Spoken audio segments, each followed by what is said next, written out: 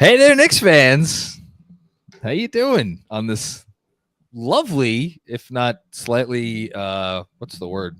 It's not foggy, dusty Friday evening. Happy to be here with Jeremy Cohen. Hello, Jeremy. How are you? Hey, John. I think the word you're looking for is hazy. That is the word I'm looking for. There you are. A rousing start. Yes. Let's hope the Knicks are not. The Knicks front office, at least, is not in a haze right now.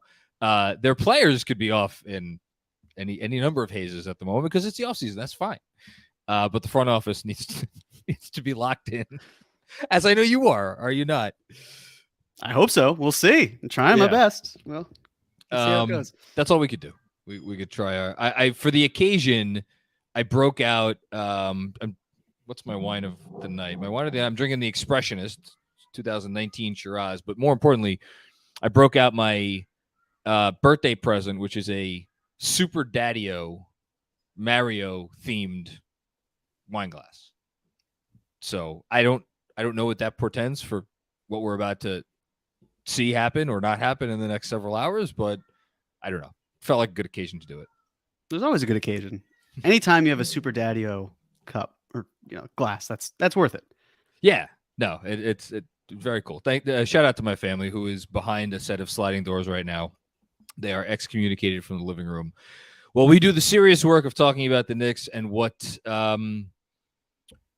will be their next step, with the full understanding that perhaps the best next step that they can take will be the step not taken. I don't know if I butchered that analogy enough, but I think sitting here right now, I've vacillated back and forth on whether I am anticipating fireworks, not fireworks. The Woj, Harden tweet kind of, I'm sure like everybody threw me for a bit of a loop last night.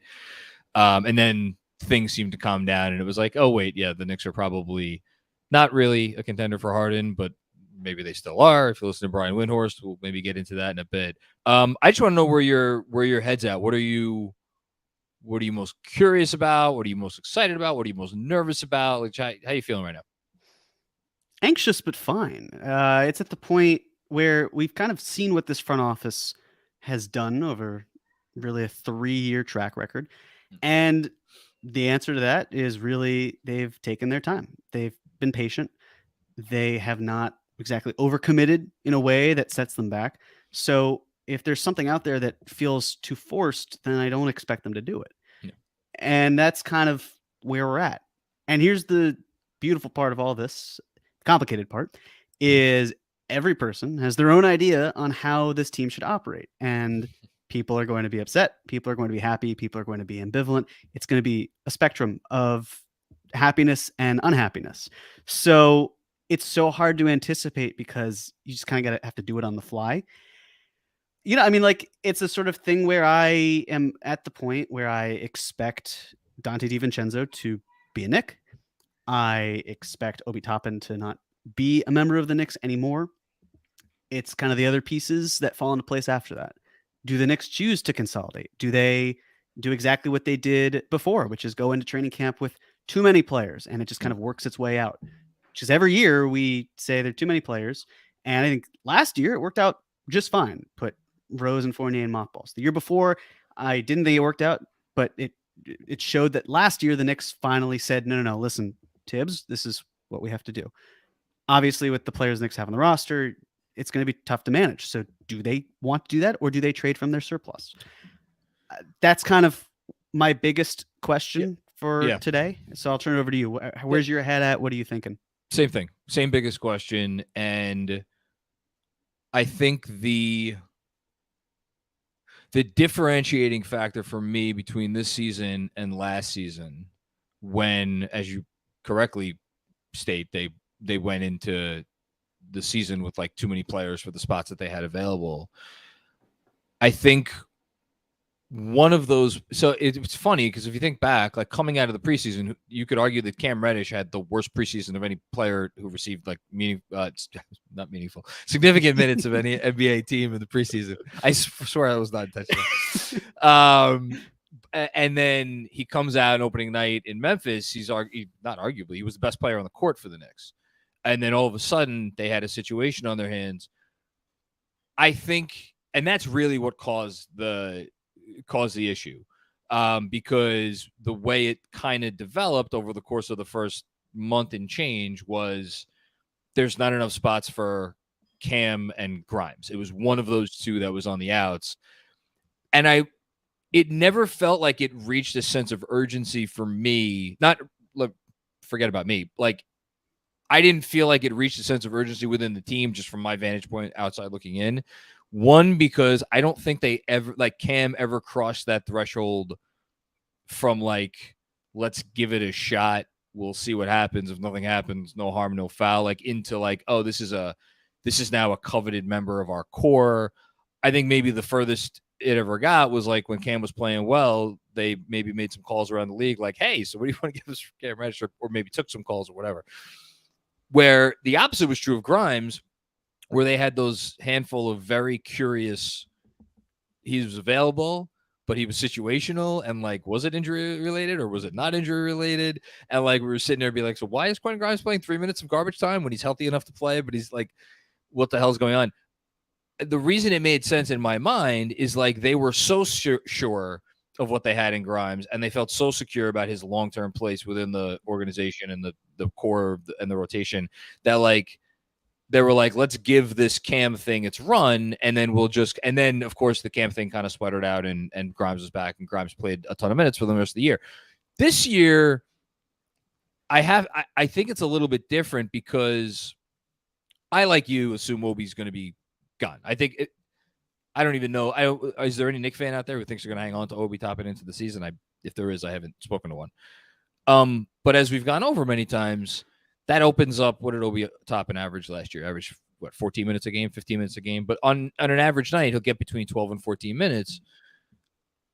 That's not like I did the math again for today's newsletter. Like, yeah, is there a world where like basically every reserve is putting the centers aside, like every reserve is like basically playing 24 minutes a game, or like 23 and change with RJ Barrett. I know RJ's not a reserve, but like everybody other than the top two, other than RJ, who will get, about 30 at least, everybody else is playing like exactly 24, because that's the only way it works out if you do the math. And like, I have a tough time seeing that be a thing that they feel like, yeah, this is totally sustainable for the next whatever, the next season. Like I still, if it doesn't come to a head today or tomorrow, now we may be getting ahead of ourselves because at the present moment, they don't have Donte DiVincenzo on the roster, which is where I want to turn to next. But like, it just feels like if they make this signing using this mid-level exception, I can't shake the suspicion that it's something other than Obi Toppin, that there's another shoe somehow, some way that's going to drop. And then the last thing I'll say, and again, I apologize if this is repeating myself for anybody who's been tuning in all week, but like just swapping out one rotation player on the Knicks in that instance for, somebody else's rotation player, well, that doesn't really do the trick either, unless you're telling me that they're swapping out like RJ Barrett or Emmanuel Quickly for a guy who's going to be the backup 4 and is like pigeonholed into like basically Obi minutes. And like, do we really see them doing that? Like, do we like how much draft compensation is that team throwing in to make that a deal? And it gets messy. So then you immediately go to the next logical leap of like, okay, well, if a rotation player's going out and you're bringing back somebody actually good that's better, well, then it's probably not one rotation player going out, but it's two players going out on top of what we top it. And all of a sudden you're changing over half your roster, not literally, but you get what I'm saying. And that's, yes, it is my point of confusion too. So we'll see what happens. I don't know. I think so if you're kind of taking like best case scenario, and again, I'm on record saying I would really prefer the Knicks don't do this, but I understand the merit behind it. Look at someone like Paul George, right? Where there's the mindset of the Knicks move enough salary out and they get Paul George in the building. And the benefit to Paul George was, okay, well, he's very good. He's not the healthiest. When he is healthy, you can play him. And let's face it, any trade that would involve Paul George hypothetically would have Julius Randle still here as well. Yep. It just feels like that would be the case based on every parcel of information that we have. And so then the thought process is, okay, well, the Knicks don't necessarily need a backup 4 because they can take Randle off. They could have Paul George play minutes when Randle's off the floor, shift him up to the 4, that type of mindset. And I think that's kind of where it goes, where it's like if you're aggregating salary in some capacity and a rotation piece is going out, because that's not what Evan Fournier is. He's just the salary part. He's not in the rotation. So it's Fournier plus a rotation piece that has to get you the requisite salary you need to bring that player in the building. But the player that you might want, you'd want them to have sufficient size, because then you don't have to bring in a 4 like Obi. You have a 3 who can go shift small up to the 4. Hart. Right. Or goes, right. And again, Fred talked about it, that Tibbs would be open to it. Do I don't think know if that means the Knicks, but exactly. Yeah. Being open to it and wanting something might be two completely different things. And it's not that Hart can't play the 4. It's just I am of the belief that you're now relying on probably 4 players to hit the court at once that are all 6'5", 6'6", and under. That's a small team. Yeah. They make up for it because they play big. And again, it's not that they can't do it. It's just there may be more of a preference. And that's where the mindset then comes into play of, okay, well, if you did add DiVincenzo, and if you did swap someone from the rotation out, and you were to try to find someone to soak up a lot of minutes at the 3, at the starting position, who can also moonlight as a 4, then you'd probably want someone with a little bit more size. Someone who's not Zach LaVine, for example. Someone who's like Paul George, but if it's not Paul George, isn't Paul George. So how do you find those types of players? How do you get them in the building and do exactly what you want?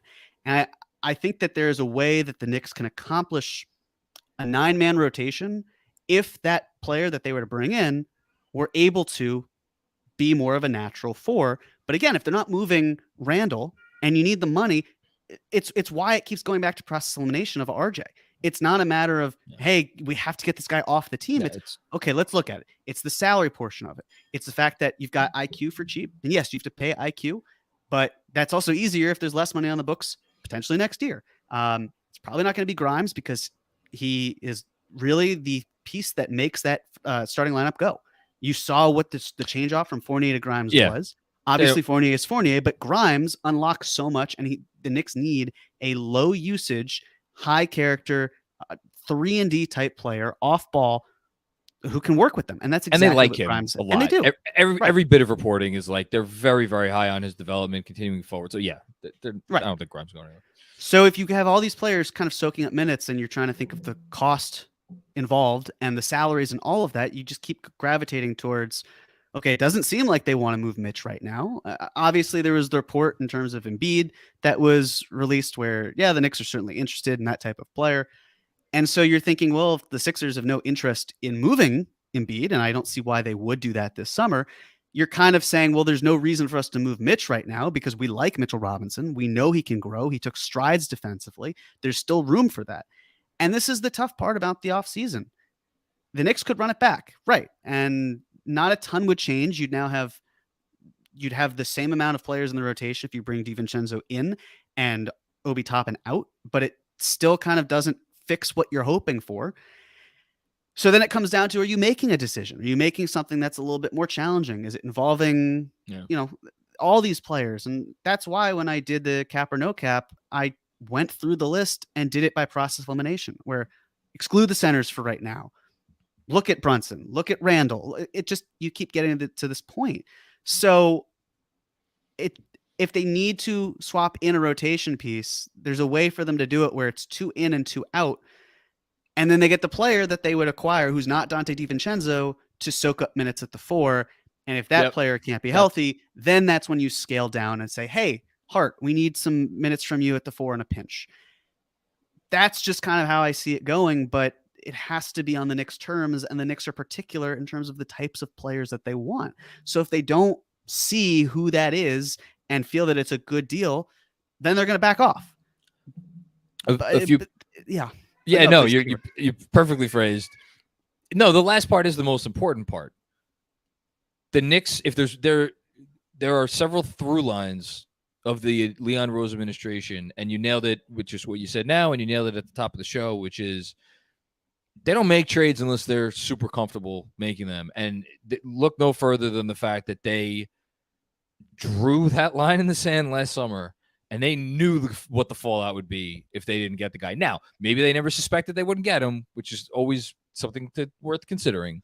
But like they have shown the ability to, like, if we don't feel great about it, we're just not going to do it, and we'll live with the consequences. Last thing about RJ, there's been much talk over the years, maybe not so much recently because I guess it's kind of old news at the moment, but the Knicks being much more steeped in analytics than they ever were. If that is even remotely the case, and if the people who are in the analytics department there have any impact or say whatsoever on, as you just discussed, which significant rotation player would go out, literally every metric that is available points to the team doing less good. I'm trying to be kind when RJ Barrett is on the floor as opposed to when he is off. So, we'll see if that carries any weight. And as we will see if the playoffs carries any weight, because RJ was certainly better in the postseason. I feel like maybe we should start getting to, because I know we got some super chats already. I wanted to do a quick Bruce Brown versus Dante DiVincenzo thing. The only other thing we've heard reported, and this is recently from Ian Begley, but also a few of the beat reporters, DiVincenzo is taking meetings with several teams, one of which is the Knicks, by all indications, through the night into tomorrow. And Andrew's saying do this now. Okay, we'll do it now. Bruce Brown is also getting a meeting with the Knicks, and Ian Begley, literally I think 10 minutes before we came on, reported that meeting was going to be taking place early on in free agency. Ian would not go so far as to say that like the Knicks prioritize Brown over DiVincenzo or any such thing, but he did make it very clear, like, Brown is essentially amongst players even remotely in this price point. He's the number one guy out there, and to the point where there's even there was a rumor or a report emanating from somewhere. I apologize, I'm not sure where, that suggested it was the Pacers, right? Could give him like $20 million a year, which I mean, that we'll talk about being a little rich. About that, yeah.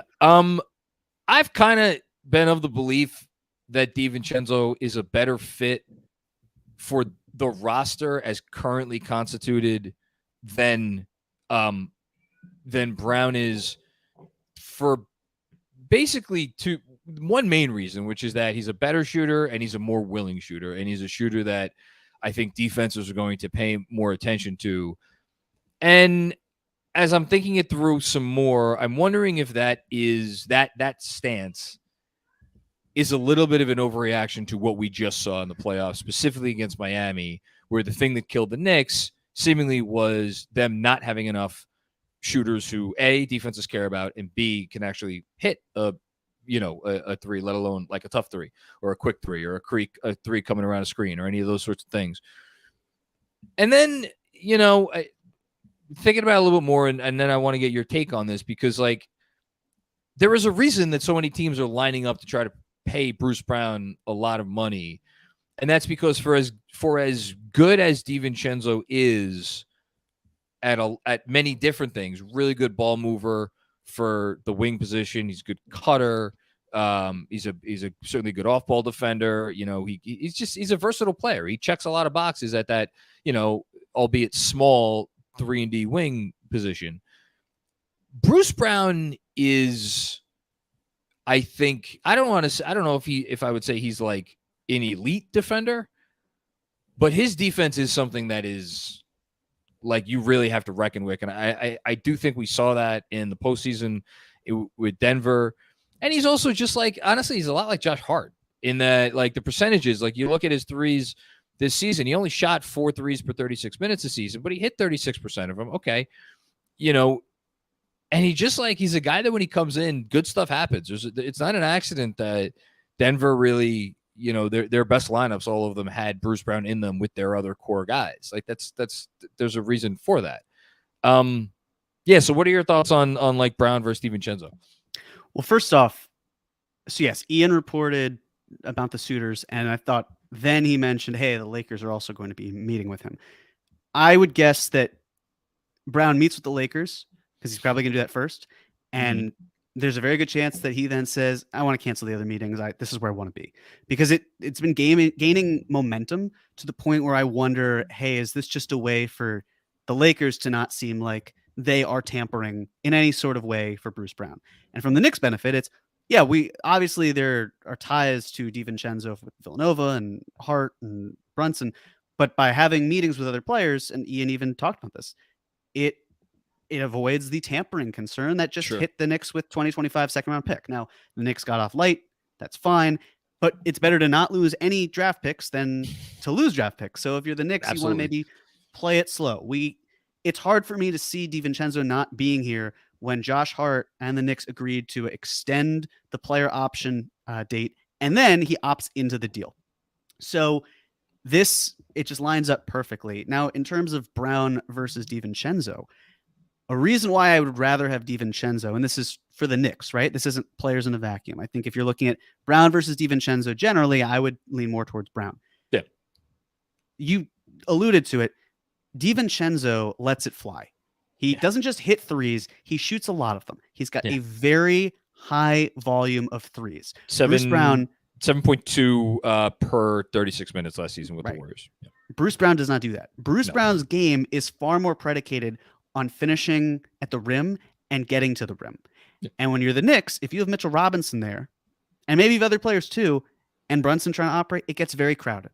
So what you might do if you're the Knicks is you have your other rim threats, and you kick it out to the corner, kick it out above the break, find the open man, which is someone like DiVincenzo, who just, again, lets it fly to that point. So if I were building a team from scratch and trying to assemble all these different ways, I would pick Bruce Brown. But DiVincenzo gives you that off-ball spotting abilities that Brown doesn't quite give you. He will drive less than Brown will, which the Knicks drive a lot. I mean, they were, I think, 4th or 5th in the NBA in drives per game. So depending on what else they might do with the roster, DiVincenzo doesn't really impact that. Brown would. Brown would likely catapult them higher, depending, again, who else is on the team. So I would rather have DiVincenzo for the Knicks, just based on who they are, what they do. I think that you could look at DiVincenzo, for example, right? If you put him on the Lakers instead of Brown, you're giving LeBron spot-up shooting as well. That's important. But it just feels like the Lakers really could use that rim threat that Brown provides, the defensive end, pair him with Austin Reeves. I think that's a pretty good tandem. That's really good tandem. And so you're able to, if you're the Lakers, you could bring back D'Lo on a 1-year balloon deal and use his salary down the line. I think 2 for $40 has been rumored. I would hope the second year is a team option or non-guaranteed in some capacity. But that's the thing. You're basically trying to continue a soup D'Angelo Russell if you're the Lakers. Yeah. And you don't have to close with him. So your closing lineup could be LeBron, Reeves, Brown, Davis, and Vanderbilt. And I think that's... Or Schroeder if they bring him back. Depending on the matchups. But I think that's strong. It works better than having someone like DiVincenzo. So I would imagine Brown goes somewhere like that unless the Pacers back up the Brinks trucks. I don't see why they would unless they get desperate, but they've got $35 million in cap space last I saw. So they can do something. They can be creative. It's just, I don't know, do they knock on the Hawks door with DeAndre Hunter again? Is there something else that's in the works? I'm really not sure. But if I'm the Knicks, I'm still trying to focus on DiVincenzo based on how my team is made up. What you said almost makes too much sense, that the Brown thing is a bit of a smokescreen to throw people off the scent. I don't think it's a coincidence that Bruce Brown's 2 highest impact moments in the NBA, not literal single moment, but periods of time in the NBA, were when he got to essentially be the center for the Brooklyn Nets, and he had guys like Kevin Durant and Kyrie Irving on the court with him. And then when he had a center like Nikola Jokic, who you want to talk about a match made in heaven, which is why losing Bruce Brown is I think going to be a big deal for Denver if indeed it goes this way, and who knows. But yeah, I think it'll be a great match with LeBron and the Lakers, and that makes more sense. And yeah, DiVincenzo, it's just I think it's kind of a natural fit here. To say nothing of the connections with Jalen Brunson and Josh Hart. Anything else you want to touch on before we get started? There were 2 trades today, right? 2 trades, or am I imagining? There was the Nets basically taking the one rumored threat to sign Cam Johnson away from them and dumping Joe Harris. Yeah, I gotta tell. Well, I mean, when I first read it, it was like picks. Yes, and when I first read it, it was like, wait, the Nets are getting, the Pistons are getting Joe Harris and they're giving up 2 second round picks. No, they're getting okay. Yeah. It was kind of like, it's so baffling.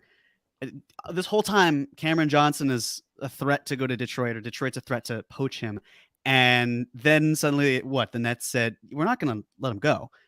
Like, it's just not going to happen, Detroit. And then Detroit says, okay, fine, we'll then help you facilitate that, so that, I don't know, it just like, it feels to me, I'm sorry in advance, it feels to me like someone who's trying to hook up with another person, and that person says no, and then they're like, oh, well, here's my friend if you want to hook up with them, and then their friend hooks up with them. So, you've never done that? You've never done a salad for your buddy? Maybe it hasn't been, I have been turned away, and then that's the case, but that's the sort of thing where it's like, I'm not going to get anything tonight, but hey, maybe I can get some sort of enjoyment from someone else getting something out of this, and maybe, oh boy, I don't know, but really, we're off the rails. 5:30, we're off the rails too. Okay. So we're doing great. We're fine. Free agency hasn't even opened yet.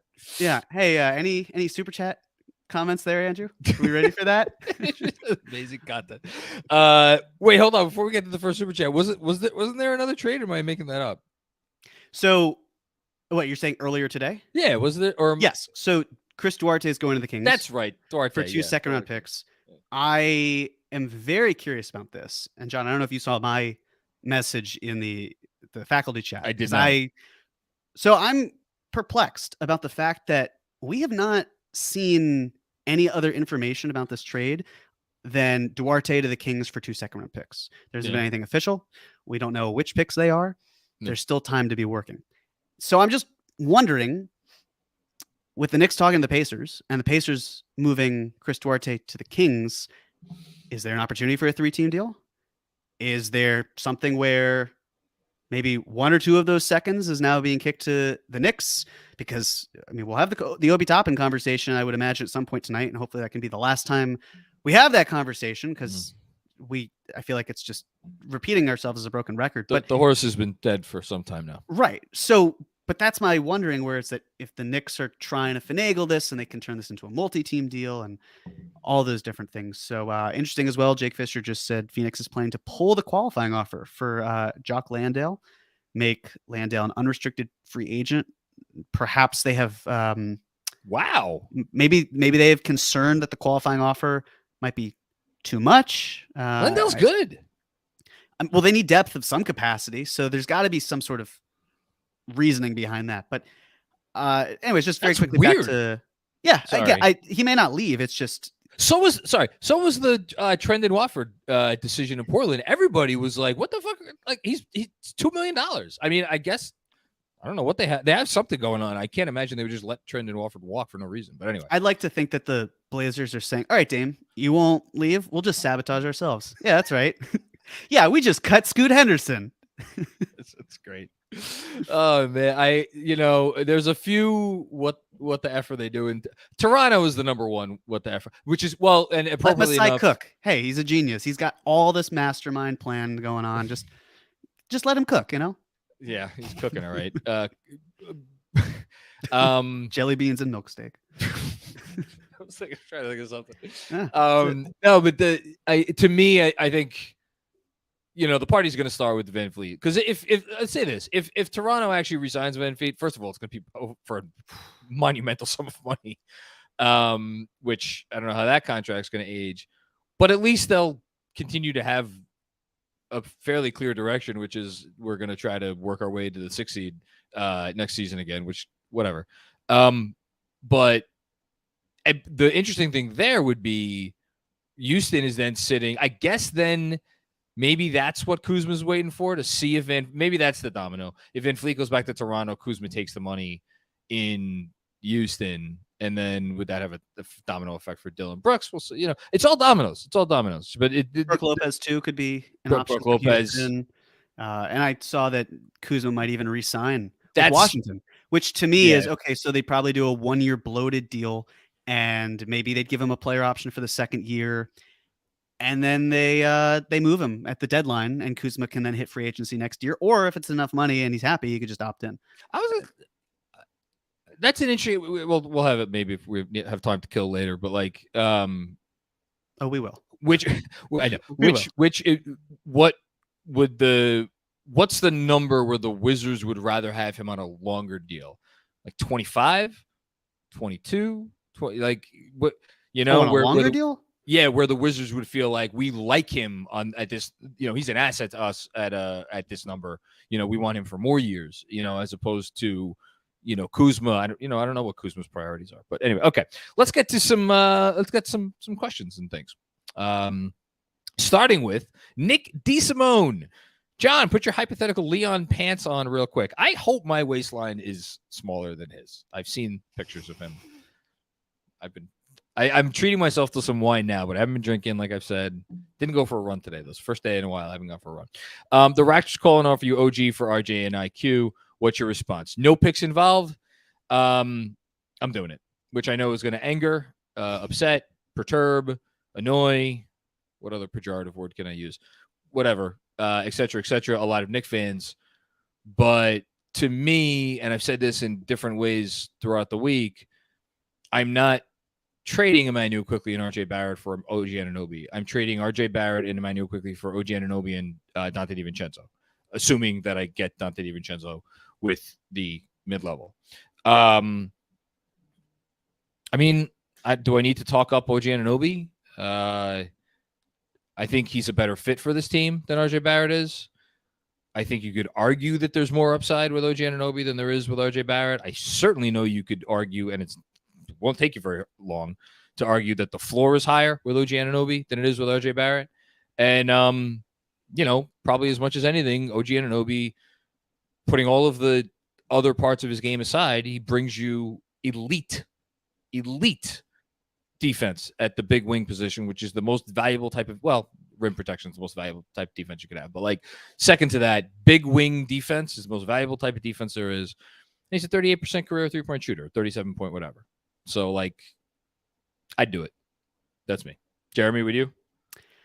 I've talked about OG quite a bit. Done in the past, haven't done it as much this offseason. Would not do this.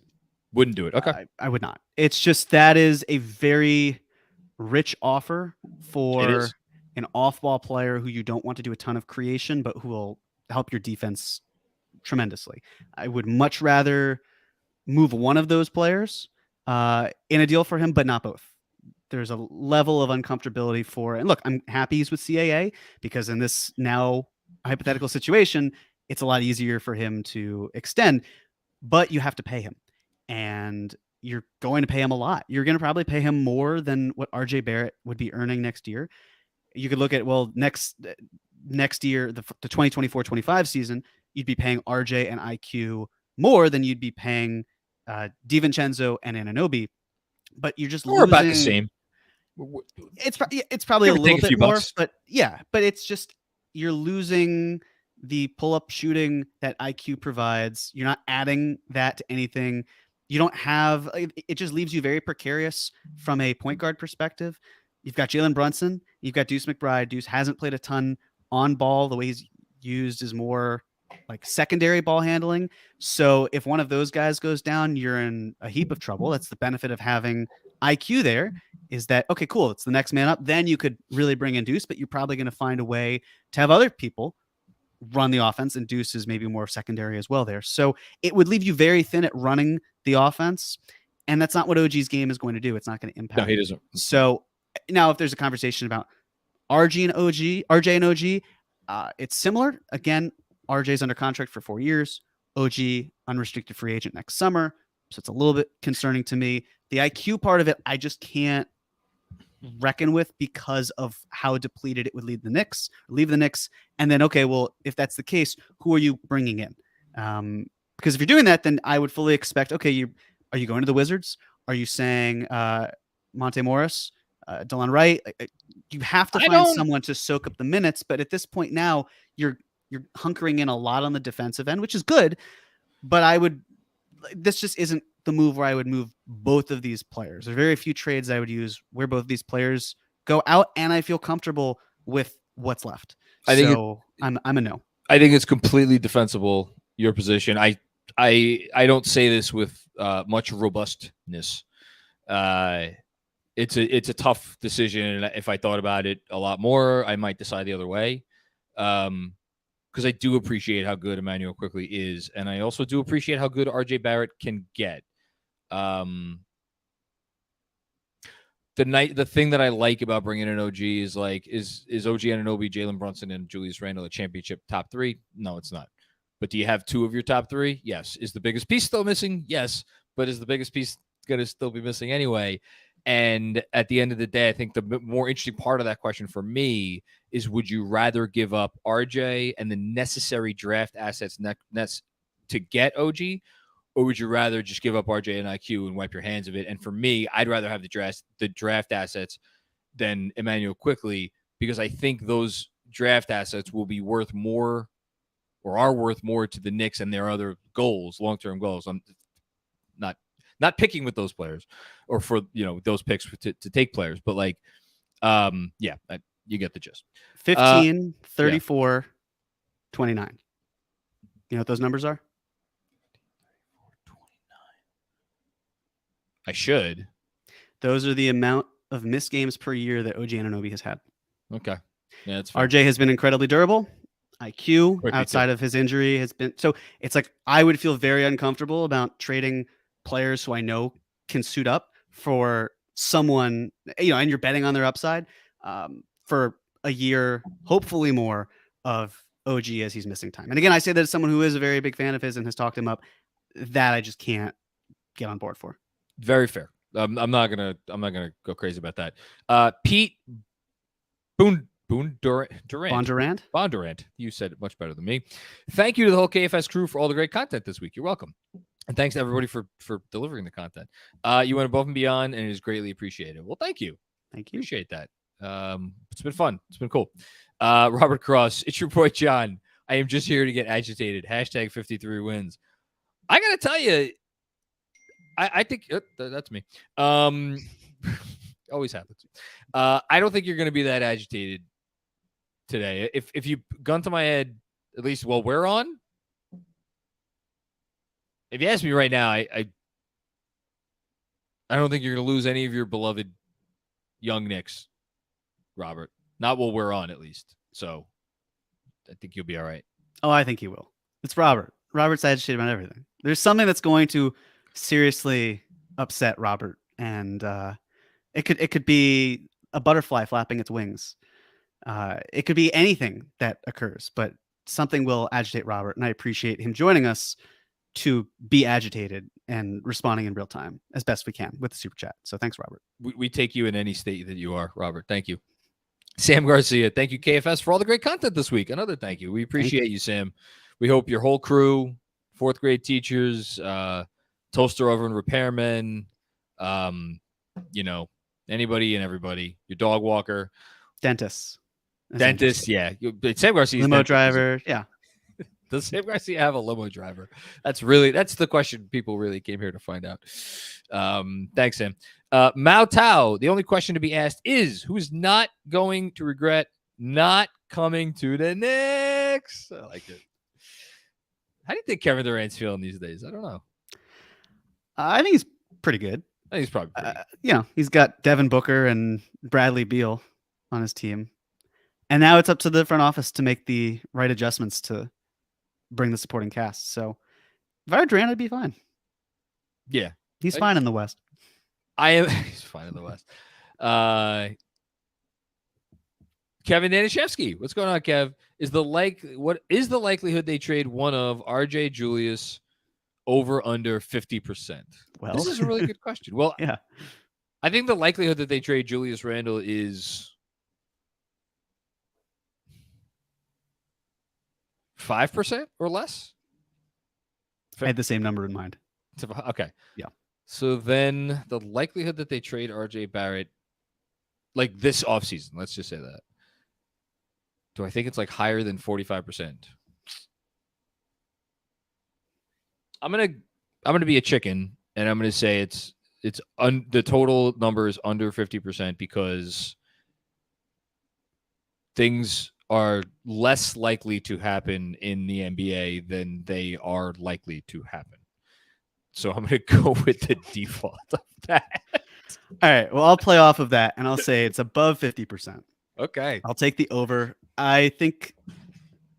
Hot take, Jeremy. Well, is it that hot of a take though? Like, is it that hot to say that the player who the Knicks weren't really having closing games for a lot of the season to maybe not be here? So look, I don't know. I can tell you this. I wasn't expecting to see James Harden opting into his contract yesterday and probably going somewhere like the Clippers. I legitimately don't know, but we'll see. So much chaos happens where nothing really surprises me at this point. And then again, there are things that absolutely surprise me. I wouldn't be shocked if you were to tell me that there's a decent chance that RJ is moved. I also wouldn't be super surprised if the Knicks said there really aren't any targets that are worth paying too much for, so we're going to hold off and we're fine. Yeah.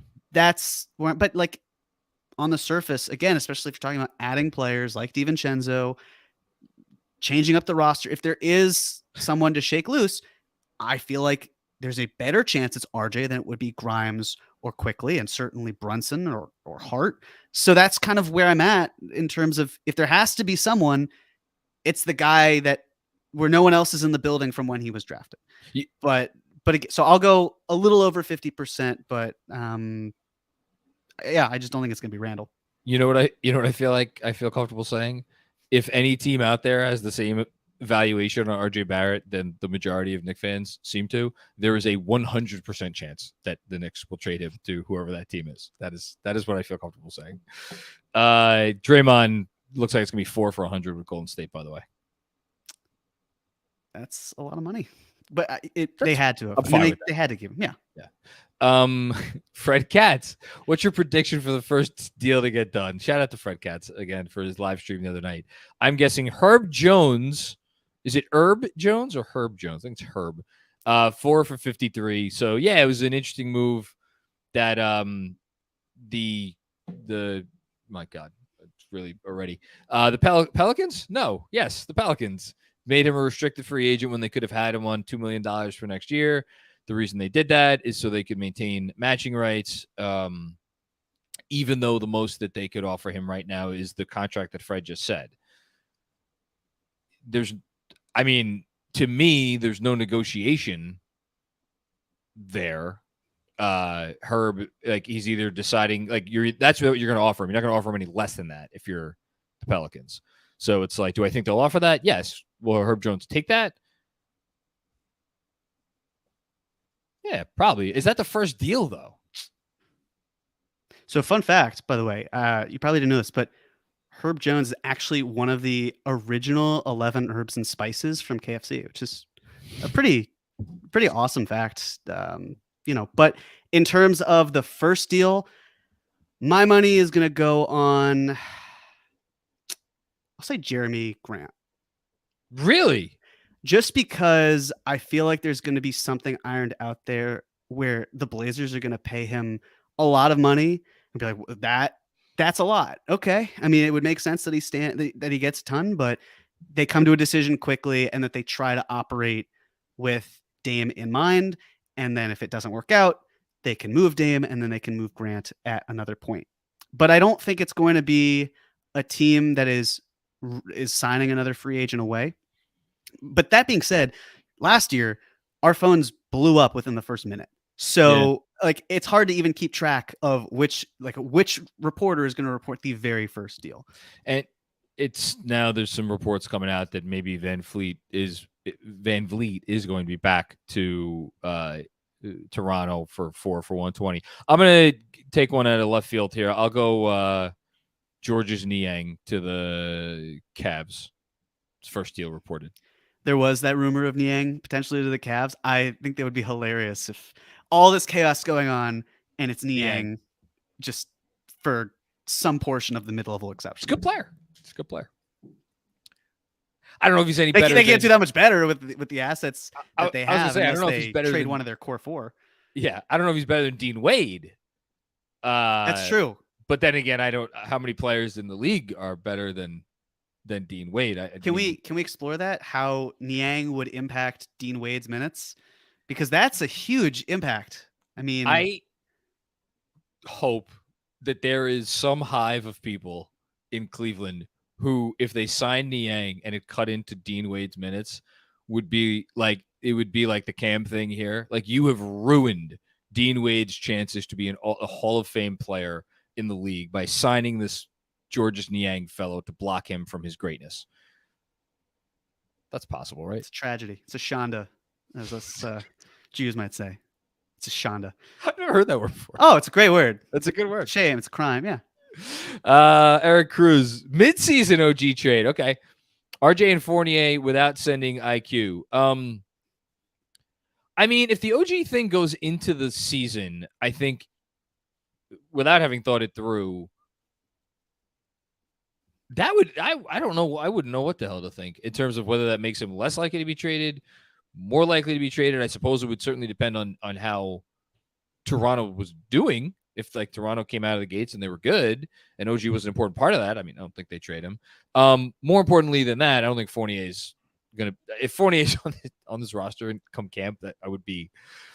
That I'd be shocked by. Floored. Well. Yeah. Well, let's also take a quick timeout in terms of so RJ and Fournier's salaries are going to be over $41 million.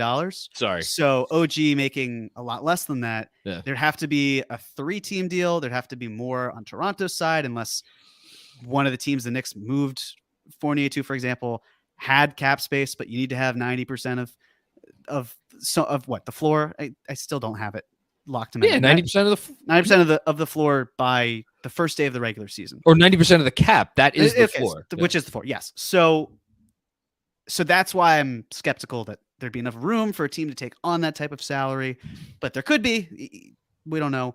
We'll see. I just I would be very surprised as well if Fournier were here to that point where the Knicks could even move him, and then it's this type of move. Yeah, Fournier. I don't know. Fournier is not going to be here very much longer.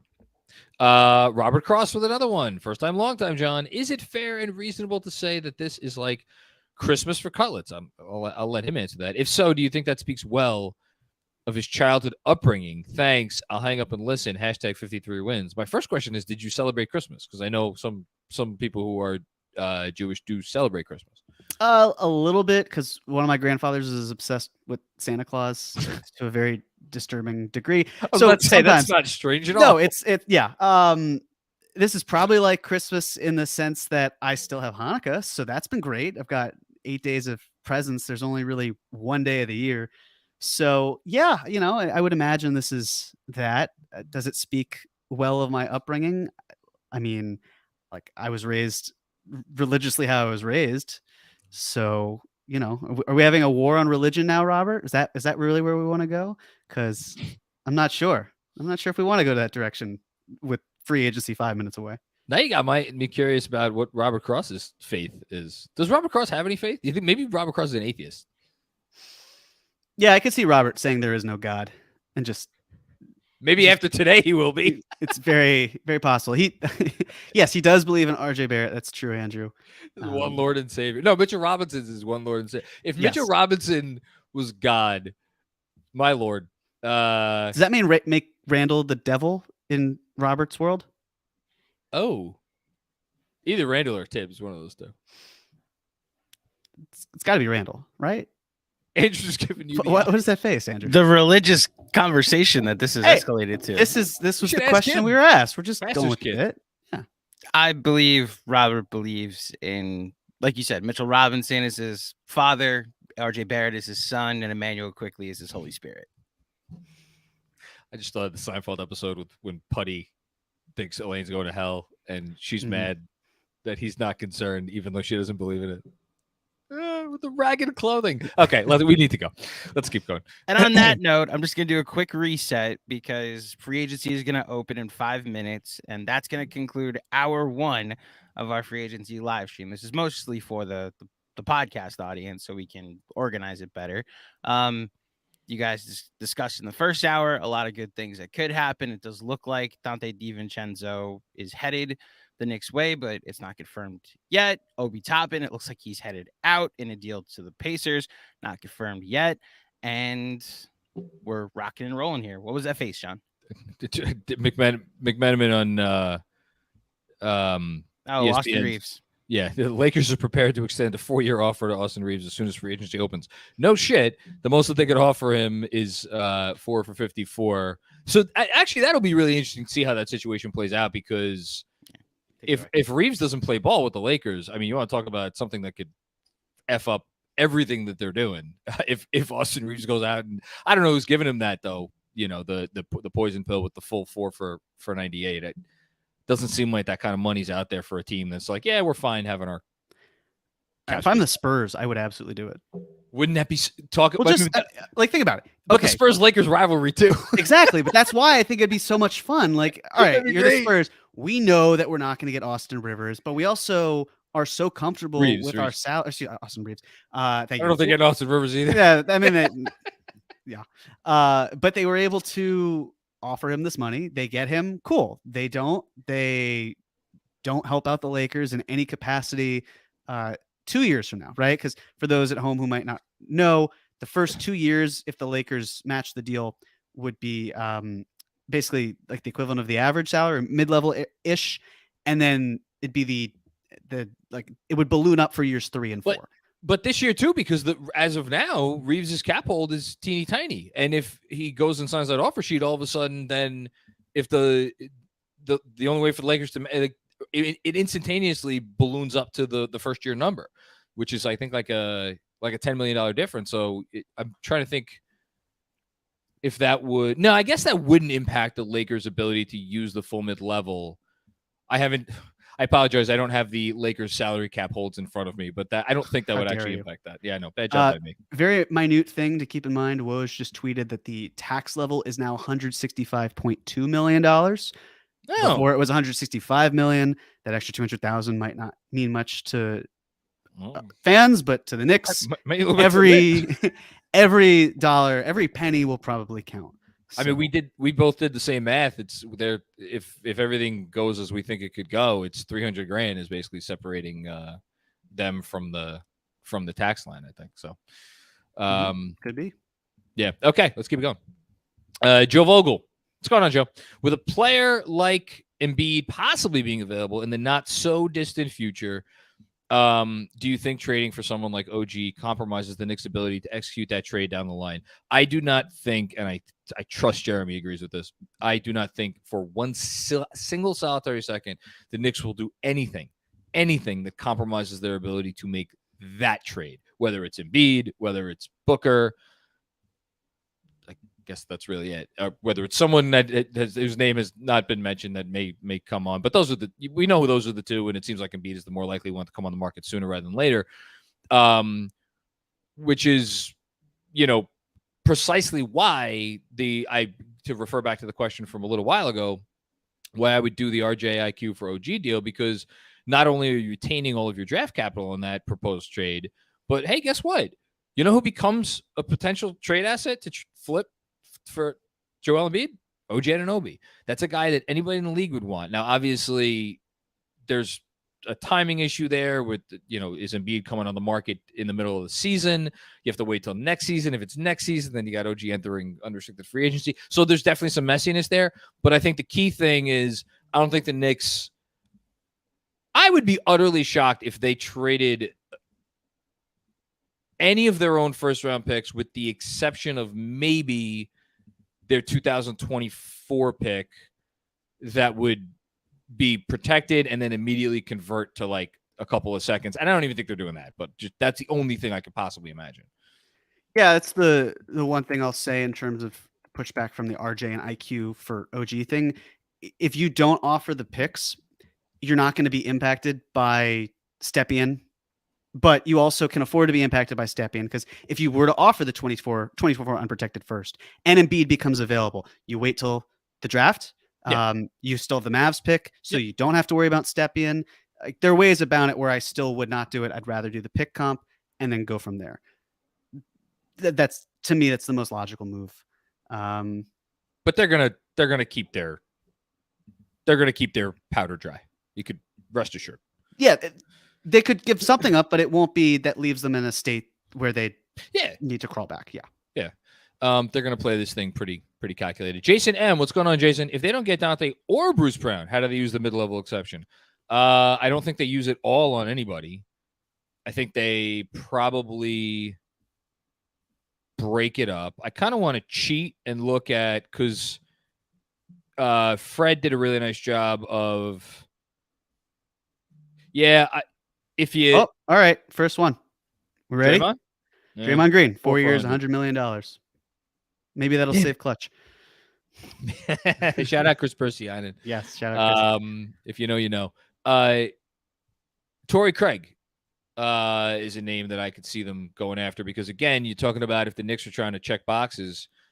He's a guy, or I could see them maybe going a different route and basically saying we're going to ship Obi out for whatever draft comp we get, and we're going to bring in someone specifically to just play Obi's minutes. And that player they signed for, I'm trying to think who it would be, but like someone for like 3 for 15 with a team option or something, or whatever. The mid-level can be a 2+1, right? It can't be a 1+1. It can be a 2+1, I think, though, right? Pretty much. Yeah. So like we talked about the McDaniels kid who's on Philly right now. It's maybe something they could go kick the tires on. Yeah. All right. Good for Draymond. And good for the Warriors, by the way, too. It's a good deal for both sides, and like the dynasty lives to see another day. So also, apologies in advance for anyone whose question gets interrupted by news coming on. Not personal, just read and react. Business. Sam L, what's going on, Sam?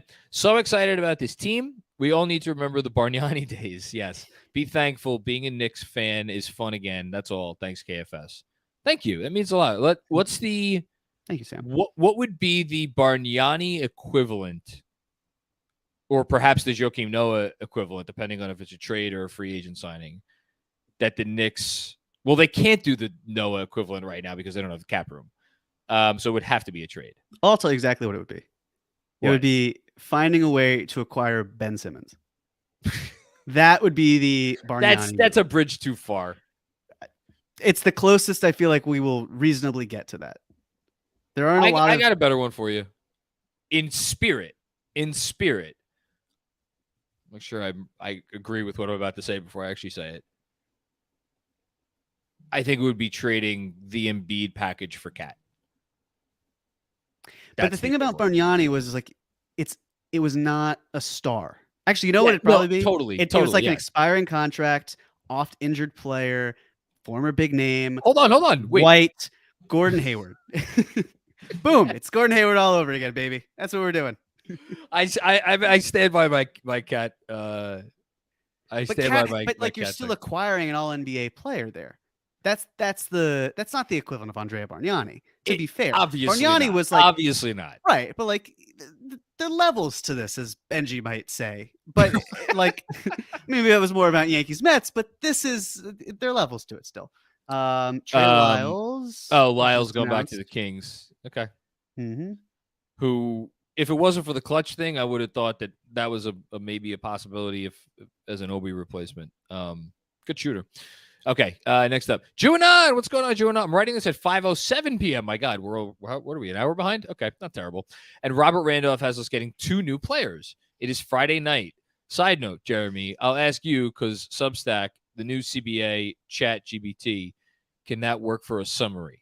Oh, that'd be great. That would save a lot of time if I could just put the CBA into chat GPT.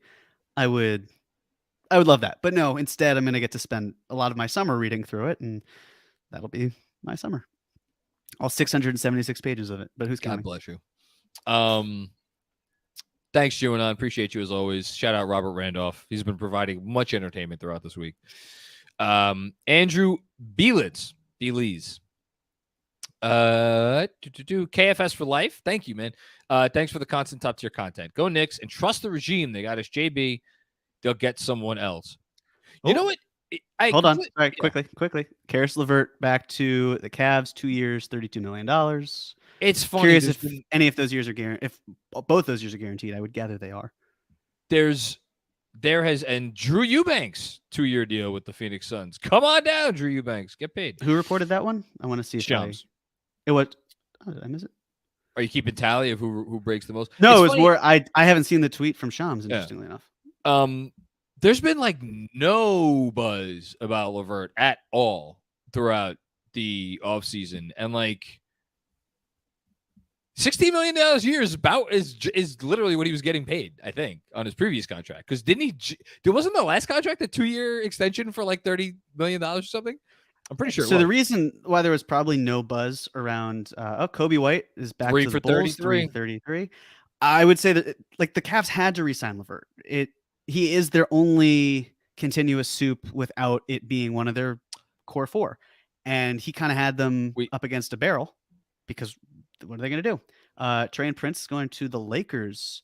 I wonder if that is a minimum deal or if that is a mid-level exception. That's interesting. We have someone out of Indy, actually a member of the Blue Wire family, Alex Golden, host of Setting the Pace, reporting that the Pacers are signing Bruce Brown.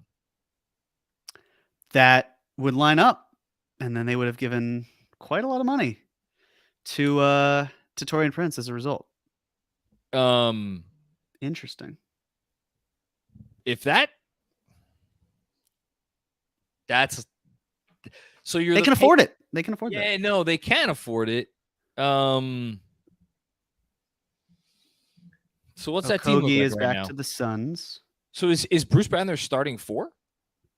Oh no, he wouldn't be a 4 though. So they got Halliburton and Mathurin starting at the 1 and the 2. Oh, Kuzma back to the Wizards, 4 years, $102 million. What did I tell you before? Yeah, I said what's the number that would make them feel comfortable? Yeah. So I think that's legitimately smart that they brought him back because they'll probably flip him at the deadline. They'll do exactly like the Clippers and Blake Griffin. Although this time it would probably be a wink, wink. Hey, look, we know what we're signing up for. The Wizards now can turn someone who wasn't going to net them much in a sign and trade or just walking into a viable player. That's smart for them. I like that. I think that's a good bit of business. Is Kuzma a $25 million a year player?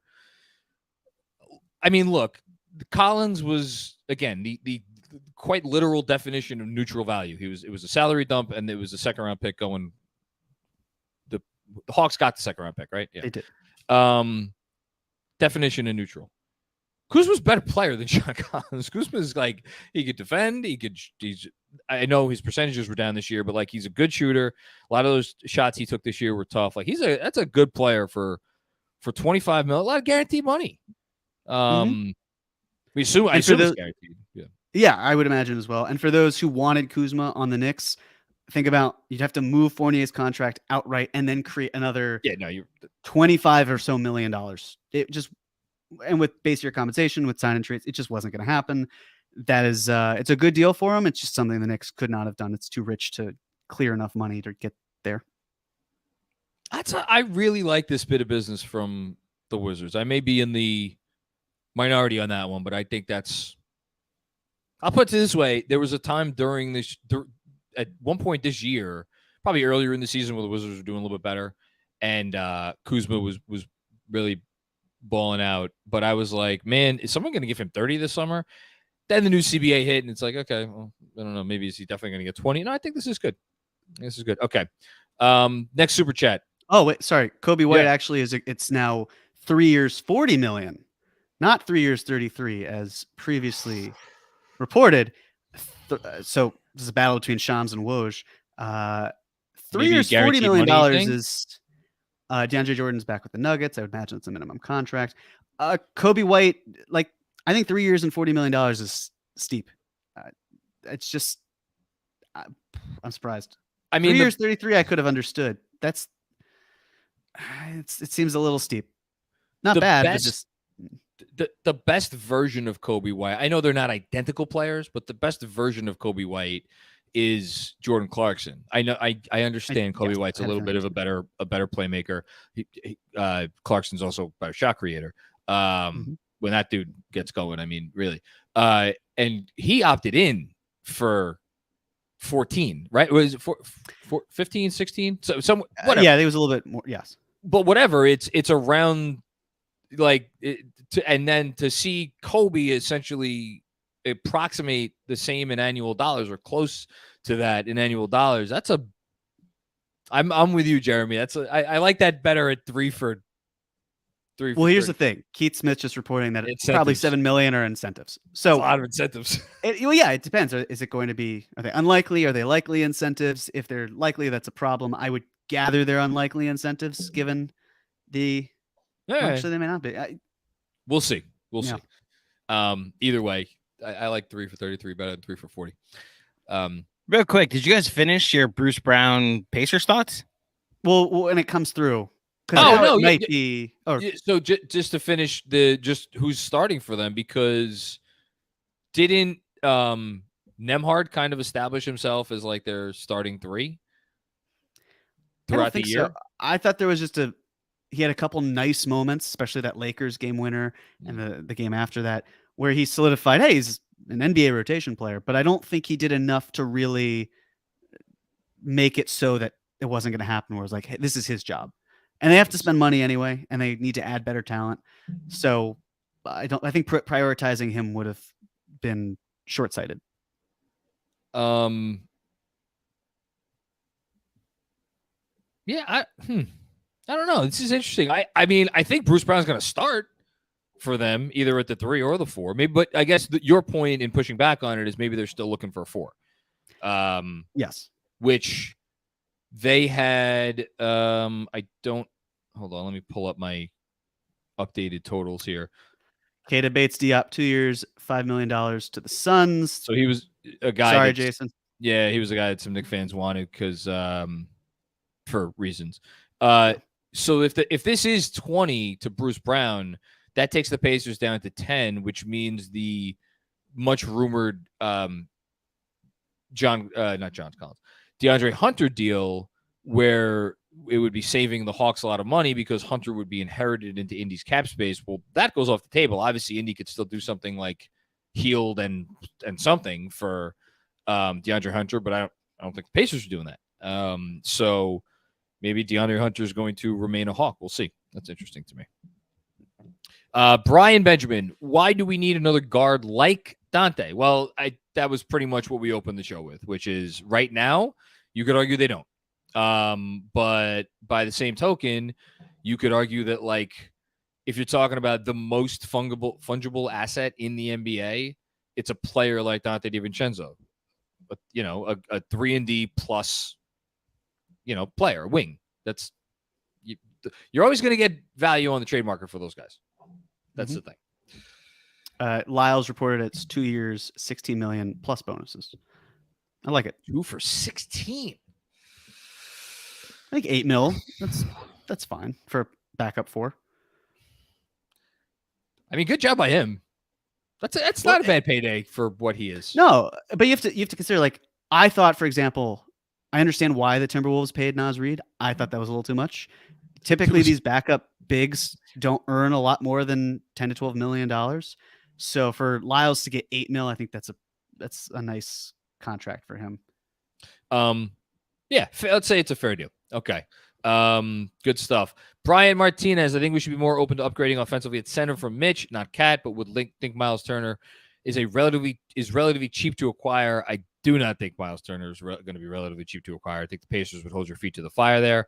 There's been absolutely no indication that the Knicks are seeking a change at the center position unless the big guy in Philly starts getting antsy. I agree. If PJ Tucker wants to trade, you got to move him, and I would imagine the Knicks. No, I'm with you. I don't think Miles Turner is going to be relatively cheap to acquire. If anything, based on how his entire career has gone in Indy, that's expensive. I would imagine that's pretty expensive. John Krasinski reporting Nickeil Alexander-Walker is likely remaining in Minnesota. Man, they're just it's so obvious that they have to trade Cat. And they can't do it this summer, most likely. I mean, they can. I'm not saying can't as in they physically cannot, but like realistically speaking, I don't see many suitors. So, yeah. I hope there are no suitors. For as much as I tried to talk myself into the cat thing. No, not going to do it. Kevin Danishevsky back with more. Thank you, Kevin. 2 years ago, I walked back to my place from Bushwick all the way from Canarsie while listening to you guys yell at each other about notes. Oh, man. On a walk.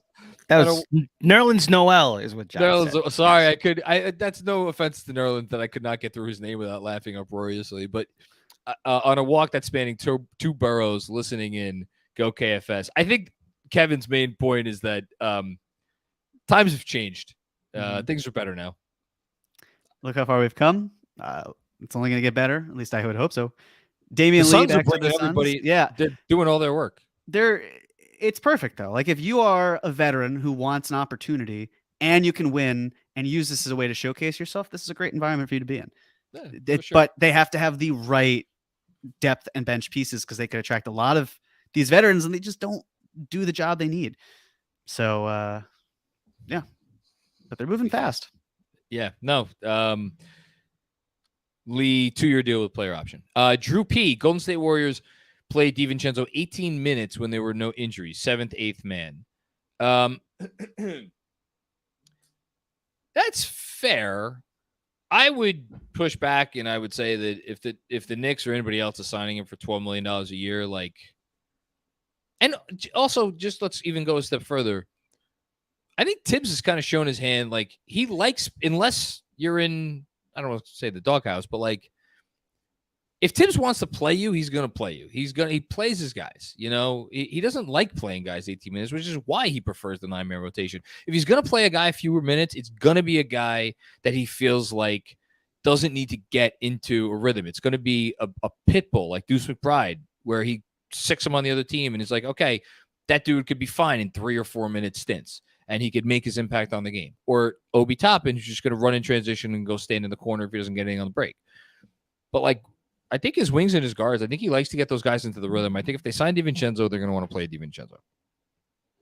I'd agree. And I think there's something to be said of if Brunson does have so many of the keys to run the offense, which he typically does, surrounding him with players that he's comfortable with, where like if he's truly best friends with Dante DiVincenzo, which DiVincenzo said, you would hope that there's some level of communication and experience where it's like, if I'm Brunson, I know exactly where DiVincenzo is going to be. Yep. And I can remember that in the back of my head. I know how to find him and what I can do to make it better.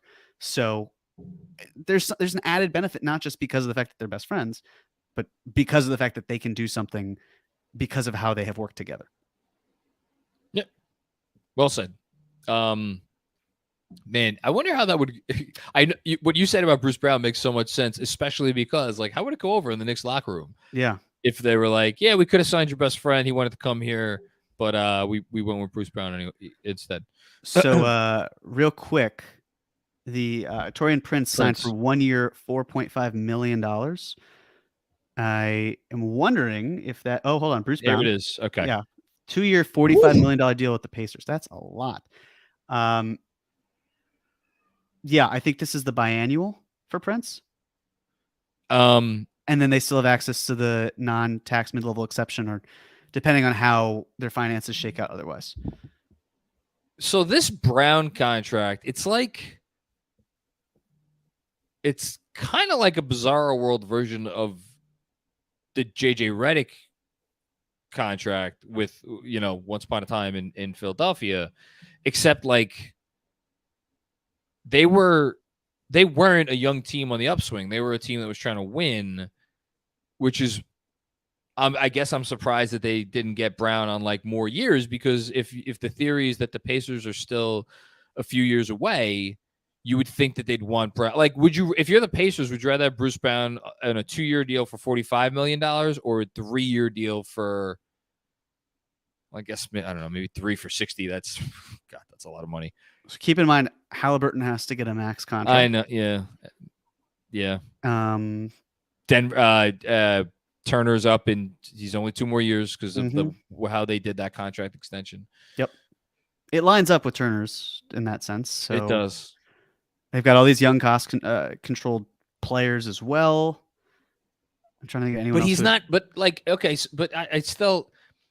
is Bruce Brown a trade asset at $22.5 million a year? Like, I'm not saying I don't think he team needs to be. It's just I didn't expect it to be a 2-year deal. I'm kind of thrown by that. Sure. I think But, he stays through the duration of the contract. I would Yeah. I would say so as well. Yes. Good stuff. Okay. Alex, what's going on, Alex? Shout out to the Substack crew, especially the hardworking Maddie Stacks. $1 subscriptions to The Athletic available now. Hashtag feigned tolerance. We have someone in the Substack chat that everybody has theorized is actually Fred Katz. And he goes by Matt Stacks. And Matthew, Fred's real name is Matthew. And Cats and Stacks are pretty similar. There you go. Well, I think Stacks was made up, but I could be wrong. Right. I'm saying that they just sound similar. Yes. Cats, Stacks. And like, just for anybody wondering, like, why didn't Denver match or this or that? Denver could not pay Bruce Brown more than $7 million next season. So Bruce Brown is making more than $7 million next season. Nikhil Alexander-Walker agreed to a 2-year deal. Okay, that's good. We don't know the money yet, but I would imagine it's fairly small. Oh, so yeah, there we go. Fred, you should clear this up. Is it you in the Substack chat or impersonating someone else? What do we got? Wow, now? 5 years and $160 million for Jeremy Grant. What? Look, it wasn't the first one, but I told you it was going to be an absurd amount of money, and that is a lot of money. Wait, I don't see it. It's Clutch, so it's Shams. Yep, it's Shams. Holy shit! Get close to the mic. Sorry. Holy shit! So, thank you, Jeremy. You're welcome, Andrew. That would mean that his first year, assuming it's an ascending contract, would be $27.59 million. Oh my God, I hope Dame requests a trade. That's a lot of money. I understand. Again, this is the Blazers. They got leveraged another season in a row, not in a row, but first it was Norm Powell, where they had to give him 5 years because they couldn't risk letting him go. And then they traded him. And then they acquired Jeremy Grant, and he could sign this 4-year, $112 million contract. And he doesn't do it because he can make more money in the offseason. And then he got 1 extra year and probably less, if he had done 4 years and 112 versus 5 and 130. But that's a lot of money. That's woof. Jeremy Grant will be 30 in March, by the way. I mean, look, shout out to him. A dude that, like, once upon a time Jeremy Grant was once traded for Ersan Ilyasova and a first-round pick, granted. Is that a pun? Granted. Yeah. Yeah. My Lord, KP is going to get his 2 for 77 or 2 for 60. Yeah. Whoa. So here's the fascinating thing. We thought this was the most KP could probably, or actually, I don't think it was the most. The most would have been, around 77.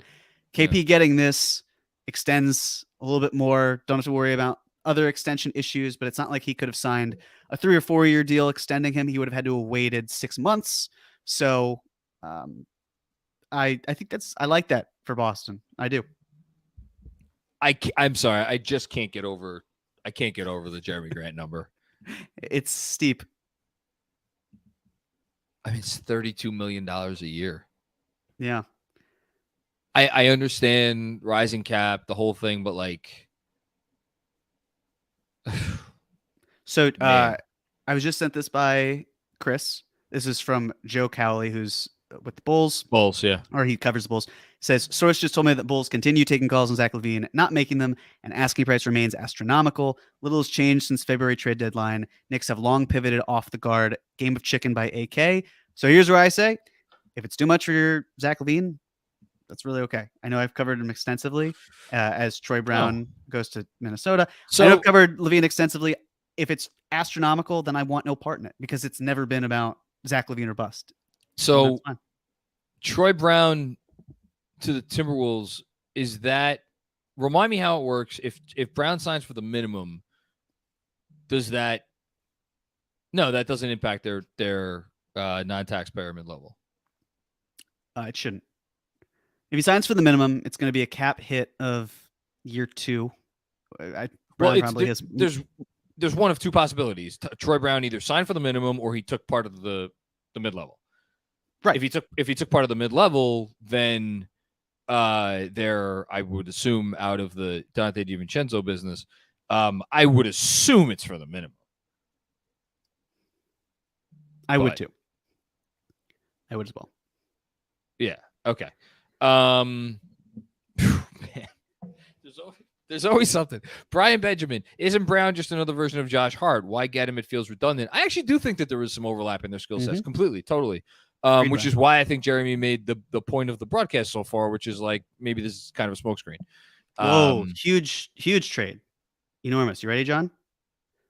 I sense you're being facetious. No, I'm being serious. There's a big trade.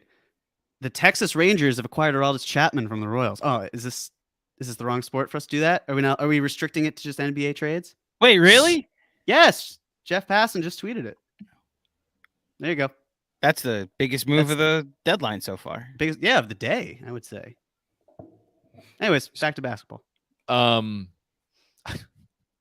was starting a sentence where like, oh, he was the guy who, and then I'm not going to finish that sentence.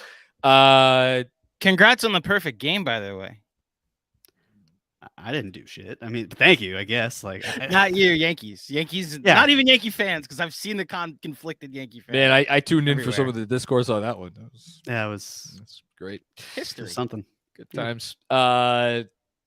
Yeah, no, it's a good point, Brian. Nick, what's going on, Nick? Thanks for the generous contribution. Hey, fellas, long-time listener, first-time super chat. Well, thanks for coming aboard. Every little bit counts. We appreciate you, man. Love the work. What would you consider a successful offseason? I'm going to throw this one to Jeremy because you had a good tweet about this earlier. Sure. I would say a successful offseason would be adding DiVincenzo. Look, there's not really a path here for Obi Toppin. So if you're moving Obi, getting a few good second-round picks, I understand that is selling low, but that there is no time is ticking. You don't want to mess with the player's money. It's just, I think that's how it is. I wouldn't necessarily move Randall because I don't think there's a great deal for Randall right now. I don't think there's a great deal for Obi, but it's easier to move a backup for. I would say then if you can find a way to consolidate the roster, but that then comes with the territory of, once again, well, who are you shipping out? And that is an issue. That is something to keep in mind. But yeah, I think it's adding talent, adding more talent than you had before today started. It's adding more picks to your war chest, so to speak, even if they're seconds.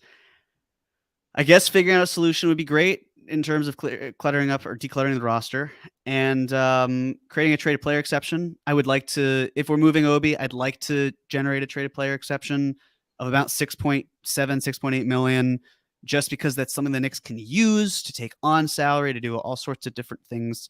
A lot of them don't get used, but there are still a good portion that do. It's kind of funny because this would be the first time Brock Aller loved his traded player exceptions in Cleveland. This would be the first time the Knicks actually have a traded player exception that they get to keep, because in years past, they have had to renounce them to create cap space for like Jalen Brunson or other players as well. So all of that, I think, is where I'm at, and staying below the luxury tax, which I would imagine they do. So, but it's kind of like I'll know it when I see it. Then I'll feel good about it. John, what do you have to say? I think the successful offseason is not doing the stupid thing, which it seems like they're going to avoid. Maybe famous last words. Oh man, do I remember the summer of Timmy? Reggie Jackson is back to the Nuggets. I would imagine he took the taxpayer mid-level. Okay. Sorry, That's fine. It was 1 day, 2 days, 3 days, 5 days, 6, almost a week into free agency. Man, the Knicks they've been smart. They haven't done anything dumb. And then boom, Timmy, 4 for 72. My God. What are you doing, guys? I think as long as they don't do anything stupid, it's a successful offseason. And for as much as, impatient folks like me want to ship, your RJ Barretts and your Emmanuel Quickly's out the door for OG Anunoby or whoever, I don't think that there's a world where And Fred Katz spoke to this a little bit when he was on the other night. I don't think there's a world where those guys are worse next year. Like, let's say Emmanuel quickly gets overpaid this summer, and let's say they give him a real bag. Is he going to turn himself into like a negative trade asset by whatever he does this season? He's not that type of player, no. So maybe just not doing anything stupid.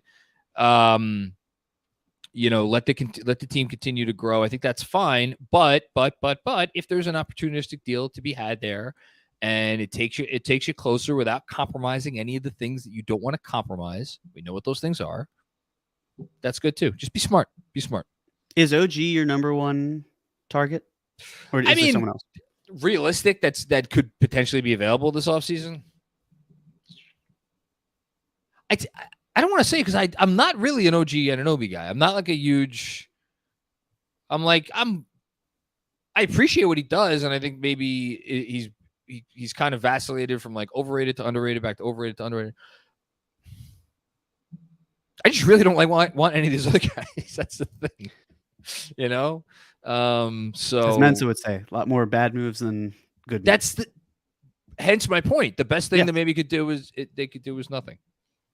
Good question. I'm going to think about that some more. Maybe if there's another target. I liked your Tobias Harris idea. I know that. I don't know if it's a smart move for the long term, but so it's that, and it creates a very difficult conversation, because anything realistically to make the math work, as you guys spoke about yesterday, is okay. Is it Randall or is it RJ? Yeah, and that's where it becomes very toxic, one way or the other. One way or the other. Robert Cross with another one. First time, long time, John. Dirty Dancer wonders why you're down on IQ lately. What is that? Why you're welcome, Dirty Dancer. Oh, you're welcome, Dirty Dancer. I'm not down on IQ. I think I've spoken about this a lot. I think if I could, without going on a diatribe, if I could summarize it or attempt to summarize it in like a sentence, I think whatever IQ's ultimate ceiling is in the NBA, where he reaches his epitome of what he could be, I don't think that's going to happen on a team that the most important player on the team is another small guard. And that is the case here.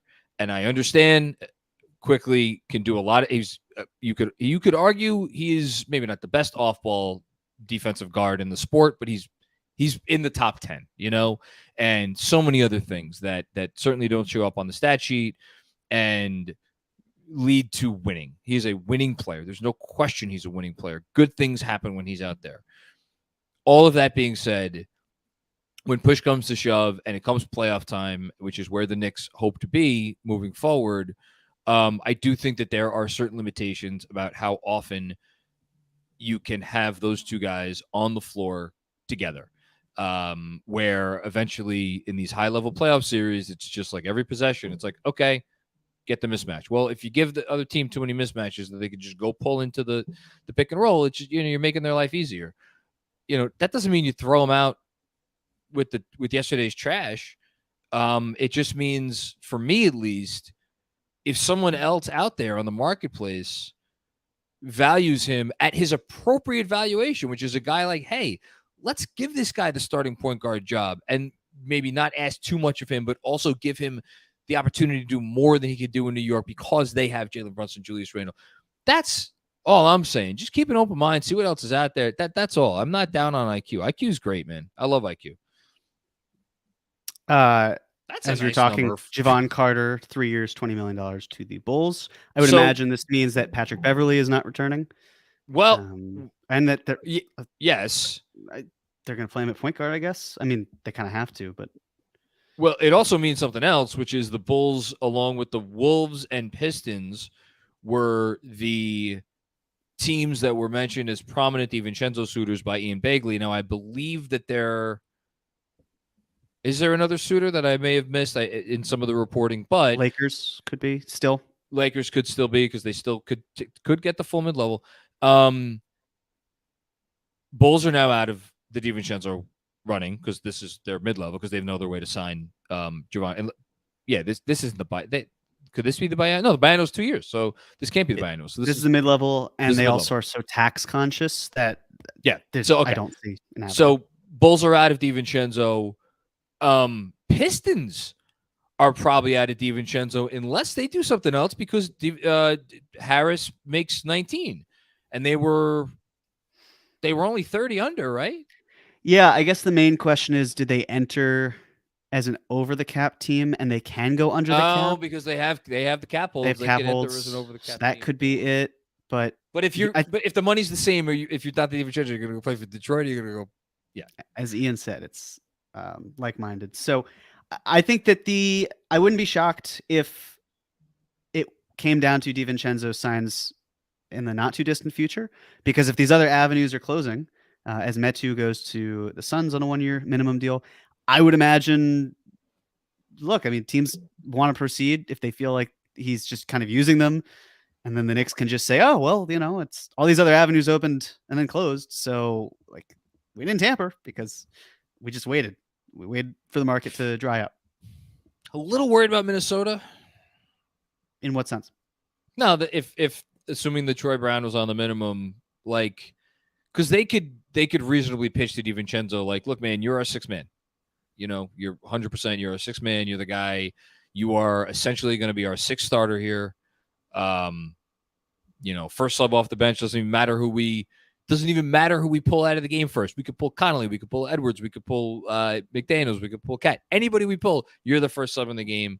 I don't think they'd give money. I'm so sorry. Yeah, no, sorry. Yeah.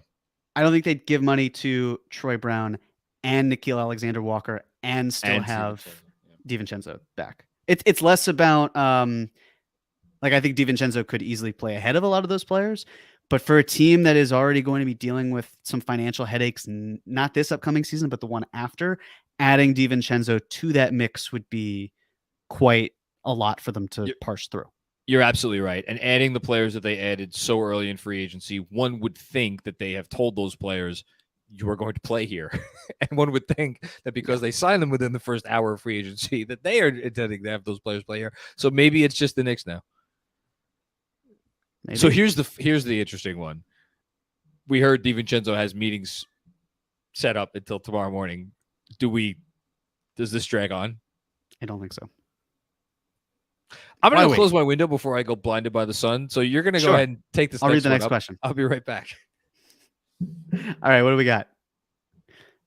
Dylan Chop Charles, thank you for the super chat contribution. What's good, fellas? Just joined, so not sure if you mentioned them. Trent Watford and Dylan Brooks are both free agents. Thoughts about them?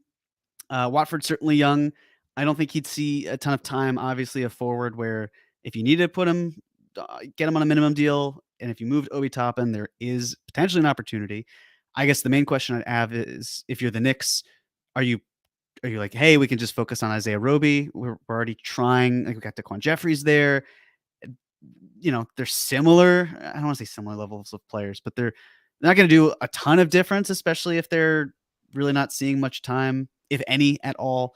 Dylan Brooks, he'd be the mid-level exception target. I don't see it happening. He's not a Tibbs player. There's this ridiculous idea that just because he plays defense and he's like Patrick Beverly or whoever, like a Joakim Noah type in terms of his energy, he doesn't do the things that the Knicks relish, right? It's not going to be the shot making or the catch and shoot abilities. It doesn't. There's so many other reasons why he does not fit. It's just this defensive persona, and because Tibbs loves defense, we associate that. There's so many other reasons for why it does not line up. The efficiency is another factor too. Pretty sure the half court game is bad, but I'd have to double check that. It just doesn't strike me as he's actually one of the least efficient players in the game, if I recall correctly. He was one of the least efficient high volume players in the sport last year, and more than, I think, if you've been paying careful attention to Tibbs now for a few years, and we have, I think I think is bothered more by what a player takes off the table at the extreme than maybe what they add to the table. And what is Tibbs not like? He doesn't like terrible shot selection, for one. What does Dylan Brooks do a lot of? Just god awful shot selection. Mm-hmm. Watford, again, they would have to move some salary on the biannual though.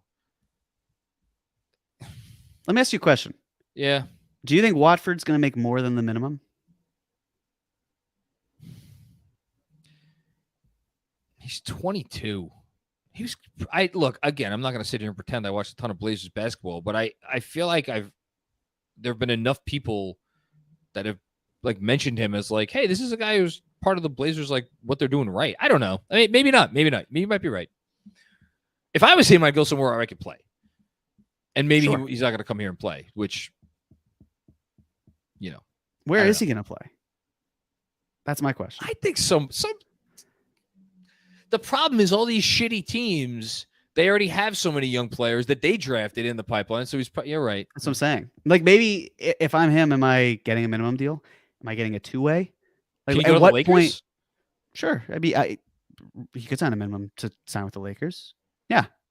But then again, if you're the Lakers, like you just signed Prince, you've got Wenyan Gabriel still on the team. yeah, You've got Jared Vanderbilt. How many opportunities are there for You're you right. to really play? you're right. There must be someone. Let's keep an eye on it. Someone will pick him up. Next up, Fred Katz. What's your prediction for the first deal to get done? No, we already got that one. New prediction. You're right. Herb Jones isn't random enough. First deal is going to be Trey Lyles back to Sacramento. 2 for 20. Book it. Don't book it. He was close. He was Yeah. second. He was second. First was Draymond, right? Well, no, he wasn't. I don't think Trey Lyles was second. Yeah, Draymond went first, and then Trey Lyles went second. Was Well, Trey? Okay. depending on which, I guess, feed you're going by, but it looked like Trey Lyles was second. Yeah, but Fred's cheating. He has He's got info. source. He's been reporting in our chat right now, like putting his scoops in the live chat. So this is the You know access who- you get at Knicks Film School. You know who I think would have a great idea about what's coming up next is Matty Stacks. I feel like Matty Stacks is super well connected. Clearly, Can I say something? If Fred had any cojones, he would answer this question, but he's not going to. If he was Leon Rose, would he do RJ and IQ for OG Anunoby? he answered it the other night and said no. Well, not Okay. that he didn't say no, but he didn't have the offer you did, where he was like, Well, "You I have want him to include." respond to the offer. Okay, Fred. I like- take a break from your job reporting on the NBA deadline and say, Secondary. would you trade? Would you overpay and trade?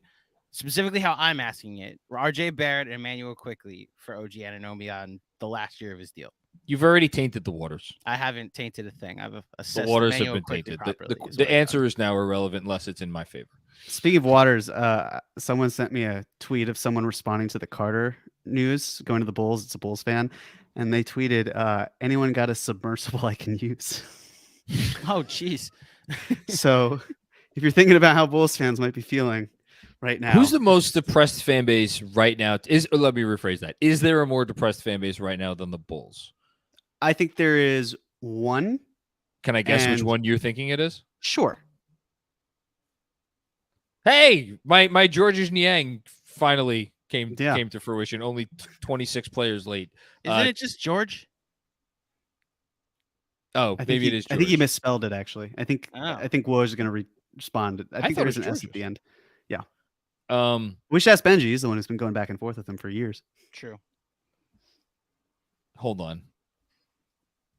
Is it?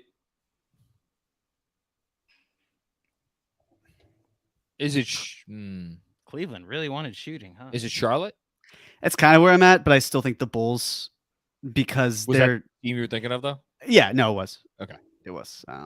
Washington's got a good run at I'd that. be happy if I was a Wizards fan now. You got new Sure, leadership. yeah. yeah. Yeah, there's a new thing, but I know it's man, that Bulls team is just going in reverse and forward at the same time, if that's possible. I guess foot on the brake and trying to go and drive. The driver has died, and the feet are pushing both of the pedals at the same time. Doesn't it have to be Chicago? Because I'm going through the list, and all the bad teams have the hope of, like, if you go San Antonio, obviously they're not depressed. Houston's not depressed. New coach, Toronto Amen Thompson. is not the best option. I still think but Toronto's in this They weird won a holding pattern. championship 4 years ago. Well, okay, Right, I but mean, right now, we're they not might talking be about 4 years depressed. ago, right? Yeah. You say the most depressing now. I mean, yeah, they can hang their hat on what they did, but I think it's got to be the Bulls. Because Charlotte, you could argue they're they have the hope of what Brandon Miller could become, but when you factor that and the Miles Bridges thing, it's depressing. You add in the other option I thought of was Minnesota, but you have the hope of what Anthony Edwards Yeah, could they've got- become. On that note, I'd like to make a very quick case for Dallas. You are watching a car accident in progress, which will take a generational player and send him right up to the front office or the owner's box, I guess, at some point, and be like, Not a "Get bad me the pick. fuck out of here." I just don't think they're there yet. Right? Like, no, they're not. I think- No, but that's my point. You're watching Oh, it happen. speaking of Dallas, Kyrie, 3 years, $126 million with a player option the third year. now they're So, depressed. John, they I reached it. would, Now they're I would depressed. imagine that Talk about timing. that was perfect timing. Wow. Wow. Okay. So, just gonna put this out there. What? 3-year deal, player option the third year. How many years is Luka Doncic still in the Mavs before he can hit Yeah. unrestricted free agency? 3 more years. Yeah. So Kyrie is essentially saying, if it goes downhill, I can opt out and probably still sign a contract when I'm 33 years old, 32 years, 33. And if it goes well, maybe he just lines up with Luka the moment he would hit unrestricted free agency. So I would imagine he opts out for whatever it's worth. But that's a lot of money. A lot of time for him to make that decision. It's funny. It's not funny, actually. It's very sad. But I was looking at one of the, I think it was the NBA University, but one of the charts where it was true shooting percentage crossed with, was it like usage? Yeah, true shooting crossed with usage. But I think it was free agents in this class. And there was like a whole bunch of players throughout the chart.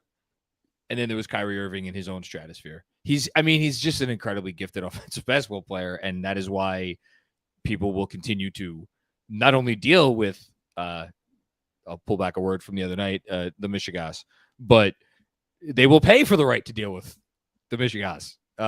Man. Kyrie also took less than the max, by the way. What? Kyrie less took than the less max? than the max. Yeah. So this, as Keith Smith is saying, should be enough to open up the full MLE for Dallas.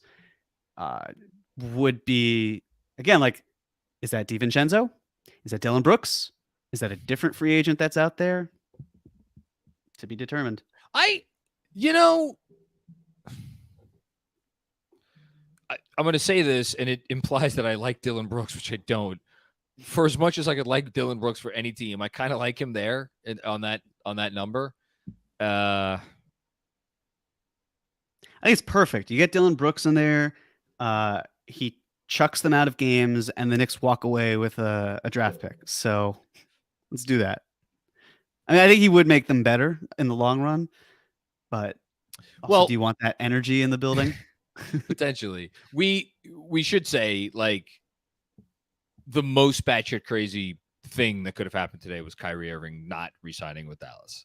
And that did not happen. So, I mean, the Mavs live to fight another day. Let's just say that. They could. Here, the reality is they couldn't lose him unless they were going to do some sort of a sign and trade, which, like, what's the sign and trade? And no. If all things were equal, I don't think Kyrie would still be in Dallas.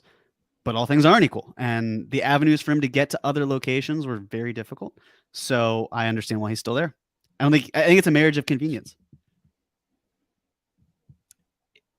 It was already a marriage of convenience, and now and now they've extended the marriage. No, you're Joe right. Ingles is going to the Magic. Is it the number that was bandied about? Oh, we don't have a number. Which was yet. it was like 20 million when it was bandied about. I wouldn't be It was shocked. like all of their. Remember when the Magic were supposed to be players with Van Fleet, and that kind of went by the wayside? Yeah, that did die pretty quickly. Well, they got Anthony Black, I believe, right? 6 picks. That's true. So it kind of, and they still have Suggs and Anthony, and there's things for them to work out in house. You know what? I kind of like that they didn't go after a win now guy. Like keep playing the kids. They JJ Redick. What's this? Okay, Middleton's back. 3 for 102. 3 for 102. That's So that's an average of what? A little over 32, 33. It's 34 a year. He opted out of 40 though. Yeah, but if he opted in, he may not have gotten the long-term security he was looking for. Yeah. And who knows what's going on with Giannis? You know what? That's fine. I wonder if this actually brings Brook Lopez back. I wonder if Middleton took a little less off the To keep the band together. yeah. Okay. That's a good number. Real quick from the Athletic reporter Fred Katz. He had it in the chat first, is what he wants us to know. He said in the chat about an hour ago he had Ingles going to Orlando, that was official. So he wants credit for it. I told we refuse. Okay, I refuse. I'd give credit to Matthew Stacks. So Matt Stacks of Substack is who we're giving credit. Okay, Yeah. Clarified. Good. The So- Matt Letic. The Matt Jeremy, you're Mhm. amazing. I swear. Jakob days off. Poeltl back to the Raptors, 4 years, $80 million. Deal includes a player option. That's It's a look. They spicy kind of meatball. had to kind of retain him based on the fact that they traded for him. They traded a top 6 protected pick. So I wouldn't be shocked now if Van Vliet is back there because they don't have too many other point guard options. Cam Johnson, 4 years, $108 million. That is, I mean, talk about how they were looking to go 4 years, $80 million. I wonder if we talked about the Pistons earlier, or I made an interesting comparison in real life. I would not be surprised if the Pistons said, we're going to offer Cameron Johnson a ton of money, more than has been reported. And the Nets said, we can't lose him. Okay, fine. What do you want? And they said, well, we'll help you out, but you have to help us out. So maybe the Pistons weren't turned away by the person they're pursuing. Could we keep it a buck for a second? Always. That's the RJ contract. It's less. It's less for because 107 guaranteed. well, the cap has to rise, right? It's still a percentage of the salary cap. Oh well, actually no, because the contract kicks in this year. You're right. Who'd you rather have on your team? That's tough because I do really like Cam Johnson. He opened. It's different roles. That's the thing. It's just I'll lean RJ, but man, I do really like Cam Johnson. Who are you going to say? I think I know who the Knicks would rather have. Oh yes, I'm not saying they would rather pay Cam. No, they want to pay Cam Johnson $28 million or $27 million a year. But if the Knicks had their way, I think they would opt for Cam Johnson over RJ. Different roles though. That's the thing. Johnson's probably more of a 4. He's not going to be the driving type.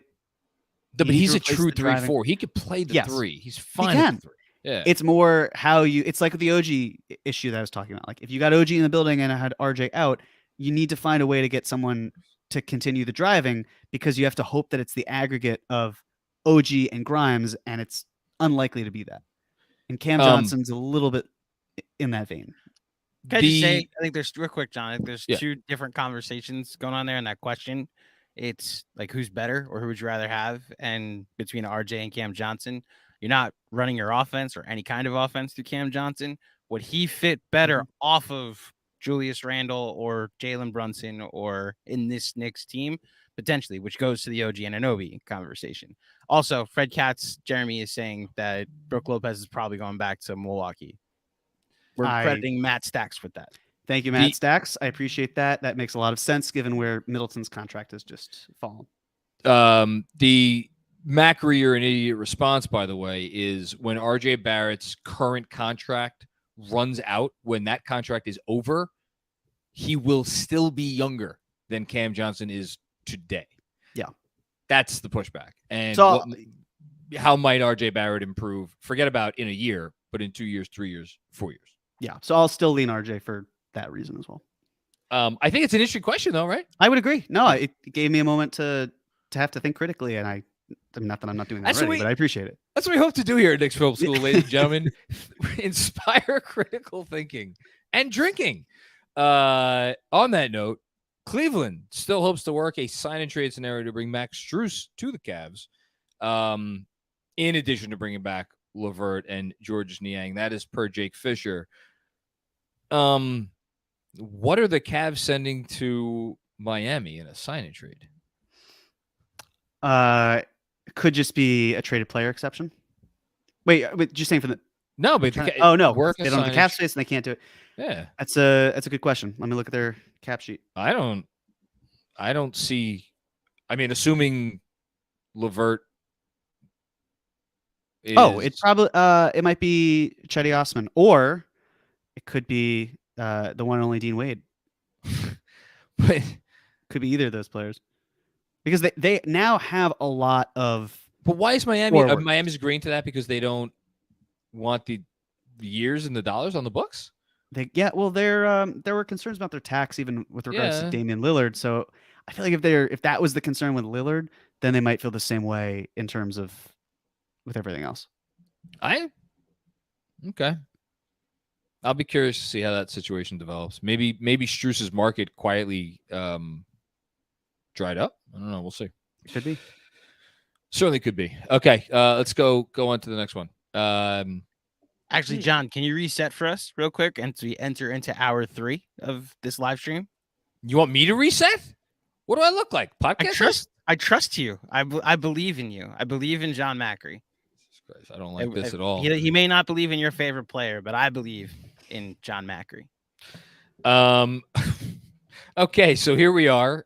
Free agency is 57 minutes old. We have been here for a couple hours. The Knicks, as of right now, have not done anything, although we have seen a rumored target in Bruce Brown go off the board to the Pacers. And we have seen some potential suitors for Donte DiVincenzo potentially spend the money that they would have otherwise had to sign Donte DiVincenzo. We've also seen a lot of money handed out. Jeremy Grant, Draymond Green, Kyrie Irving, all back with their teams.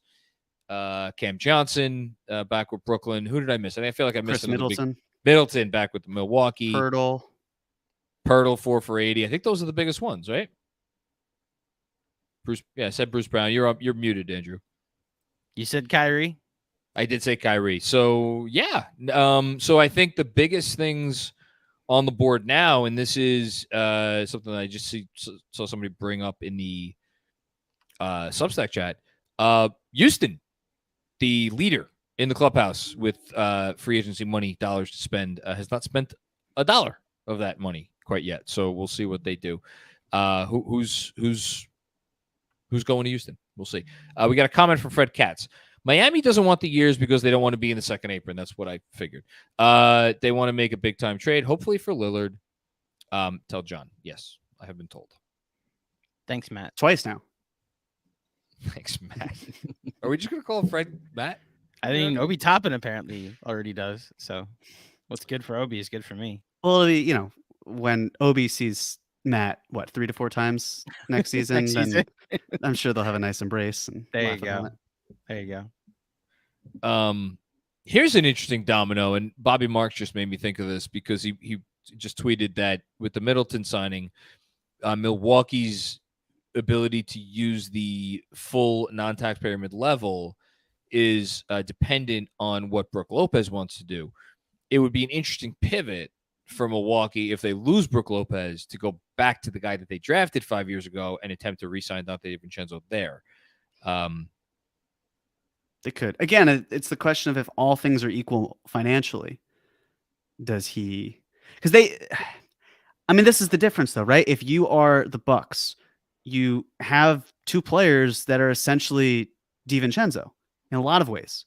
Middleton and Connaughton, but also Grayson Allen.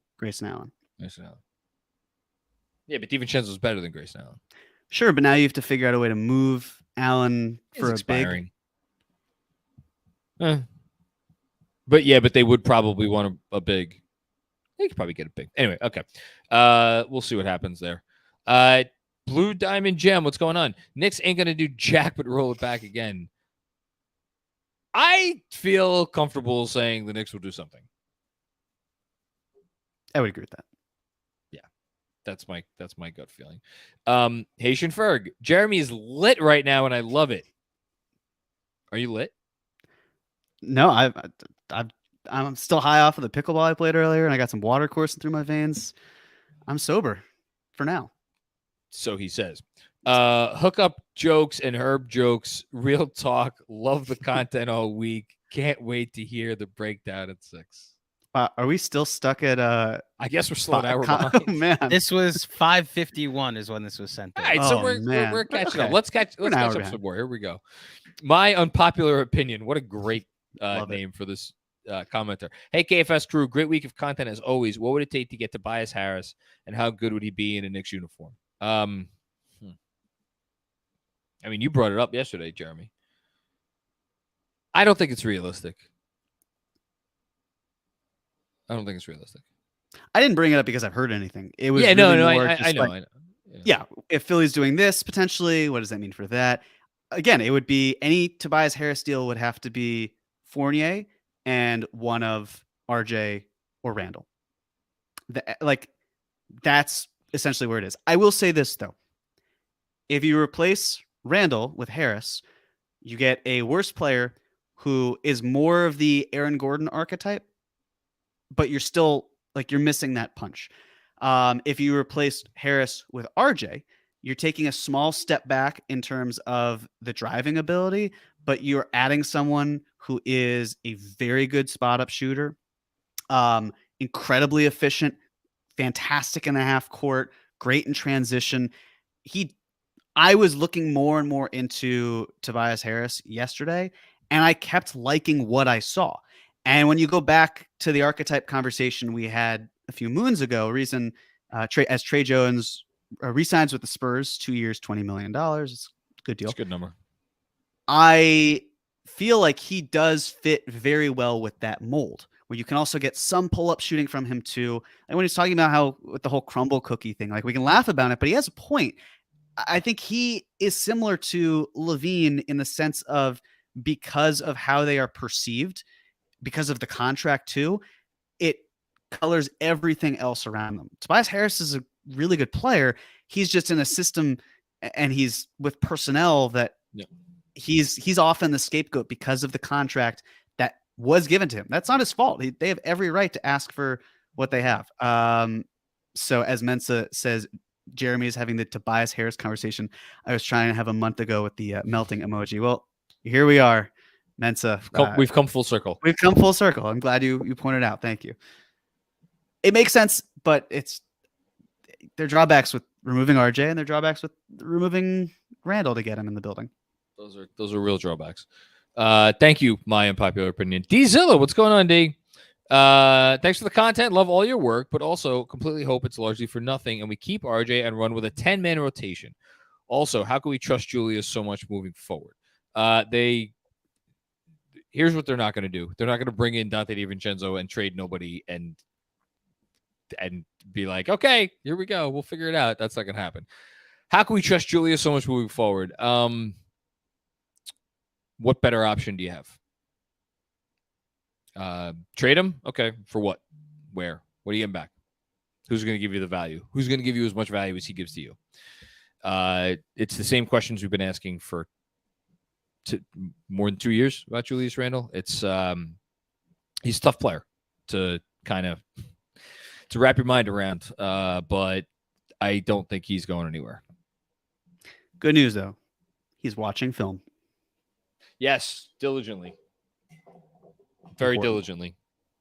Loves the film room. He can't get him out of the film room. Yeah, word is that he actually is really enamored with Knicks Film School because of the film element to it. Oh yes, yeah. I heard he's going to unblock you, John, which is pretty cool. That would be, I don't know, it'd be nice. Beat me to the joke, Jeremy. Okay, sorry about that. You're good though. I don't begrudge him for that. I'd probably block me for shit that I said about him in the past.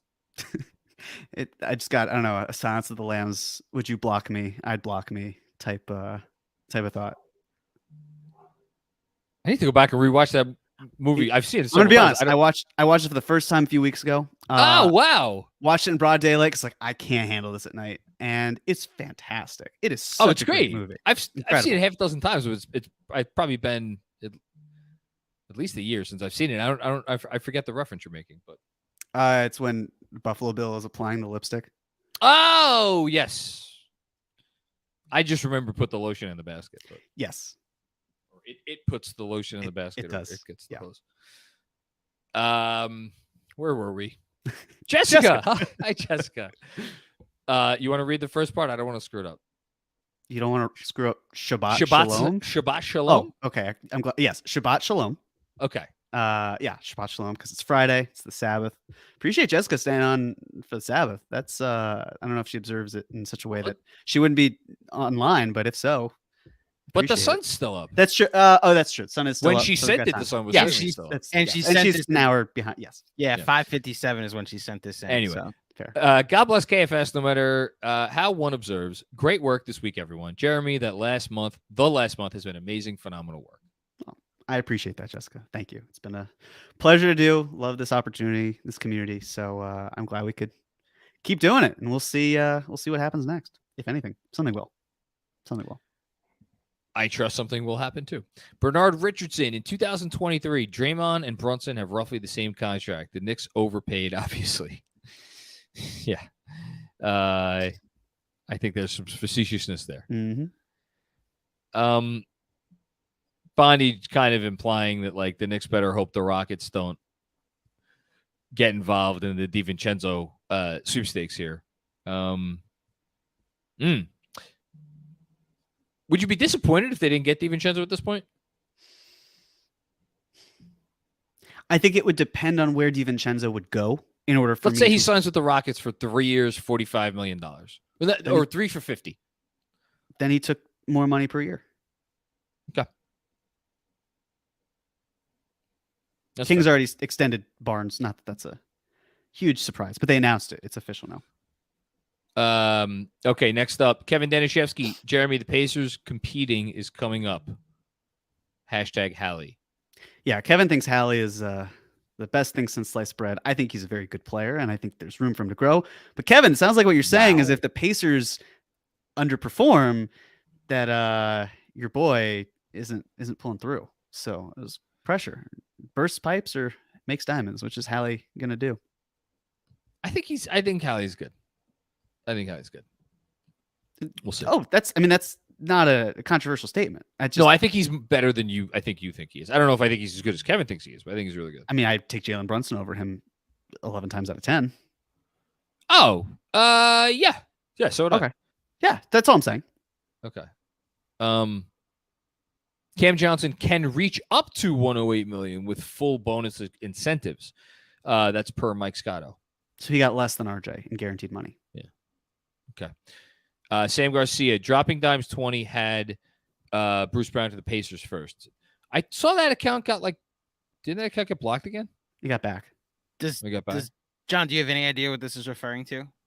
It's a Twitter account that has been like an underground Twitter account. An underground insider that was dropping scoops yesterday that at first it looked like it was just like a parody account.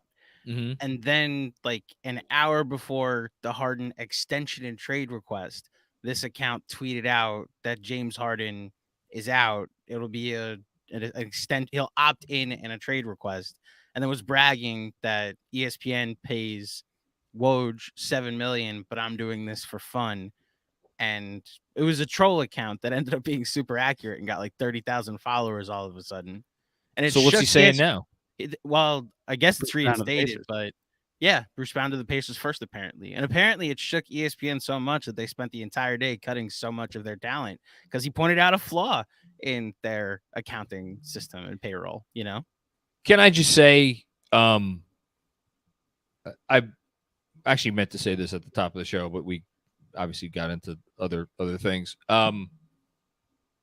It's an absolute disgrace that the supposed worldwide leader in sports cut ties with a guy who is, for my 2 cents, the best basketball analyst on the planet in terms of specifically being able to offer insightful and entertaining. And he toes that line brilliantly. Analysis during a live game by letting go of Jeff Van Gundy I understand cutting costs and just understand the realities of the world in 2023 and giant corporate structures and so on and so forth. But like, if you purport to be the worldwide leader in sports and you employ the best basketball analyst in the world, why the fuck would you fire him? It makes no sense. It's just an absolute shit show. What that company has become, and I don't know where Jeff Van Gundy's going to land next, but I'm excited for it. I'll tell you that. Well, I'll tell you what. It's a major reason for the shakeup was because ESPN decided to give $85 million to Pat McAfee. To a YouTube channel that covers sports, yes. So it's cutting costs, but it's not like the payroll really drops all too much because they're more than comfortable giving it to a large personality that they stole from a competitor and now have at ESPN. It's that's unfortunately the nature of the business. A lot of really good people got let go, and I feel for them. It's the only thing I was going to echo on to that, Jeremy, is like Susie Colbert got let go. Nick Friedel got let go. I just saw that, Nick Friedel. That's insane. Yeah. Jalen Rose, several others that are extremely talented got let go. So it's the nature of the business. I have a bunch of friends in the industry that were let go over the past couple layoff cycles. So I say a bunch. It's literally 2 or 3. But point being that, it's the nature of the business. And the unfortunate part is that while you may have outrage at Jeff Van Gundy being let go, if the Knicks are on ESPN, we'll watch. Like, they're pivoting to sports rights being the thing that they spend their money on. Yeah, for sure. Which, next TV contract, if they have more money to bid, then it's going to happen. So I get it. I just wanted to say my piece. Real quick, you could argue that after Fred VanVleet and Brook Lopez, and putting aside the restricted guys, you could argue that Donte DiVincenzo was the best free agent left on the market, give or take a Max Strus. Yeah. You're looking at the Keith Smith tweet that has all the best available free agents. Yeah, and it was funny because as he tweeted that, I just went to Hoopside for like their list of like the top free agents in the offseason, and they did that list a while ago, and it has like D'Angelo Russell 9th. But who would you rather have, Donte DiVincenzo or D'Angelo Russell? Donte DiVincenzo. Yeah. But yeah, it's so Houston really does loom as, are they going to get VanVleet? And man, if they don't get VanVleet, it's gonna be interesting. Okay. Dom, what's going on, Don Cappuccini? Hey, John, Jeremy, as a fan of all things cinema, I adore your movie posters. Do you have any more? What are we hoping the next move is after the mid-level exception? So I'm at my parents' place for the weekend, and this is Notorious to my left and The Man Who Knew Too Much to my right. There's actually, there's a really cool signed Young Frankenstein poster over there. There's probably some others somewhere else, but my dad's a huge movie fan, so we got him here. As for next moves after the MLE, I would imagine someone comes in, so someone goes out. So I would imagine in that case, it would be an Obi Toppin type move. It would maybe be something else. But logically speaking, if you're adding, you're probably subtracting too. Let's just say DiVincenzo takes the Rockets' money. Where is there a natural pivot? And I have the answer, but no, give it to me. I want the answer. I'm not saying it's the right answer. I think I know where they would go. Spit it out. I want to hear it. Eric Gordon. So the thing, interestingly enough, by the way, Zach Lowe said Bruce Brown's contract is a team option in year 2. Really? So it's a 1-year contract. So he's betting on himself for all that other money. In terms of, I don't think Eric Gordon would be the option because of the fact, number one, there's a chance he might go to the Lakers, as was potentially reported. Was reported. And number two, I think he is at a stage in his life where he wants to win and have a role. And he doesn't really have either of those things necessarily if he's in New York. I mean, I know, yes, if you're saying the same thing, well, couldn't you put DiVincenzo into the same position? And you could, but I just, the Knicks also don't have to use it. They don't have to use the mid-level exception. As we've mentioned, they've only used an exception once in 3 years, and it was to bring back Taj for more money as a thank you. So I don't think they're going to force the issue if they don't have to. Like, yeah, it'd be great if they signed someone, but then who's that going to be? Because if it's not a shooter, it's not going to be a big. It's not going to be a backup 4 because then they have the same issue that Obi has. The only other name that I wonder if they would kick the tires on is Seth Curry. It's the only other name that I think would make sense. I know. There's just adding for the sake of adding. Yeah. Something about that doesn't pass the smell test for me. Mm-hmm. We'll see what happens. Okay, thanks, Tom. TK, bring Taj back on a vet minimum. I mean, timing. Fourth center, why not? Who says no? Put him on a 2-way. I don't care how many years of experience he has. Break the rules. It's the Taj Gibson exception. They should have an exception for that. Mm-hmm. Hamdi M. Hey, J&J, this is so much better than ESPN's coverage. Thank you. I mean, low bar, but still. Jeremy, you're a superstar, and John, you are a 5 unprotected picks talent. You're right about Jeremy. 5 unprotected picks. My goodness. That's a good offer, man. That's Kawhi Leonard.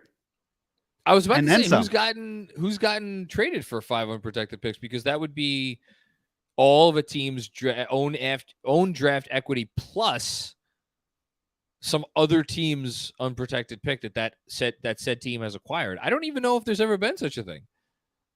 A trade for 5 unprotected first-round picks. Yeah.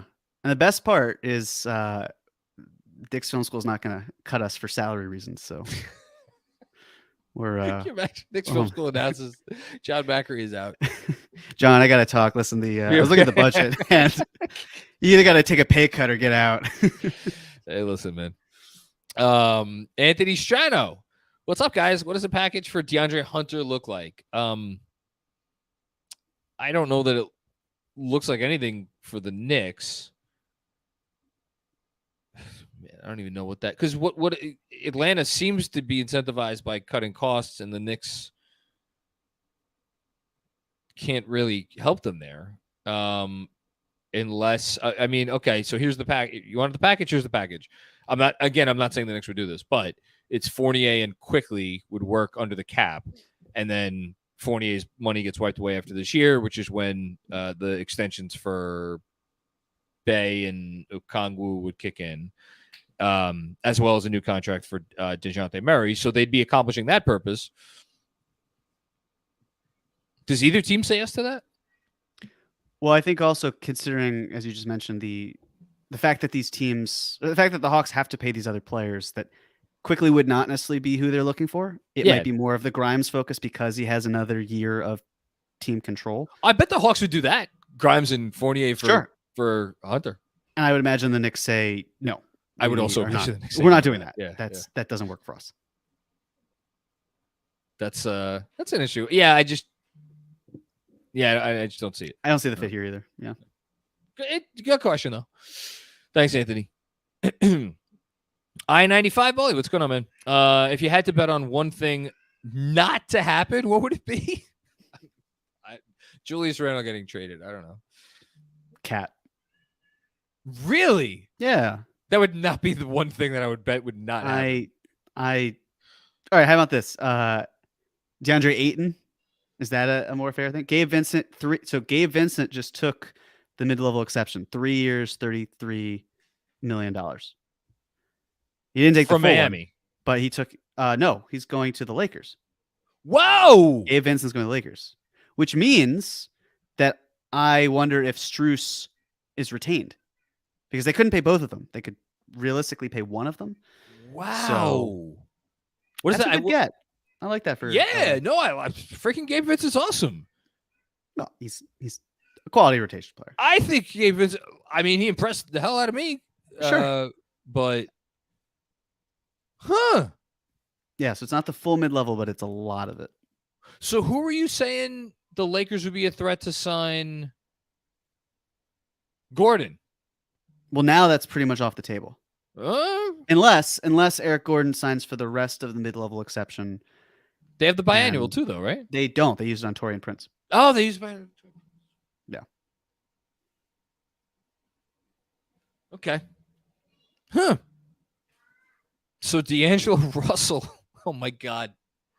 Okay, here can I amend my fucking answer to the question earlier about he may not even be back. Well, I'm saying now that they got Gabe, Russell's now looking for a new home. I want to amend my answer to the earlier thing about what's the worst, like what's the Bargnani move? The Knicks go give the full mid-level to D'Angelo Russell. Even that's not it, because you still traded a first-round pick for Bargnani. Yeah. And that pick was what? Didn't that turn into Jamal Murray? Oh man. And Russell's so, he's so frustrating, but he's also not a bad player. That's not going to happen. I don't think it's going to happen either, but I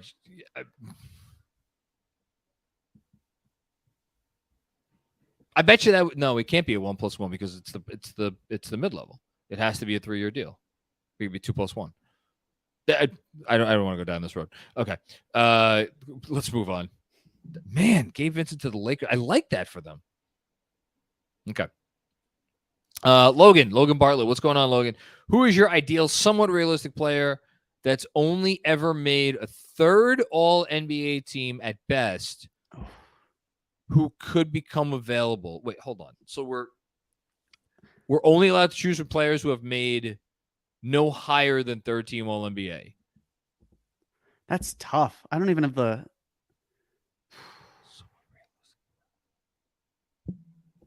I'm going to need a second. I'm going to give an answer here. It's only ever made third team All-NBA. Somewhat realistic.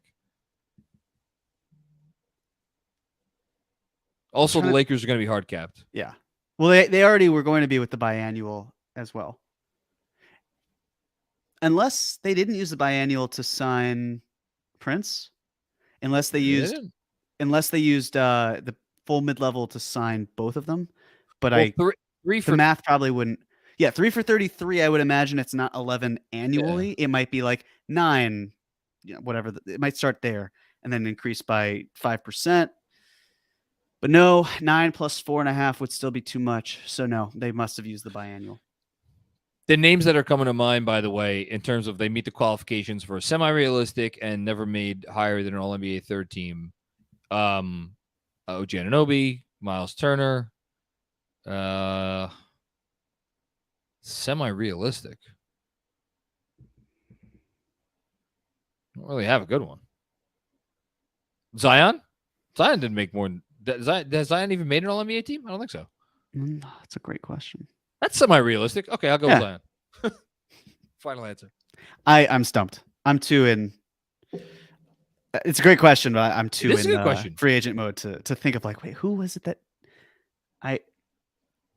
Siakam? Did Siakam make a second All-NBA? Second team. Okay, so then he's out. I think he made second team twice. Both times he made All-NBA. He definitely made it the first time. What is this, man?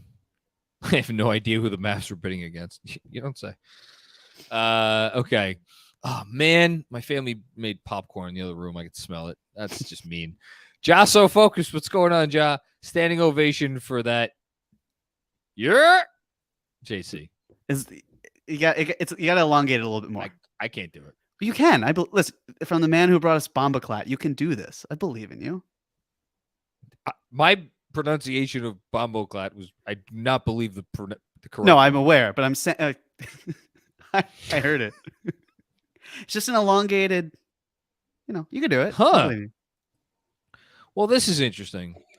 Anyways, thank you, Josso Focused. I appreciate it. The next chat is also in reference to Mac Reese. Can I just read this real quick? Go ahead. This is from Brett Siegel. He's with Clutch Points app. So, whatever. Take it for what it's worth. There's growing belief that Fred VanVleet will be returning to the Raptors. Multiple sources tell Clutch Points out. No decision has been made by VanVleet and his camp yet. Well, okay. Let's get Josso Focus back up here. All right. As someone who has suffered through a Macri year, it's just gonna get worse. That was better. I had to comment twice. No, it was about, not, Andrew. It wasn't the right inflection, but at least he held it out. What am I supposed to do? It's like is that it? Closer, but It's my new you're. Oh, I shouldn't have done You're- it. Yeah, Man, you gotta, talk you gotta about. say it with joy. It's like, I don't it's even a know what parade the word inside my means. city. Yeah, like that type of thing. You gotta. Does it mean yes? Yes, yes. Affirmative. But more in There's like my year. like. Anyways, continue the question. Multiple Americas. Affirmative. That's all I'm gonna say. The rest of the That was the rest of the. Hold on. I had to. Keep going. I had to comment twice about Jeremy's version. Thoughts on backup power forward Josh Hart possibilities. I mean, he's going to be the backup power forward if they sign DiVincenzo and don't do anything else other than trade Toppin. I'll still say McDaniel's the one who's a free agent. Yeah. All right, Mensa just corrected me, and I appreciate it, Mensa. What? It's more of a yo than it is a yes. That's on me. Yeah. Thank you, Mensa. I appreciate that. Affirmative. Thank you, Ja. Thank you also for. It's not affirmative. It's You just not. clarified. It's really not. hello. It's hello. Yeah, it's It's true. what it is. Affirmative. Oh my gosh. Do you walk up to people you've seen at ages and just go affirmative? Affirmative. That's how we're starting every time we log on going forward. Affirmative, they're Knicks fans. It's your boy. Affirmative. That's my answer. Every question. Anyway, let's move on from this. Everything is funny. Everything is funny.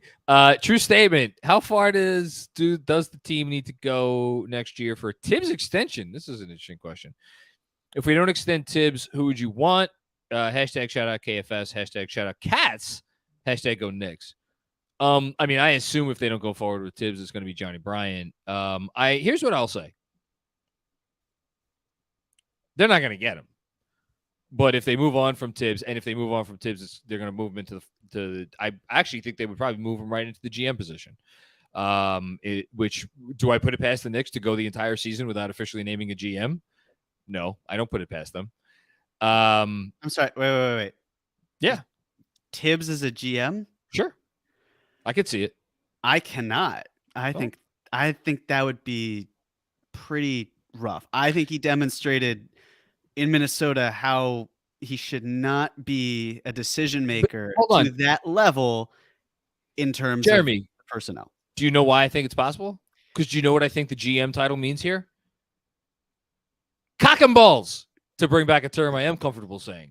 It means nothing. Because you know how I know that? Because Scott Perry held the title for the last 3 years under Leon Rose, and Scott Perry's voice meant I will say nothing. It's not about it's not about the voice. It's about the actions and the responsibilities the GM has. And what have we learned from the available reporting? That the person who takes on this trade negotiation, that trade negotiation, is the one who seems to have or happens to have the relationship with the person from the opposing team. I understand what you're saying. There were also tons of logistical shit that Scott Perry was great at. He was perfect for that. The relationships part too. Yeah, he had a lot of relationships, ton of relationships throughout the league, well respected, the whole thing. I could see it being a way for them to do we don't want Tom Thibodeau to be the coach anymore, but we don't want to fire Tom Thibodeau thing. That's all I'm saying. Again, I just think it'd be more of a advisor. It'd be more of a assistant general. Actually, I don't even think it'd be that. I think it'd be like some sort of special title, maybe, but it's not like one of the largest voices in the room. My answer is, he's already a large voice in the room, though. Right, but he is the head coach. I don't think it would be essentially getting promoted, so to speak. Like, obviously, his heart is with the coaching and not with the decision making. But going from, would you say that Brad Stevens got promoted? Yes. Right. Okay. So this would be a promotion for him. He's not exactly. It would on the surface, it would be a promotion, which accomplishes the goal of we're not firing Tibbs, we're promoting him. Just move him into an advisor role. We're arguing somewhat about semantics, but to answer the question, I don't think we are. That's the difference. I think Leon Rose and well, maybe not West, but Rose in particular, I think he would go so far as to want to do right by Tibbs. Now, if Tibbs is Doing right by 15 and Tibbs isn't a 30, promotion. That's the difference. I would argue otherwise. Well, The appearance of a promotion. The appearance of a promotion. I am arguing otherwise. I think they would make a really hard run at Jay Wright. I don't think Jay Wright would come, and I think they'd wind up hiring Johnny Bryant. That's my answer. Fred Katz, look who chimed in. I'm just busy laughing at the reaction to Macri's Tibbs GM call. Okay. Yeah, I don't think my eyebrows could have raised any higher.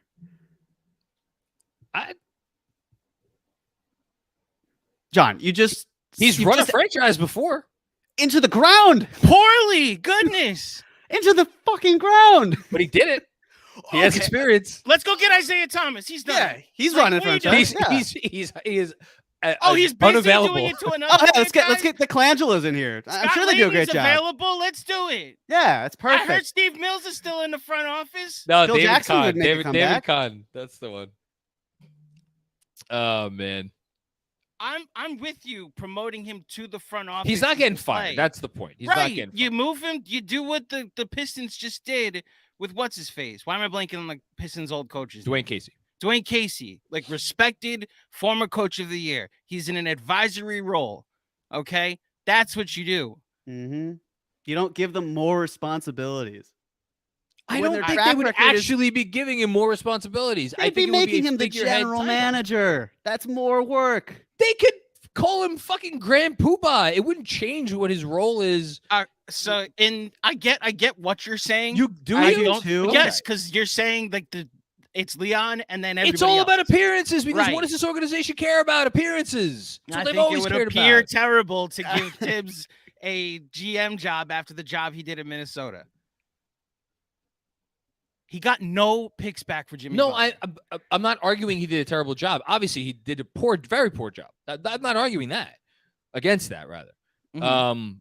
But I'm arguing. You get what I'm arguing. They would We make do it that. They look. do. Yeah, It's just not the but- GM. But not firing him and moving him into the front office is we want to keep him around. We're just going to go a different direction with the head coaching position. He's done great things for this organization. Okay. We look for they literally didn't fire Steve Mills after being bad at his job. They moved him and reassigned him in the organization. Yes, I They did remember. the same thing with Isaiah Thomas. They would do the same thing with Tibbs, and they wouldn't make him a decision. I get what you're saying. If you're the GM, you're still not a decision maker. But that's not what they do. Because appearances, you talk about like how the rest of the league would see it. They'd be like, oh, after the job he did in Minnesota, now he's going to be the general manager. What's wrong? I think the rest of the league already looks at. Well, I don't want to go that far. Worldwide West is the exact. What's his role? It's not general manager. Advisor. No, it's not advisor. It's an official title. I will look that up. Utah Watanabe to the Suns. to the Suns. That's And a good. That's a Additionally, good get for them. Another thing we missed as we were arguing about this was Joe Ingles, 2 years and $22 million to the Magic. $11 million is cheaper. VP of basketball Um, operations is what Worldwide West is, by the way. There you go. Anyway, let's move on. You're both obviously probably right.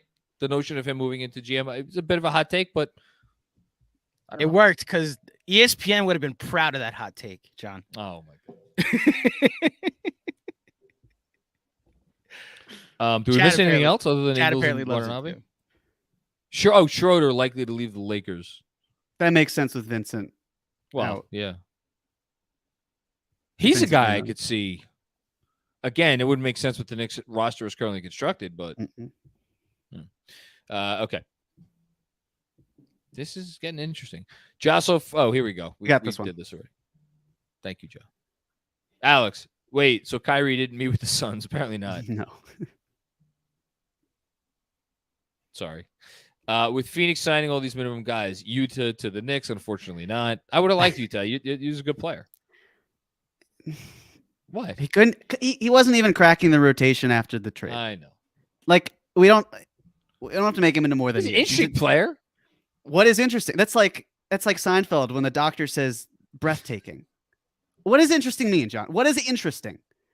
He had a great shooting year for the first time, and it was like a span of 50, 40 games, and he's 28 years old. Like there's not a ton of my untapped God. potential. What, talking about carrying water? Yeah. My Lord. You see Shams? Shams, yes, around Devin Booker, Kevin Durant, and Bradley Beal. Suns recruit a big wing pickup in Watanabe, 44.4% three-point shooter, depth in front court, and a reunion with Durant. Again, the shooting was legit. It's just the other stuff didn't even keep him on the floor when. And I understand the Nets brought in other players like Cameron Johnson and Mikal Bridges and Dorian Finney-Smith. So minutes dried up, and yet, if Watanabe was able to play that well, he would have seen time. They would have found a way to make it work, and they didn't. That tweet reminded me of the from my cousin Vinny. You got it, honey. The case cracker. Me in the shower. I hope you see me, my cousin. Yes, Vinny. I'm Just yes. making sure. We've talked about it before. You said you hadn't seen Silence of the Lambs until a few weeks ago. So fair, but even still, I've seen my cousin Vinny many a times. Just making sure. Thanks, Alex. Kevin, Jeremy, what kind of beer do you want for Toronto? Kevin and I made a gentleman's agreement that if the Raptors pick is not conveyed in 2 years, that I get a beer. And if it does convey within the next 2 years, I buy him a beer. Well, if the Raptors continue to try to win games, I am due a beer. Kevin, I'm going to keep that in mind. I'm going to think of the most expensive quality beer I could possibly get. Delirium. It's a good beer. Delirium? That could, yeah. But the good news is I've got some time to think about it. So I appreciate it, Kevin. Thank you. But it's not mine yet. They got to finish mid in order for it to work. And hopefully they do. Hopefully they're mid. I owe a few beers from some bets that I made this year, which shall go unnamed. Josso Focused. Update on me. I have moved off of the Randall hate train. Good job by you. I now have faith the Knicks can win with him, albeit as a second or third option. Just hope RJ grows. Don't we all, Ja? Yeah. Don't we all? Who amongst us? Mark Sable. Who asks out first, Luka or Embiid? Embiid. Agreed. I think. Time, presence, age, all that. I mean,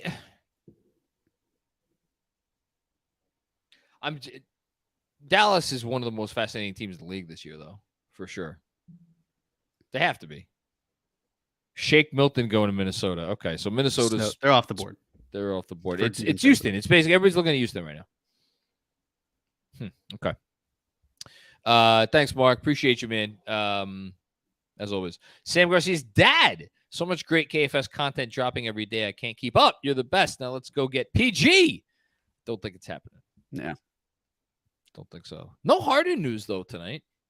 So far, yeah. I guess not surprising. I mean, there was, I guess, indirect Harden news when it was we probably should have mentioned it raised some eyebrows around the league that Philadelphia declined to, or said they were not going to extend Tyrese Maxey this summer. Wendy, I think, went on TV and was like, yeah, it's because they think they might trade him, possibly for Damian Lillard. So I don't know. Which I like. Can Dame ask for a trade after they gave Jeremy Grant all that money? Sure. My Lord, that's not his problem. He can. Yeah. Hey, Jeremy Grant's happy. You got 5 years, and what, $160 million? That's 160 million reasons to be happy right now. That's him. Incredible. I'm talking about Dame, though. I know, but I'm saying Jeremy Grant will be just fine if Dame requests a trade. 2 years, $10 million for Milton. What do we got next? Okay. Matt Smith. What's going on, Matt? Most important thing I heard all day, Wendy saying the Rudy Gobert, Donovan Mitchell packages no more. Well, is that because I still don't know how we're supposed to talk about the Rudy Gobert package when that was insane on its face the moment it happened and only was looked at as more insane moving forward. Is anybody looking at the Donovan Mitchell package now and saying, wow, remember those times when Cleveland gave up that much for Donovan Mitchell? Maybe I'm just missing it, but I just feel like the player hasn't come on the market that would warrant the package. And that's more what it is, but I could be wrong. Sure, but I don't think Donovan Mitchell is worth the package that Cleveland gave up from the Knicks' perspective. I think that's fair. Clearly, the Knicks agreed with that, or else they would have probably gone more further into giving up a third unprotected pick. And look, the Cavs are likely 1/3 of the way through the time that they have Donovan Mitchell, and they won one game In the playoffs. and they lost to the Knicks, to the team that wanted Donovan Mitchell and didn't get a job done. So there is something to be said about trading all of that for a player who's really good, but not going to get you there. That's like, this is the move we make because we feel that this team is ready to contend for a title. I don't know how we could possibly look at the Cavs and say that they're anywhere near there. They need Mobley to step up in a tremendous way. They need this depth to really help them out. They need growth from Garland. They need the lights to be a little dimmer for Jared Allen, I suppose. They need they need Donovan Mitchell to keep improving. And I'm not saying any of those things cannot happen, but the lack of size and strength and their bet that Evan Mobley can be their best player, or at least a better player than what he was on the offensive end. Just better. It takes time. They're trying to navigate a couple different timelines and hoping it all aligns. And I think there's reason for healthy skepticism. So I'm with Matt. I am glad that the market has reset itself, and I'm glad that the Knicks didn't look at Donovan Mitchell and say, this is our moment, we have to get him, and decided to walk away, and they beat the Cavs in 5 games. I like how you just snuck that in there a few times. Cavs won one game. Oh, what? That the Knicks? Yeah, that the Cavs only won one game, because it wasn't 2, right? It was. The other wasn't 3. It was 1. Yeah, it was 1. Right. 5. Yep. Thank you, Good Phil job. Jackson. Good job by you. Or no, it's Greg Popovich. That's who it was. Buzzer beater. You three no. have done more for blacks than the NAACP. Well, that's great. Oh man, that makes me very happy. Angel's big face. Multiple Americas. By the way, there's a great screenshot that was sent to me by a couple people. Fred being one of them. Yes, I saw. Yes, so I'll just put it on the screen. This was our look a couple minutes ago, Jeremy. People just go to my Twitter. I like though that later. I like that's the same image with the most recent comment. Yes. So this is our reaction to your comment, buzzer beater. This should be the reaction to anything of note. That's great. You're welcome. Okay. That's all.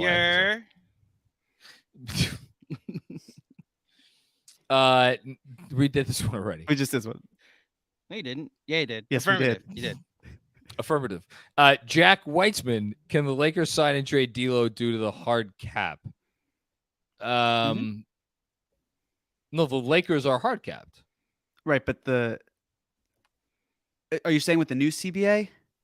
Which I have. Now we really have to get into this. Right, that's the thing. Because it's like in the past, the way where teams have been operating, you could send out a player and in a sign and trade, but that wouldn't hard cap you.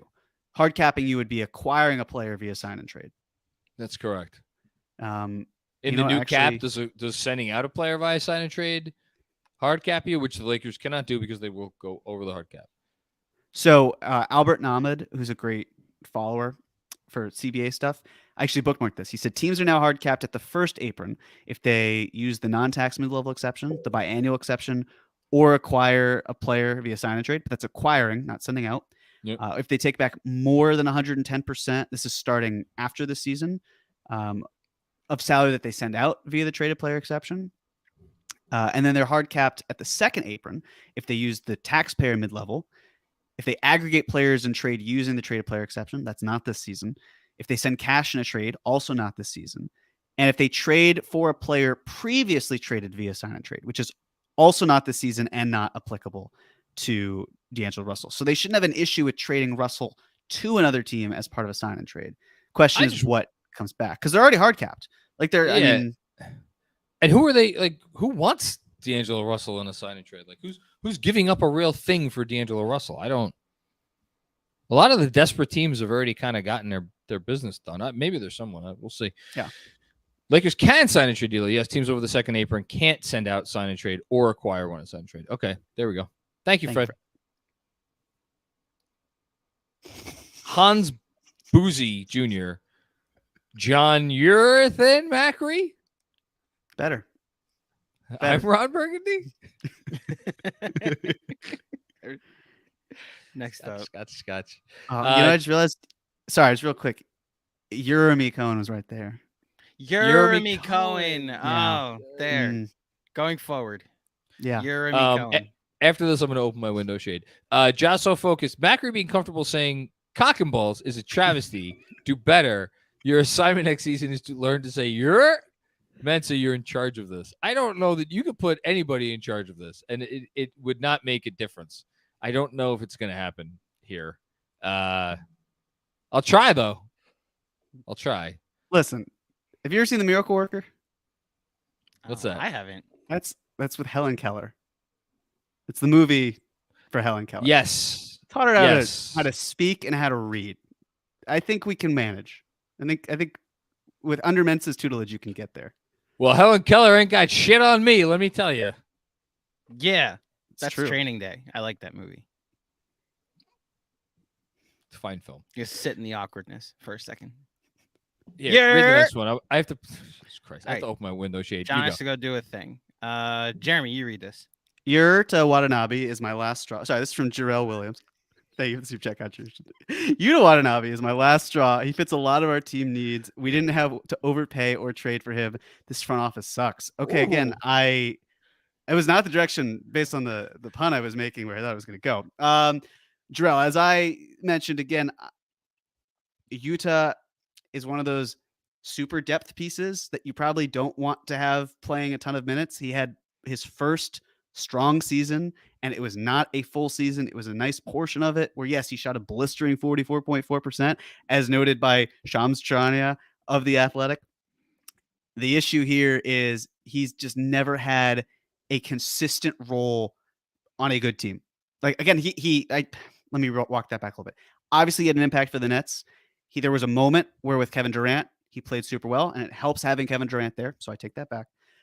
But he is not this kind of like up and coming young dude, tons of potential. Like, he is a veteran minimum depth piece that you have if you're ring chasing. And that's exactly what the Suns got in Yuta Watanabe. So I understand the move for them. From the Knicks perspective, it makes sense. Yes, you need the shooting, but again, we're looking at, it's not a large sample size for when he did really well. I understand if you want to believe in that, especially at 28, turning 29 years old. It's just, he's not a needle mover, and he shouldn't be.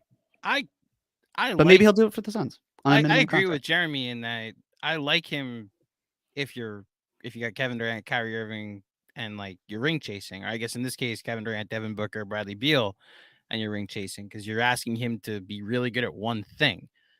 I'm not overreacting to the line in here, Jarrell. It has to take more than this to be your last straw in this front office, though. It just has to. This front office has done a lot of good, and we've all sat here and said there's a version of this team where running it back is okay. You're muted. My bad, John. Sorry. No, I just saw the last line. I read the beginning of the comment. Here's what we don't do. We don't say that Yuta Watanabe is the line between this front office being good and not good. Right. Let them overpay for a guy. Like, if they had traded RJ and IQ for James Harden today, then I would be like, all right, we need to feel some feelings. But even then, you're trading for a future Hall of Famer. So I at least recognize what their thinking is. Yuta Watanabe not being here as the ninth man is not the last straw. This front office might be secretly completely inept. If they are, this is not the move that should be your exhibit A as to like why that is, or them not doing this move. And also them getting Jalen Brunson for what is probably the best value contract in the NBA is more important than letting 1,000 Yuta Watanabes go to Phoenix for the minimum. Okay, I think we can move on. One more fun one before we wrap up this hour. Okay. Fred Katz. Is Shake Milton the best player in the NBA whose first name is an imperative? You know, Bam Adebayo. I like that. Although, great job by you. Yeah. Is Shake a nickname for Shake Milton? It might be, Milton? but so's Bam, right? Right. That's what I was curious Oh. if Shakes wasn't, in which case, because Bam is Idris. As many of my Shake's first name is Malik Benjamin, so it is a Okay. nickname. I like it though. There's a comment coming later that the person who wins this is Jimmy Butler. You could Jimmy a lock. That's a good point. You But could use that as is that true? Is that actually an imperative? I don't Yeah. think it is. Is it? I guess. I think so. Or is he saying an imperative is like the comic book strips where like Bam flashes on the screen? Like an onomatopoeia type situation? Maybe that's what it is, that it's an onomatopoeia. I want to think about this more. Chat. You can tell we all went to journalism school, by the way. Yeah, chat, help us out. All right. That'll wrap up hour 3 of this program. We are going to head into hour 4 in just a few seconds. Biggest news of the day so far: Draymond Green back to the Warriors. Slow news day. Who am I blanking on? The Kyrie. Blazers. Kyrie back to the Mavericks. Jeremy Grant for a lot of money back to the Blazers. Chris Middleton back to the Bucks. Kyle Kuzma back to the Wizards. Who went back to Brooklyn? Cam Johnson went back to Brooklyn. The Knicks have not done anything. So we are in, let's feel out how this last hour goes and see how much longer we'll still be on. Although there are still rumors about Dante DiVincenzo potentially. Which may not happen to the tonight. Knicks, which may not happen tonight. or we sign off, and then the moment after we sign off, all hell breaks loose. Well, I'm that's so obviously what's going to happen. Be so mad. So we'll play this last hour by ear. We have some super chats to get to. Thank you, by the way, everybody, for your generosity. Also, someone in the chat suggested Scoot Henderson. Could that Scoot? Scoot. That's a And I think great that is one. his real name. I think that's his legal name, government name. There you go. Fantastic job. I'll keep paying attention to the chat, everybody. It's Sterling Freeman Henderson, by the way. I like Scoot better. Oh, that's honest. Okay. Yeah. Fair enough. Okay. Here we go. Here you go. Jocelyn focused. Who would you rather for the Knicks, D'Lo or Dante DiVincenzo? Dante DiVincenzo. Mm-hmm. Not even close. Travis Helwig. To respond to Fred, Jimmy Butler is the best player. His name is an imperative. If you sure, I will have to have a grammar police come on that. Yeah. Shout out WGA, by the way. Writers Guild of America. Mm-hmm. You stand with the people's strike. Andrew, you're on mute. Andrew, you're muting. Yes, we stand with the Yeah. WGA. 1,000%. Agree. 100,000%. Oh, John's. This is why the person he got mad at ESPN getting fired was a coach. He's with management. On that's what happened. Unbelievable. I stand He's with the siding with WGA. management. Unbelievable. Uh-huh. Pro See how it union. is. Gab.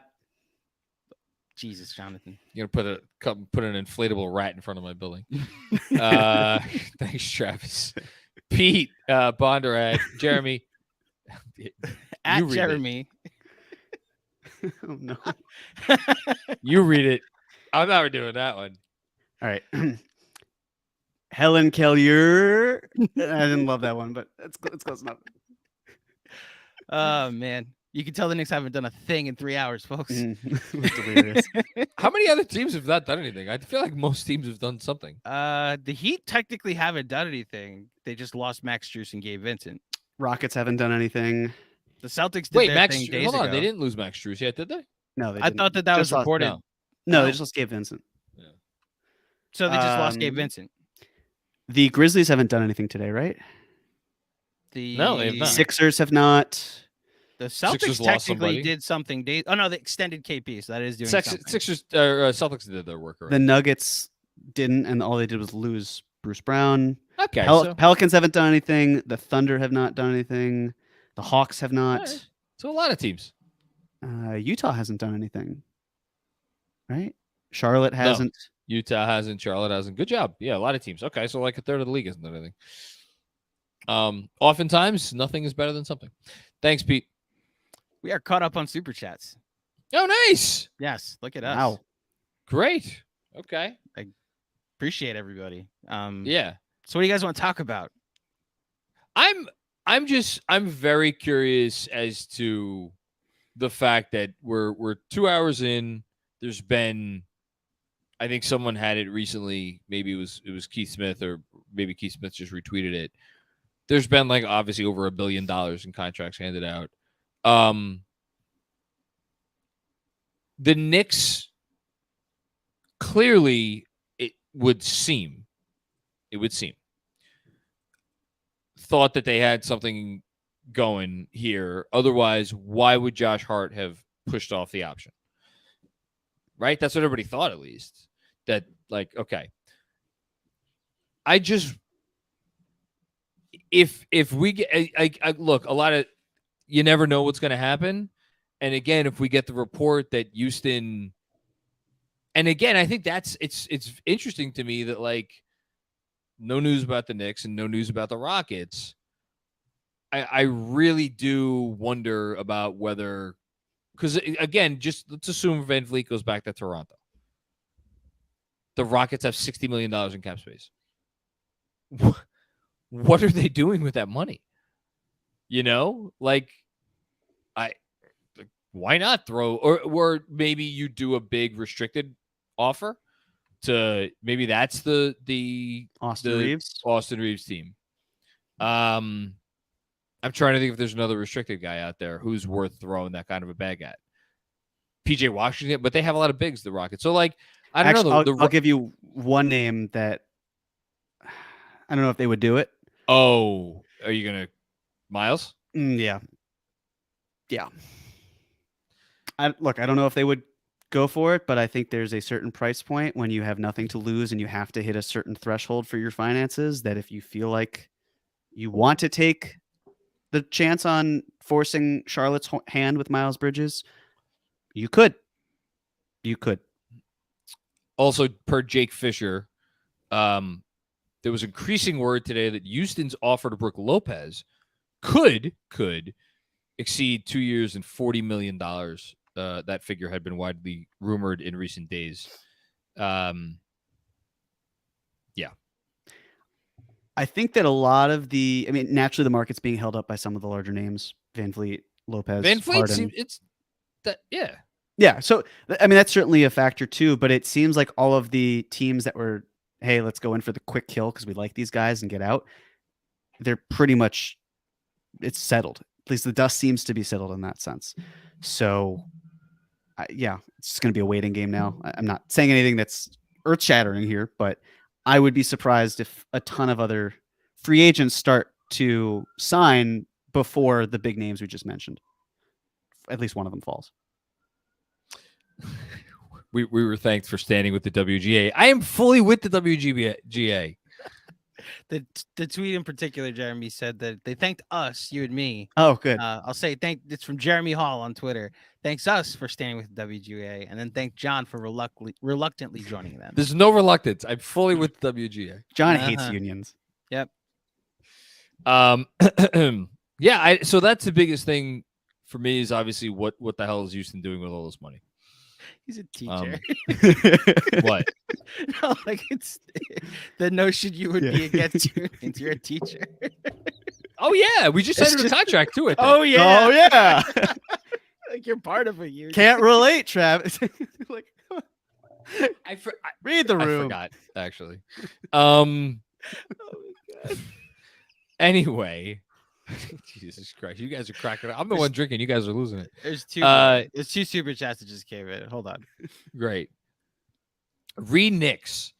If we trade Obi, that's the other thing I wanted to hit on. If we trade Obi, is there a vet minimum bigger wing, 6'8" and up, that you would like to get? Wouldn't mind Dougie McBuckets in a trade for Evan Fournier. So, like, wouldn't that be something if that was, they looked up and they were like, maybe this is the best thing we could do? Fournier for Doug McDermott. I don't think that's going to be the case. I don't either. It wouldn't be out of left field, but I agree with you. It wouldn't be. I mean, he's a damn good shooter. For what they're using a defensive player. For what they're using Obi for right now, though, that's Doug McDermott. Just stand in the corner and shoot. Yeah. be Except you don't have to put him. him in the corner. You could put Doug McDermott Right. anywhere on the floor. And You he's could good. run him Nobody off of puts screens. Doug McDermott in the corner. Well done. Thank you. I'm saying that I don't hate it on its head, especially if like the value of Obi is just we're finding a home for him, and then Doug McDermott comes in to play that, and it's 2 6-minute stints at the beginning of the second and fourth quarter. You know, So 2 factors. Number up? 1, Doug McDermott, if he's with the Knicks, gets the Evan Fournier, Derrick Rose mothball treatment by late November, early December at the Okay. absolute Certainly. latest. Number 2, I want no part of Doug McDermott unless Kyle O'Quinn is signed to this team. I need more Where's backdoor Kyle cuts. O'Quinn playing these days? I don't hate it. If that's a deal, need it. Jeremy, I'm in. Believe me. But okay, so What happened? one other possibility for Houston. I don't know that this is the direction I go, especially because they do have a lot of big guys. But Grant Williams, restricted free agent, another guy they can maybe make a big play for, possibly. They could. I'm actually Spot Track, which is so great, and has it sorted by players who have signed and players who have not. And you look down the list of players. There aren't a ton of guys. Like, sure, Hachimura, but he's not a vet minimum player, and he's restricted. It's hard to get him. Same thing with PJ Washington. Cameron Johnson's off the board. It's just not a ton of guys. Not a ton of options. McDaniels. Even then, I just from Philly. He doesn't. Would he definitely play here? I don't know. No, I don't think he would definitely play. No. Yeah, he might not. I wish we had a better answer for you, but I think the thing is that like the position you're asking about, I think it's more scarce to find actual real quality players than maybe meets the eye when you think about it at first, because like there was supposed to be this like such a frothy market for Grant Williams, and maybe that materializes, maybe it doesn't. We'll see how much he ends up getting paid, but like the reason is because like, oh, here's this guy who could be this like really dynamic, serviceable. He could play up a position, play down a position, back up 4, which is why, and then he like for reasons nobody's quite certain about, just fell out of Boston's rotation. So I don't know, the player type you're talking about is not. It's not just something you could pick off a tree. It's hard to come by. It's fair. But we'll see what happens. Maybe they should keep Obi. Jasso focused. Marry. Bang. I was. Yeah. Okay. I was like, I know what he's getting at. Or Mhm. kill. Tibbs, Low, or Cats. Sorry, slow news day. First of all, I love just the option that we would be saying that we would murder Matt Stacks, right? Like just the sheer idea of it as he is listening and following along. So I mean, I definitely kill Cats. That's easy. I would agree. Like, when I read that poem the other day, I thought like I think this is so funny that I would like murder you for it. But, Jeez. like Speaking of Cats, Herb Jones, his predicted first free agent signing, finally does sign for what Cats or Stacks predicted. He would have 4 loved for that if he were 54. still with us after I just killed him. killed. Yeah. John, I feel like you would marry Tibbs Over Zach Lowe. Yes. I don't know the answer to the other. Yeah, I definitely kill Fred. That's what I know. You just said that like maybe 30 minutes ago that Tom Thibodeau should be in the front office as the GM. You don't do that with someone you're banging. I said he would. You do that with someone you're would married be. to. I said he would be. Right, but I'm like even the basic premise. You don't do that for someone you would just simply bang. You do that for like a Succession Tom and Shiv type relationship. Right? Like Zach, you could Okay, we already drink to Zach whenever you mention his name. Spent too long on this question. I don't Hold disagree. on. I don't think we spent enough time about I this. think, first of all, Leon Rose, do something, please. Second of all, don't be that guy. Don't be the do something, please. Let's in that sense, John. It's for comedic purposes. We are now at the Marry Fuck Kill portion of the live stream. Okay, that's what I'm saying. Can we have a transaction? You know what I have to say, Joshua Focus? It's about time someone asked this question. How are we this far into the live stream? 3 hours, and we haven't had this. So I thank you for that. And then, John, are you sure that you want to kill Matt Stacks specifically, or Fred Schatz? That would be your choice. No, because those other two people mean too much to me. I don't want to kill either of them. You sure about that? Let me ask again. Oh my God. Are you sure about yes. that? I'll say it to his face. Yeah, you're out. You're on the out. Ouch, Are you Matt. sure about that? Sorry, Matt. I would bang Matt Stacks. That would be my move. So you're now doing the exact same thing I was talking about with Silence of the Lambs. Yeah, Okay. essentially. Great. Essentially. I decided to come on for 15 minutes. Don't know why. Just kind of here. So busy, right? Just kind of here. Just hanging out. We just need watching. you here because nothing is happening other than the guy that you predicted would be the first to sign. Can I ask you some questions? Well, I was close on Trey Lyles. You were close on Trey. I'll let you in on a secret. I may have known about that signing when I guessed it. Interesting. You're And a Herb slippery Jones. one, Matt Stacks. What does Shams smell like?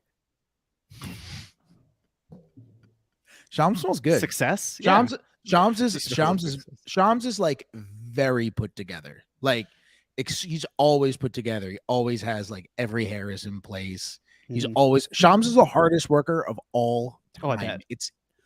It's like honestly inspiring. It's insane. The only thing I can compare it to is to the people who like play with Russell Westbrook, and like not the ones that you hear like, oh, Russ is a bad teammate with. The ones who are like, oh my God, that dude's the most insane worker I've ever seen. Like I didn't know that was even possible. I was having a conversation with Shams once, and we always just talk business whenever we talk, right? So we're having a conversation, and it was one of the few moments where we like opened up, didn't talk business.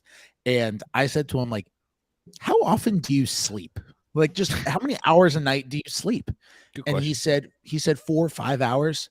And I said 4 or 5 hours. And he thought my amazement was how much that he slept. And he goes, yeah, man, you got to take care of your body. That's good. That's also, but it's also not good. You should sleep more than 4 or 5 hours. But look, that's why he is who he is. I mean, dude is relentless. He is the most insane worker I've like I think I work really hard, but he is. You do. He's it's next level. It's like amazing. It's insane. So when should I start doing that, John? What? When should I start doing that? Sleeping for 4 or 5 hours. Yeah, I think you're not quite at that threshold. Fred, tell me one thing that has surprised you that's happened so far in the last 2 hours. It's a good question. Honestly, nothing has really shocked me. Okay. I kind of thought we'd see a lot of re-signings because that's how this CBA has kind of incentivized teams to be, right? Your greatest advantage is re-signing your guys, and that's what teams are doing. I guess the Bruce Brown signing is probably the thing that surprised me the most, just the dollar amount. But with year 2 being a team option, like I think that was just about the Pacers have to hit the salary floor, because now there are all these new rules about salary floor where it used to be if you weren't at the salary floor at the end of the season, then you pay out the difference between whatever your payroll is and the salary floor to whichever players are on your roster at the end of the season. And now it's if you're not at the salary floor at the beginning of the season, you have to pay a fine to the league. That's the difference between your salary, your team payroll, and the salary floor. And that gets distributed to all the players. So teams are just going to scramble. I didn't understand why that was a priority for the Players Association. They're still getting the money when teams are below the salary floor. It's just coming a little later. I didn't understand why that was like a priority in them for negotiations. Like they gave stuff up in order to get that rule. That didn't make sense to me. But to me, it's like, the Bruce Brown one really surprised me. And on its face, you're like, wow, whatever it's going to be, 22 million or whatever it's going to be in year 1 for Bruce Brown. And then he's off. But also like, they got to hit the floor, and it's not that huge of a deal for 1 year, even though it's obviously like a massive amount of money. But I would say that's the one that surprised me. Kyrie getting 3 years, I guess, and including a player option. I wasn't totally convinced he was going to get it. And for what it's worth, at the beginning of the day, I was pretty convinced that Chris Middleton was going to sign for something in the realm of 30-ish a year. And then Brook Lopez was going to go back to Milwaukee for something in the realm of like more than the MLE. And now that the fact that free agency is playing out the way it is, a lot of these teams are using up their space either on their own guys or they're trading for players to use up space. And Houston is sitting out there with a gazillion dollars to spend. I am wondering if the Brook Lopez thing is going to swing. And if he goes and gets a big offer from Houston and signs with Houston, that's something that I will think is very, very unexpected. And Knicks fans in the comments, I know I'm just a fellow commenter too. Calm down about them not making a move. If all you guys wanted Dante DiVincenzo, guess what? It doesn't matter if they sign him at 8 p.m. or on July 3rd. He's the same player and will play the same amount of games with them. So it's fine. If you wanted Dante DiVincenzo, you know who's still available? Dante DiVincenzo. That's okay. I'd kind of be cool if they signed him tonight. I know. I don't some of us got other shit going on this week, Fred. Like that's fair. Not for I nothing. didn't even think about that. Not for nothing. I would really. It would be most convenient for me if they signed him at around 5 p.m. on Saturday. Thanks. Yeah, Because that's the first night of summer league. Yes, exactly. The next day at 5 p.m. would not be a good idea. Oh, the next day at 5 Yeah. p.m. is really boring. That's what I meant. Sunday. Yeah, exactly. No, I mean it's. They had Josh Hart pick up that player option for a reason. They had him pick up that player option for a reason, as opposed to paying him $16, $17, $18 million in year one of a contract. Look, like if they weren't going to do anything, they would have told Josh Hart to go into free agency and they would have re-signed him to a declining contract. They love those contracts.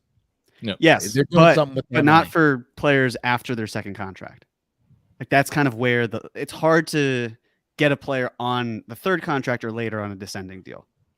But I'm glad that Hart opted in because I feel like with what Houston's doing, I could absolutely have seen them making a run at Hart because for every reason you're saying, they have to hit the floor. So they might as well just say, hey, all right, we'll sign Josh Hart for $20 million. Worst case scenario, we ruin the next day. Best case scenario, we add talent and we hit our financial quota. So it makes me all the more pleased that this is the case. And I guess DiVincenzo is really just waiting on Houston. If Houston goes another direction, he says, okay, just maybe not 12 million or a role here. All things equal, I'll go to the Knicks. But if they need to offer him 18 million, would be kind of outrageous, but it'd be understandable in the same way with Bruce Brown and the Pacers. Yeah. I mean, Houston, what they end up doing with their space is going to be really interesting. It's going to be really Do interesting. you think Van Vliet to Toronto is done deal? Wasn't it reported? It's No, it wasn't well, reported. it was. It's kind of not from anybody official. Yeah. But yeah. I mean, he's a guy I know Houston has wanted really badly. So I think I've assumed I would put, from what I have heard, I would put Van Vliet returning to Toronto as the favorite, especially after Toronto re-signed Jakob Poeltl. Like that really shows where their priorities are right now.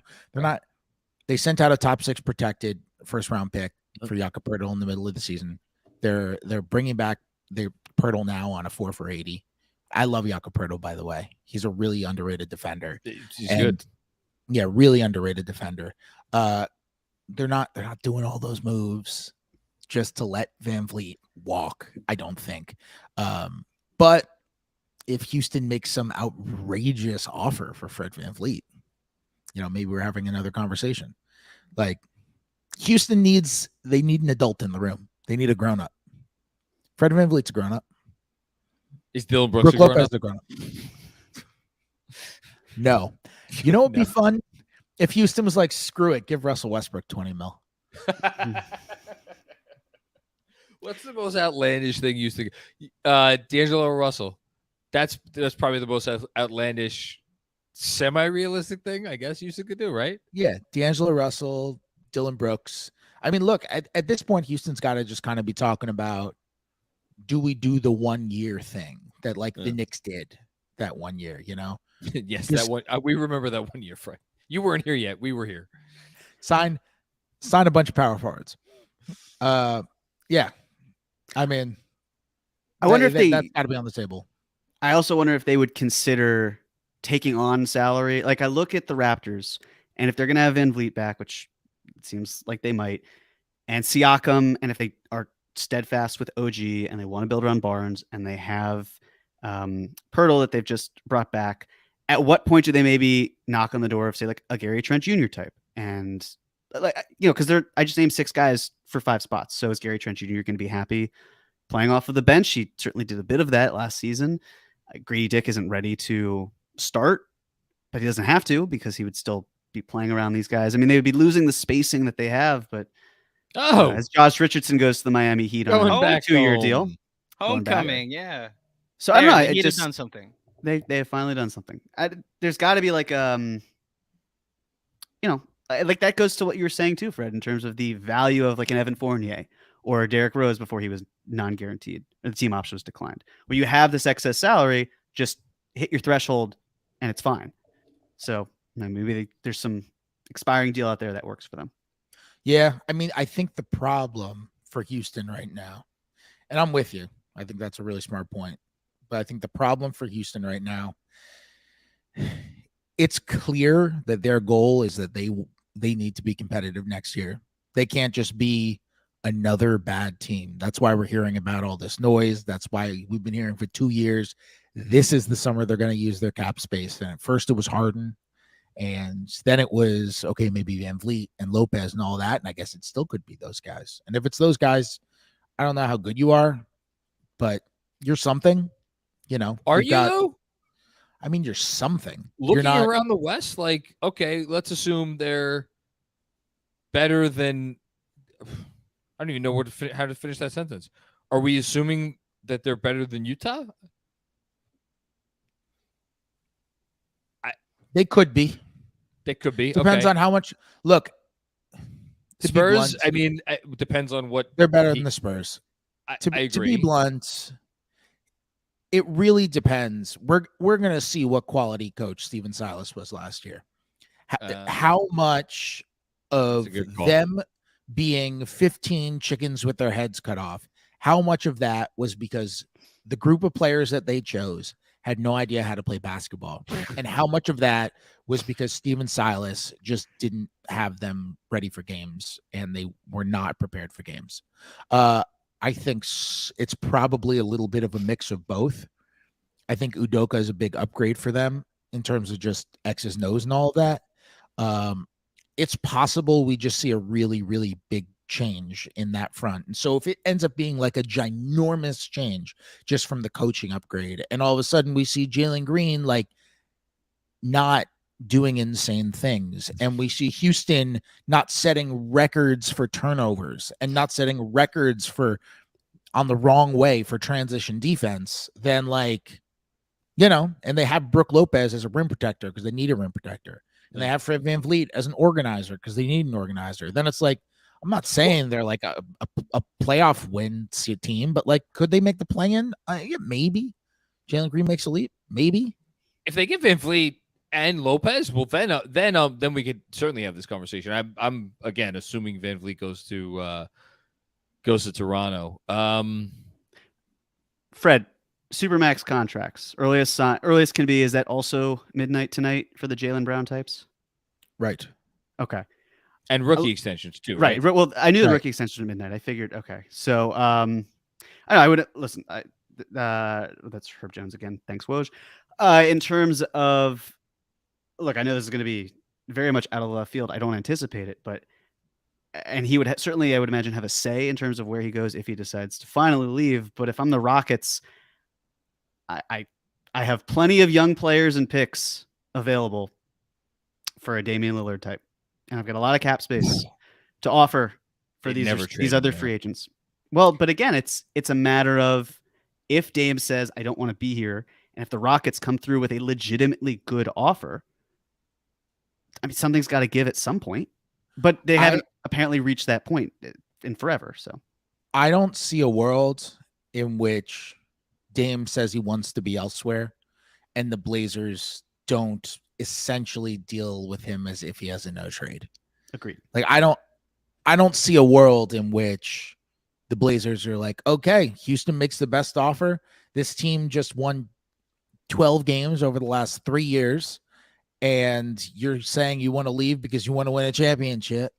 And, oh, by the way, they're going to have to give up everything to get you. So now you're just going to a team that's even more strapped down. Like, just to be clear, do that. I was operating under the assumption that he would have to be on board. It's not like we're sending you packing. He would have to want it. And I agree. The dude has been so loyal to Portland. He's been so clear about how much he loves that organization, loves playing there. If he's going to risk winning 35 games forever, I can't imagine he's going to want to win 35 games anywhere else. Mm-hmm. You know, like I covered a guy who has a similar mindset. Like I covered Bradley Beal. Like there's a reason that Beal said, I want to go to Phoenix, you know, like he wasn't going to leave the Wizards to go somewhere else.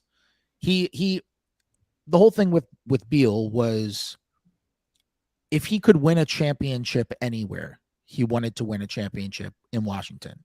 He would rather have won. And I feel comfortable saying this on his behalf because he's said it to me flat out. Like he would rather have won one championship in Washington than a million championships anywhere else. Like his favorite title ever has always been that Dirk title with the Mavs. He loves it. He thinks it's so much cooler. Yeah, he thinks it's so much cooler than any other championship. And he and Dame actually have like a really fun, like a really interesting relationship. So they have this text history where the two of them just text about loyalty with each other.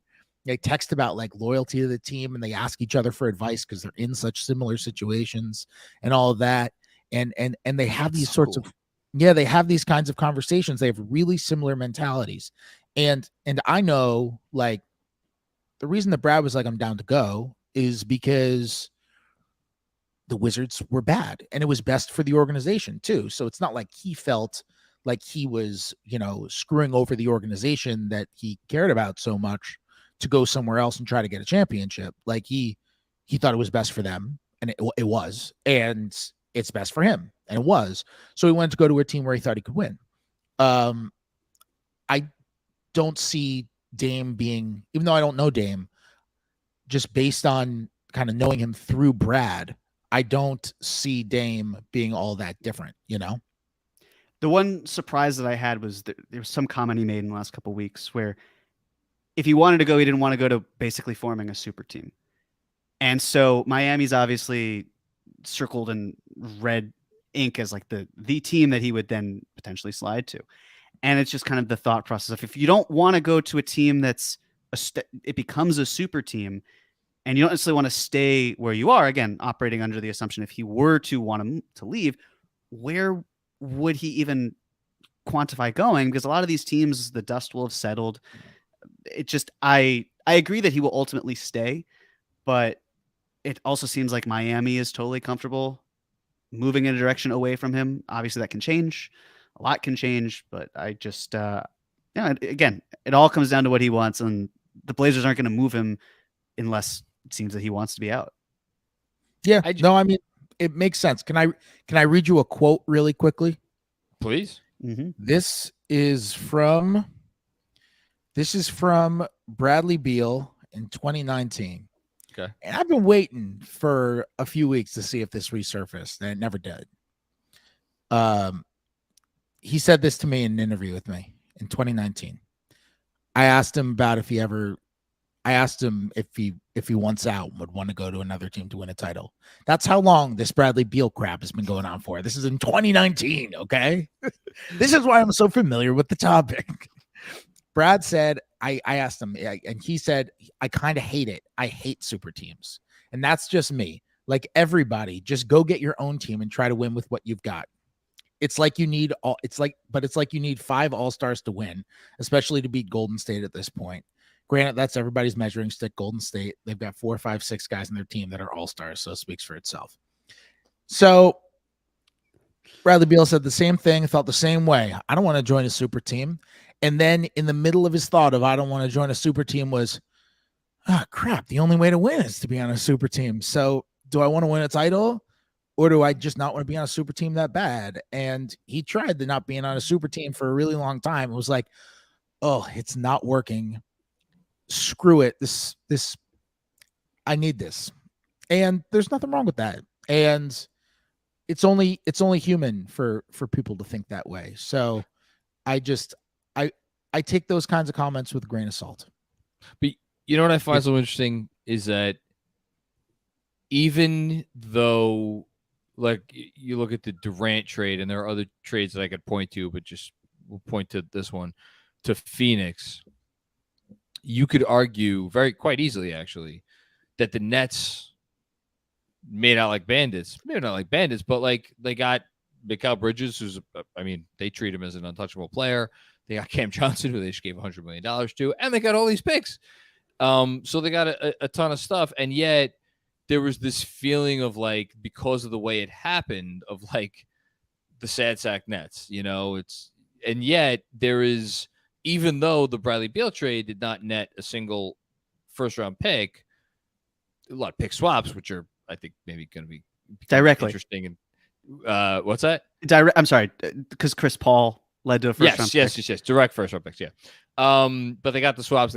But like, it was such a more positive feeling around that trade from the perspective of, like, the Wizards. Like, it was very copacetic, obviously. I think Wizards are happy. It feels like Wizards fans are happy. It feels like, I don't know how Suns fans feel. I assume they're happy with it too.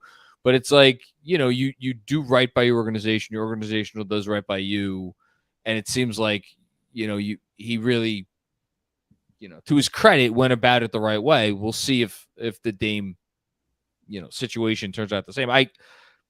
That we were talking about it before. I think you were watching, but, like, I don't know how Dame could certainly walk into the owner's office and be like, I want out. But, like, man, he spent $160 million on Jeremy Grant. You're gonna go walk in and be like, I want to leave now. That would be something. Well, it all depends on how he phrased it to them in that meeting they had the other day, right? If he said to them, if he said to them, you guys have to, if you guys don't do everything that you possibly can to build a winner, then I just can't be here anymore.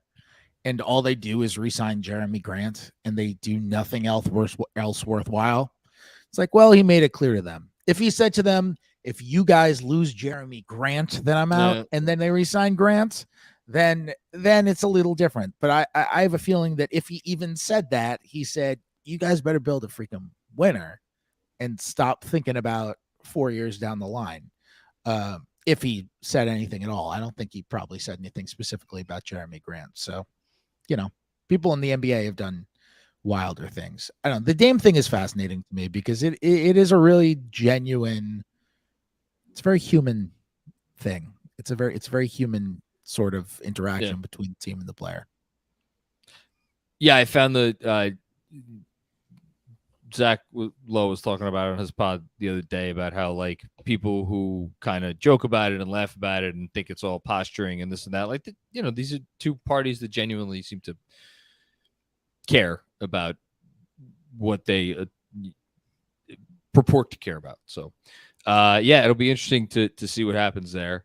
I don't know. I guess you probably have to go. Although I don't know. I can stay for 10 more minutes. Honestly, my phone has kind of gone quiet. I've been texting with some people on this, and I don't really have any news to report in the last. Is anything else happening tonight? It feels like Kevin Love's back.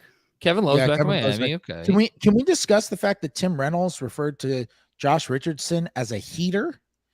Tim Reynolds, by the way, is the I missed that. The most reliable guy on the Miami Heat for years and years and years. I mean, phenomenal reporter.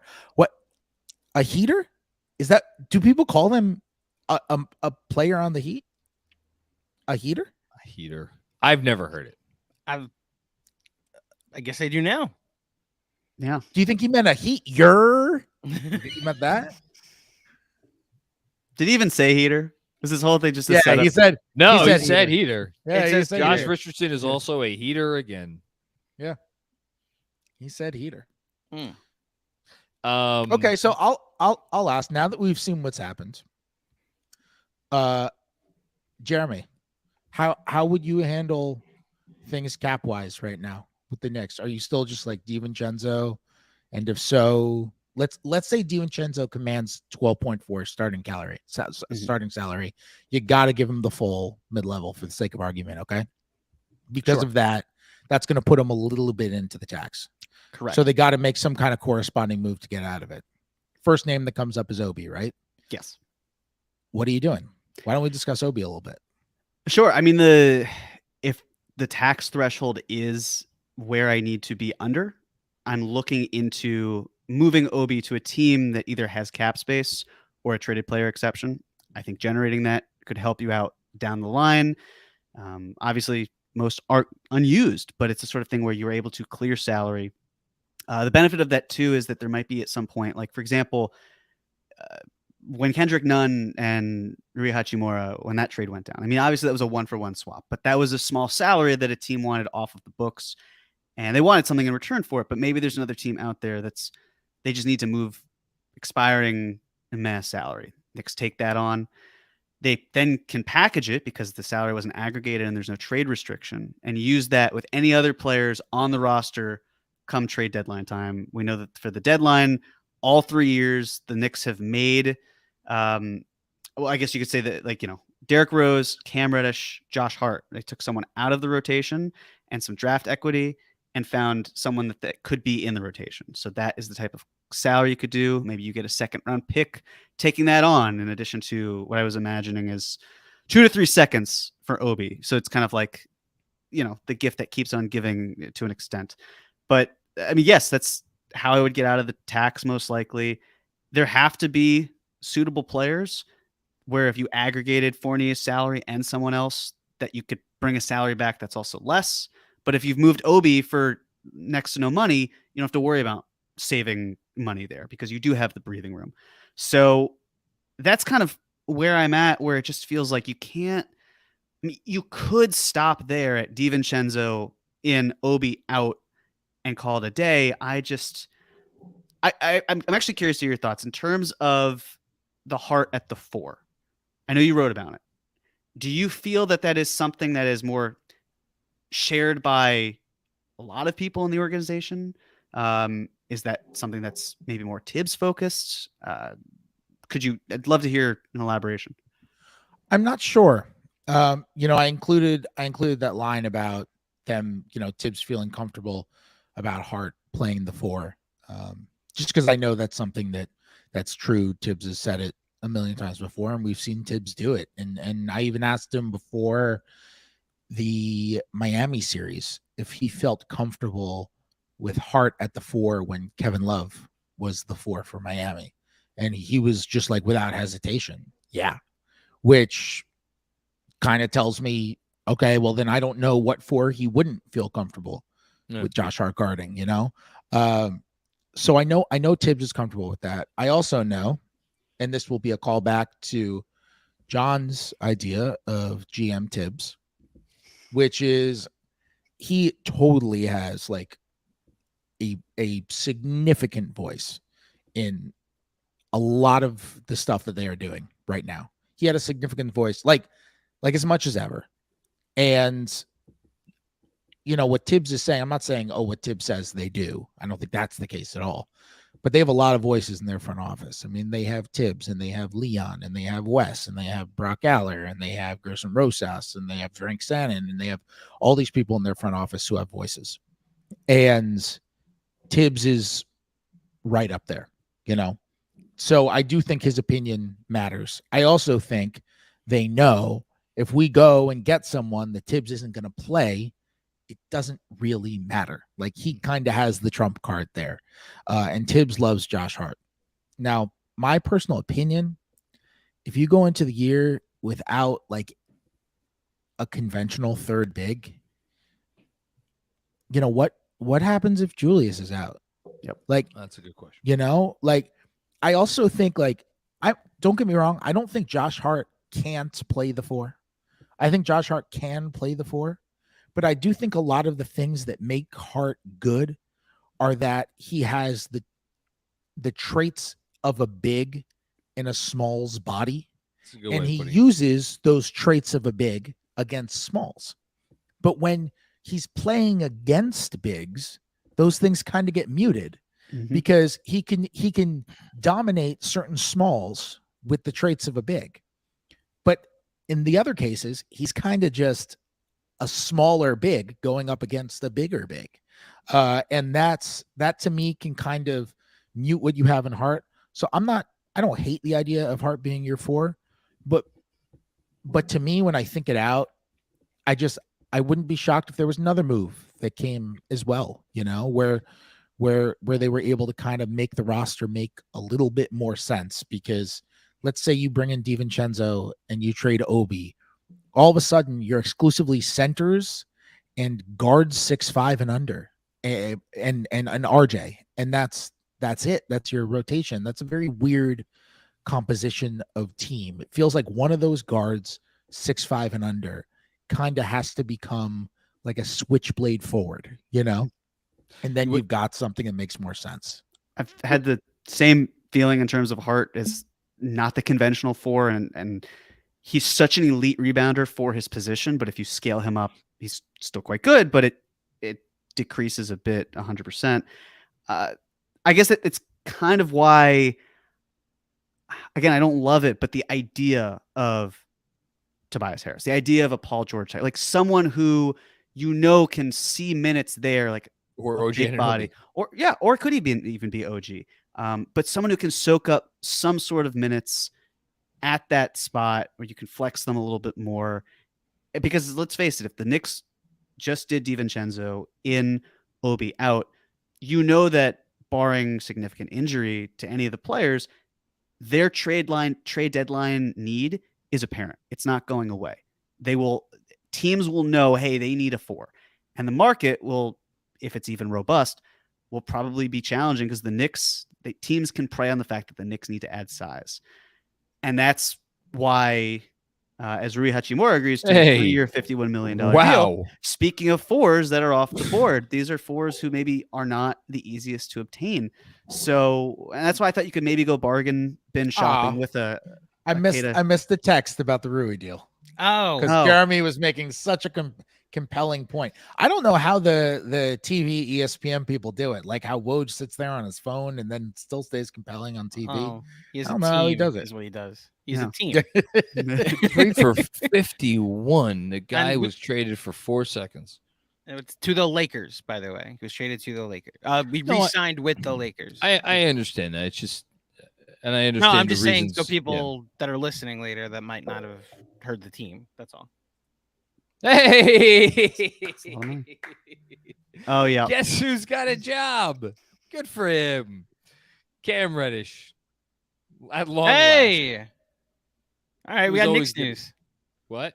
We got some Knicks news, kind of. What, Cam Reddish? Yeah, Cam Reddish to the Lakers. The Lakers have been on Cam Reddish forever. Forever. When the Knicks traded for Reddish, the Lakers were the team that was offering the best offer to Atlanta at the time. I forget what the offer was. It wasn't a first. It might have been 2 seconds. It was 2 seconds. Yeah. Mm-hmm. The Lakers were the team offering the best offer at the time. And then there was a possibility of the Knicks ending up trading him to the Lakers. And that was a thing that was always kind of like mildly discussed, but it was never serious. It was never a thing that was actually going to happen where they got close. Cause I just never got the feeling that the Knicks, after trading a first for Reddish, wanted to then just like turn around and flip him for a second. I think the optics just like made that a complete no-no. And yeah, this has been a long road for the Lakers wanting Reddish, and we know who represents Reddish, right? Yeah. Mm-hmm. Clutch Sports. And I don't think any of that is a coincidence. And now he gets a home after, by the way, a discussion that we had on this podcast at one point, months and months and months ago. The Blazers did not pick up the qualifying offer for him. Yeah. After we discussed would have been $7 million, right? yeah, more not than nothing. He would have yeah, taken more that. than I would have to imagine, right? yes. Yeah, $7.7 million, but however, yeah. Well, I mean, That's why they I'm didn't take assuming it. he's signing with the minimum or at the minimum with LA, but I guess we'll see. The thing you were just saying a bit ago before is kind of proof that the Knicks last season, to a certain extent, they were kind of injury proof, right? Like anyone could go down and they could at least make an honest go of it. Whoever they were playing with, what they had left. You're right though. Now, if they trade Obi and Julius goes down, it's a different sort of situation. What about RJ at the 4? I feel the same way as I do. I'm fine with RJ at the 4 sparsely. Yeah, Like that- sparsely. That's good. You can play RJ at the 4 in certain lineups. You can play RJ at the 4 with the bench. There were times where that really worked quite well. You don't think But- he defend 4s better now? Like that was one of the things that he can't keep up with 3s and 2s last season. So maybe the 4s, but now this is a contingency plan, and like you said, in some lineups, if Julius goes down, the Knicks have big problems if they don't have Obi Toppin. It's not a terrible idea. I mean, I guess there's a world where, just like with the way the league is evolving, that RJ plays more and more 4 throughout his career. I will say, and this is not based on sources. This is just based on ways that RJ talked about himself during the season, and me kind of trying to read between the lines. I wouldn't be surprised if RJ's number one goal this offseason was to get some agility and quickness back.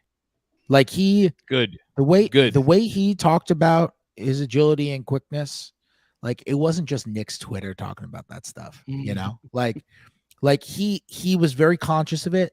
He knew it.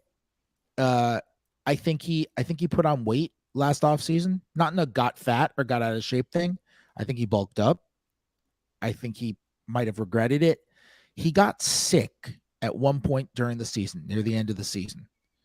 Had something, I don't know, some bug. And he lost like a lot of weight because he had like a stomach bug.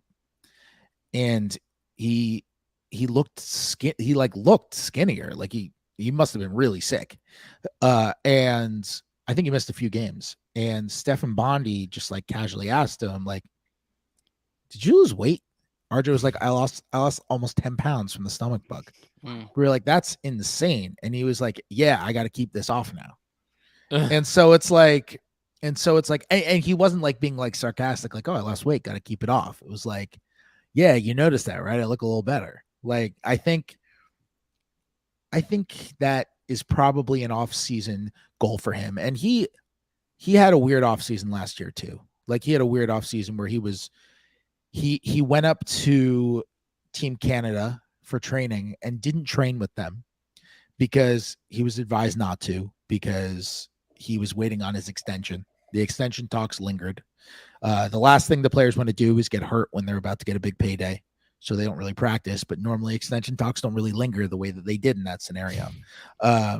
And so like, it was a weird off season. I don't know. I expect him to come in looking more nimble next year. That's my RJ prediction. I think he's going to look better coming off the bat. Well, paid off in the playoffs. Yeah, maybe because he got sick. No, maybe but that's the what I'm saying. stomach bug. If he lost the weight and was, I don't know, maybe losing weight also helps in terms of the passing out of drives, because that was a key component. More clarity in some capacity. I don't know, Exactly. but it was working for him, so it's great. Whoa. Yeah, maybe the key is in October. We got the. Whoa, there it is. Houston swooped in. Okay, Oh, They went to 3 years. 3 years, Houston 130. That is They are Okay, paying Fred 38 VanVleet $3 million. $3 million a year. okay. So for those who just heard the exclamations and are listening, the Houston Rockets have signed Fred VanVleet to a 3-year, $130 million contract. So he is leaving Toronto to go to Houston. That's Could you good if say- you want DiVincenzo on the Knicks. What? I would imagine that's a step in the right direction if you are the Knicks and you want DiVincenzo. Well, if it's for 130, the lowest amount that the contract could start at in year one is 30. 37, 38, right? They had 60. What did they have? 62? Whereabouts, right? Something around there. 61, Okay. 62, something 61, like that, 62. I mean, they In could still cap give. space, yes. They could still give DiVincenzo. It's more a positional thing, is what I'm saying. He wouldn't be the point guard, obviously, but it's more. I don't know. I just wonder how many minutes there are, especially with the players that the Rockets have. So Van Vliet's going to start next to Green. Porter's still there. I mean, they have Porter on what is essentially a 50. If they want it to be a $15 million expiring contract, can be. I don't even know what you do with, if you're trying to win games. I don't even know what you do with Kevin Porter Jr. if you're Houston. DiVincenzo can still go there and play and get minutes and get good usage. But there are a lot of I mean, this is a big mouth to feed, obviously. 130. Jesus Christmas. Could we call Fred VanVleet the greatest undrafted player of all time at this point? John Starks. Ben Wallace. Oh, Fred's got the winner. Yeah. That's a good job by Ben you. Wallace. But we I can think- call Fred VanVleet the richest undrafted player of all time. That is the correct answer. Yes. I think we can call him the greatest Fred, at least of his era. Well, the other one changed his name to Matt, or apparently is now going by Matt. So Matt Stacks of Substack. yes, Yeah. Matty Stacks. Matty Stacks, exactly. Okay, Fred VanVleet originally signed with the Toronto Raptors on an Exhibit 10 contract that guaranteed him $50,000. Yep. So first of all, what a freaking comeuppance! Now he makes. This is the max. He got the max. Yeah, That's and the he was max, isn't it? and that first season, by the way, Max. he was up and down between what I forget the name of their G League affiliate, but he spent a lot of time with that. The Toronto 905. There you go. Yeah, and he just got the max. So that is one hell of an undrafted story. And now that I have said all the nice stuff, I'm going to say, just because you got the space, Houston, doesn't mean you have to do that. Fred VanVleet is a really nice player. A really nice player. A really nice player. Do you think he's a nice player? Yeah. How he's a nice is he, Fred? Really nice player. How nice. He's a really nice player. He's a really nice player. Mm. That's all. He's a really nice player. What? That's The max for Fred VanVleet? That's what you're doing with Hey, your space? You're that's- eating it up for years? What was the Like- alternative? The alternative was to go back to your owner, hat in hand, And get fired, probably. and you said something the other night. You spoke about how much of fans watch this sport and they assume these are all rational actors, so, operating in the best interest of whatever their job description asks them to operate. And I thought you had some very wise words about how that's maybe not always the case. There are perhaps other, things at play here sometimes. Well, if this isn't exhibit one of that, I don't know what is. Good point by That- Steve Popper, by the way. How much are the Knicks paying Jalen Brunson right now? Oh, Yeah. Well, Mhm. I mean, Mm-hmm. Well, Fred, let me ask you something. Assuming this isn't, and it could still be, a sign and trade, what does Toronto do to replace Van Vliet, considering how they have just the mid-level exception at this point? Because they are at $138.9 million when you consider the Pirtle contract estimate. Not a lot of other options available. I would imagine they'll try to go the sign and trade route, but other than that, I mean, if you're Masai, who's a genius, by the way, and has figured this all out, he calculated this from the get-go. How are you replacing Fred VanVleet? that is a great question. point Scotty, baby. There aren't really, yeah. I mean, you have to Did have it at him FSU. block and run a lot of stuff. I mean, one of the options is if you're going to trade OG or if you're going to trade Siakam, then that's something that you target if you want to win now. If you're going to move on from one of those guys, both those guys are expiring, can become free agents next year. So you target a point guard in that situation.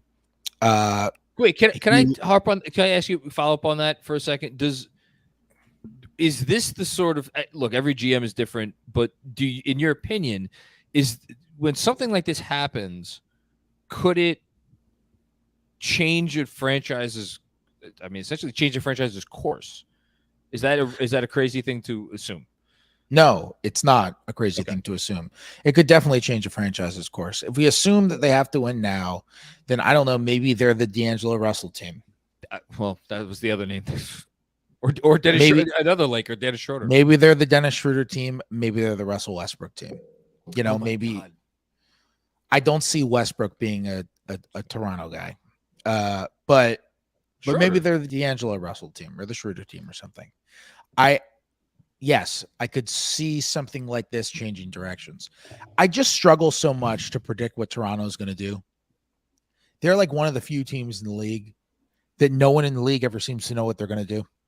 Why is Everyone's that? always Because no, sorry, I don't because we've talked offline, and you talk about how news travels, and I think fans have this perception like, oh, Fred Katz is getting his leak from Scott Perry or Walt Perrin or someone from, and I think what often happens, and correct me if I'm wrong, is you guys talk to teams who maybe will say what other teams are talking to them about. How is it that Toronto avoids other teams talking about what they talk to them about? That's a great question. That is true. I actually try to make that pretty apparent in my reporting. I think it's important for reporters to be very transparent about that stuff. So I'll say, like, when I report, like, for example, when I reported that in my free agency preview that the Knicks have been protective of Mitchell Robinson, I said, according to teams who have been in contact with the Knicks, I think it's important to be transparent about where that's coming from. The Knicks didn't tell me that they've been transparent, or that they've been, that was a Freudian slip. The Knicks didn't tell me that they've been protective of Mitch. Teams that have spoken to the Knicks and have done that have gotten that messaging from the Knicks. And so I know that's how the Knicks are handling Mitchell Robinson and stuff. With Toronto, I mean, I can say Toronto has kind of a unique negotiating strategy where, first of all, the guy who runs their day-to-day stuff is their GM, Bobby Webster. And then Masai Ujiri is the one who kind of sets the agenda. And Bobby is like a full-on cap guy and is extremely diligent. And he will call around and just ask hypotheticals on, okay, would you be interested in this? Would you be interested in that? Would you be interested in this? And almost as if they're modeling, like, okay, if we do this, then we know we've got this to go to. If we do this, we've got this to go to. If we got this, we got this to go to. Okay. And Masai, as a negotiator, tends to be very take it or leave it. Tends to be like, okay, well, here's the price. Here's what we're doing. Here's the price. You can either meet the price and take this contract, or you can meet the price and take this trade, or you can choose not to. And you don't have to call us. So I don't get the sense there's ever really very much back and forth with Toronto. And it's interesting. I think there's such a diligent front office in general that they call and they want to find out about all this stuff that I think it's probably just difficult to decipher exactly what they're doing. But that's fair. I had never really thought about that, to be honest. That's a really interesting point. But yeah, there's some teams you just never know. Everyone's just kind of waiting on. You're just waiting on them. And Toronto, I feel like everyone's just waiting on Toronto, waiting on them to see what they're going to do with OG, waiting on them to see what they're going to do with Siakam. Like, I feel like that's what everybody's doing. I found that report to be fascinating, that it, you could put two and two together about where it came from, that Siakam's not going to extend, wherever he goes, which was, again, that's just interesting stuff. I don't. So I just recognized that Fred said he had 15 minutes in him and we kept him for the whole hour. So oh no, I don't mind. I thought I would, because I thought some stuff was going to happen, and I've been sending some texts, and I don't feel if you like don't gotta leave, we'll gladly have you here. Yeah. I will stay until 9 p.m. Okay. Does Brook Lopez happen tonight? That's your question. Does Brook Lopez happen tonight?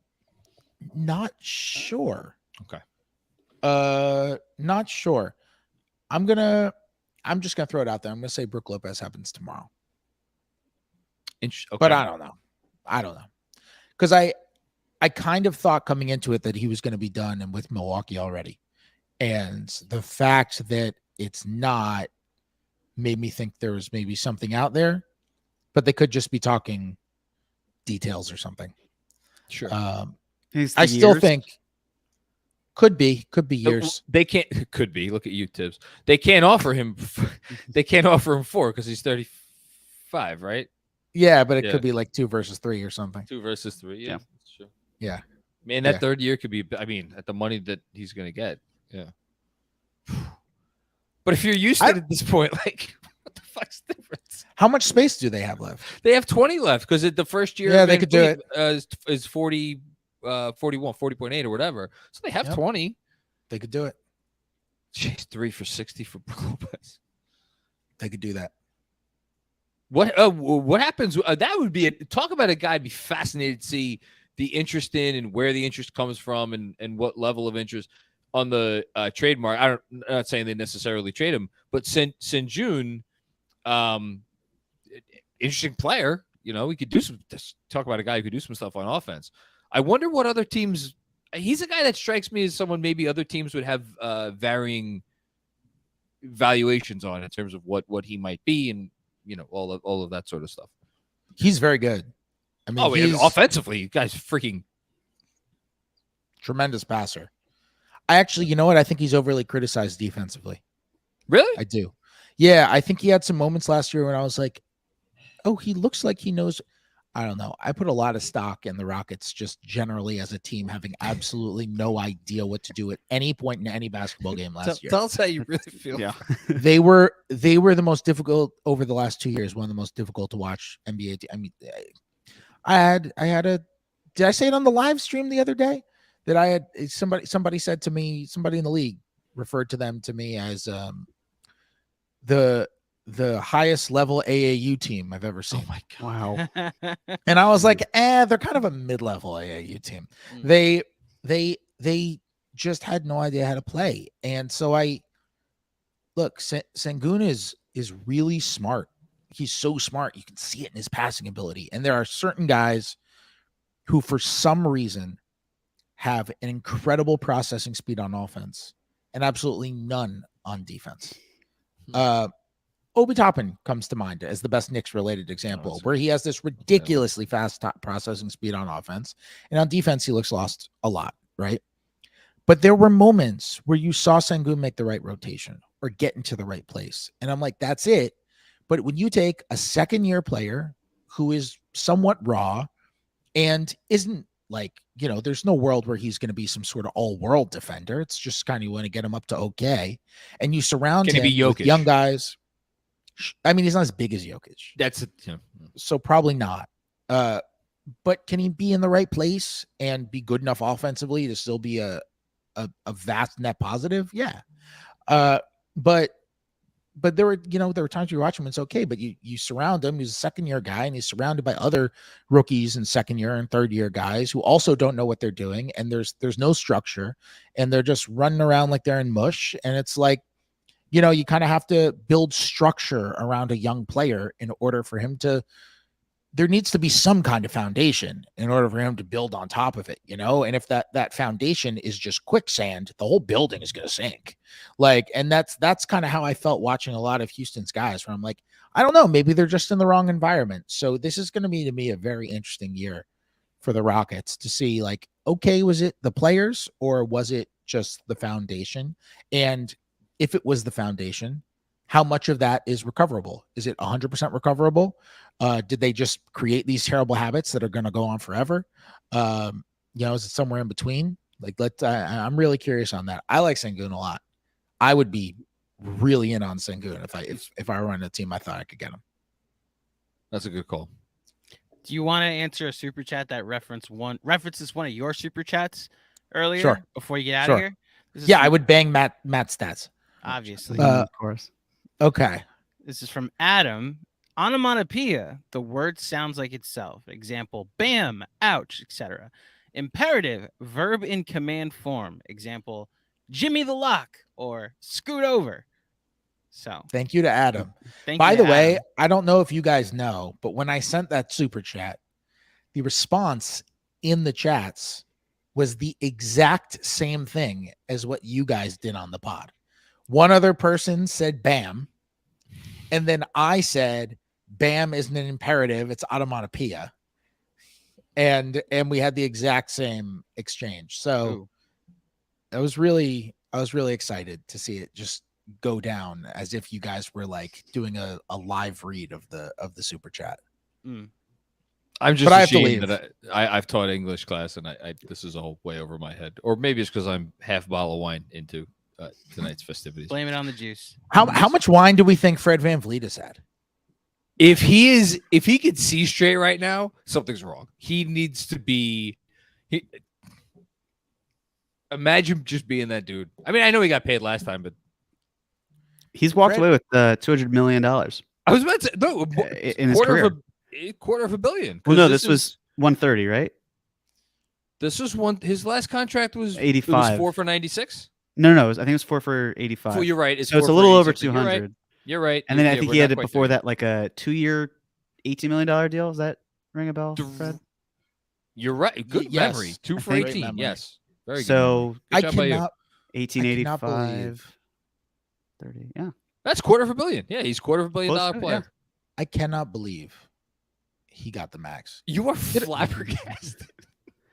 Now, mind you, so they're $24 million away from, like, they've got $24 million in cap space, but they also don't have to use all of it. They could just use up to 90% of with being at the cap. I space. don't- So they I could just don't- use I like don't- 13 million or 12. I don't care. It just comes down to like if it were 1 year, whatever, it's 1 year. Sure. But you Yeah. gave him 3. So I mean, look, maybe I'm overreacting. Maybe we're going to see year 3's the team option or something, and whatever. I don't feel know. like I he's don't. doing it I for don't the- think so. I don't think that's happening. He had a 49% effective field goal percentage last year. I know. Like, he didn't shoot it well. but he had. And if you take 51 out the year Knicks before, games, it would have been like 45.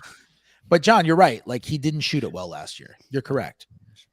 But he had 51 the year before, and he had 49 the year before that, and he's got a 50% effective field goal percentage for his career. So, like, none of this is out of character. That's just kind of who Fred VanVleet is. He's not the best player on the team. He is a really, really, in case you guys missed it, really nice player. Nice player.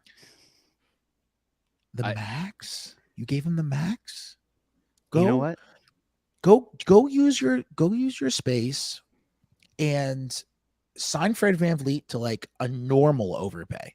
Just like a normal make a normal overpay move.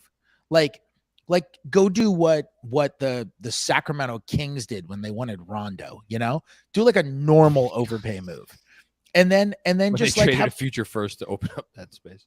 yeah, exactly. Like but the actual contract, it was like normal overpay Rondo, normal overpay Zach Randolph, normal overpay Trevor Ariza. That was what they did. And there were 3 normal overpays, which added up to a disastrous amount of overpaid when you added all of it up. Don't forget There were George Hill 3 a few years later. Oh yeah, that was also normal overpay. That was like 19 million, but it was also 19 like million. but it was also like a very light guarantee on the second year, I think. So like it was kind of okay. It was okay. And like they were bad contracts. This has the potential to be the worst contract in the NBA. Small guard. What about Um, Pat Hmm. Connaughton, by the way? Names that connote an imperative. Oh my lord. Oh, I didn't say worst guy. Pat's I got was like, Pat worst Connaughton's contract one in guy. the NBA. Sound like a fine extension. Yeah, Pat Connaughton. That's good. All right, I win. You're welcome. Okay, last thing before I let you go, I'm going to put you on the spot. After pour one out for one of these guys. After Ben Simmons and Lonzo Ball, what's the worst contract in the NBA right now?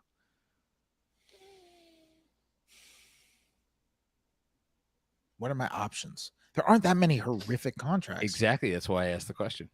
Man, there I really got one aren't. on deck if you need it. Yeah. Let's hear the one on deck. I think he is as injured as it seems. That Brogdon contract is pretty yucky.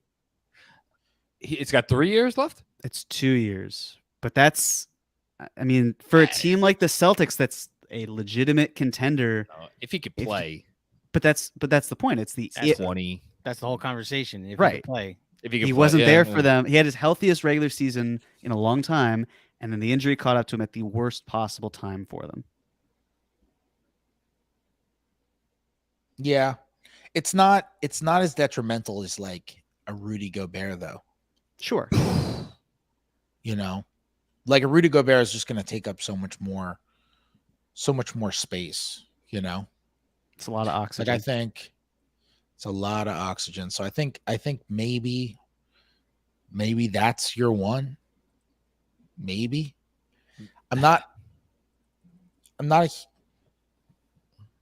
don't know. There are a couple of contracts that have been signed in the last 3 hours that have the potential to be the answer to this question. The Grant one.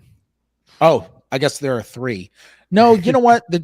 I don't think there's a world where the Jeremy Grant one is going to be the worst contract in the NBA. Not the worst in the league, but he's going to be 30 next season. He's getting paid Yeah. $2 million a year. Yeah, but I'll tell you what, I'd rather have Jeremy Grant 5 for 160 than Fred VanVleet 3 for 130. I think honorable mention Michael Porter Jr., but they won the title, so there's a validation to it. Hold on. And now you're making me look up Jeremy Grant's 3-point shooting stats. That's where we're. he shot 40 from 3 this year. Did he? Yeah. Okay. Jeremy Grant had I a great stand year. corrected. That's fine. He averaged 20 a game. He shot 40 from 3. He plays really hard. He's great in the locker room. He's got a tremendous work All right. ethic. He's not You going to sold fall me. off in that sense. Like, I mean, there's another one. I mean, maybe I'll just say it. I guess it hasn't really hit me because it's only a few hours old. But Kyrie? Kyrie might be the answer. Your favorite I'm player of a just- few people on this.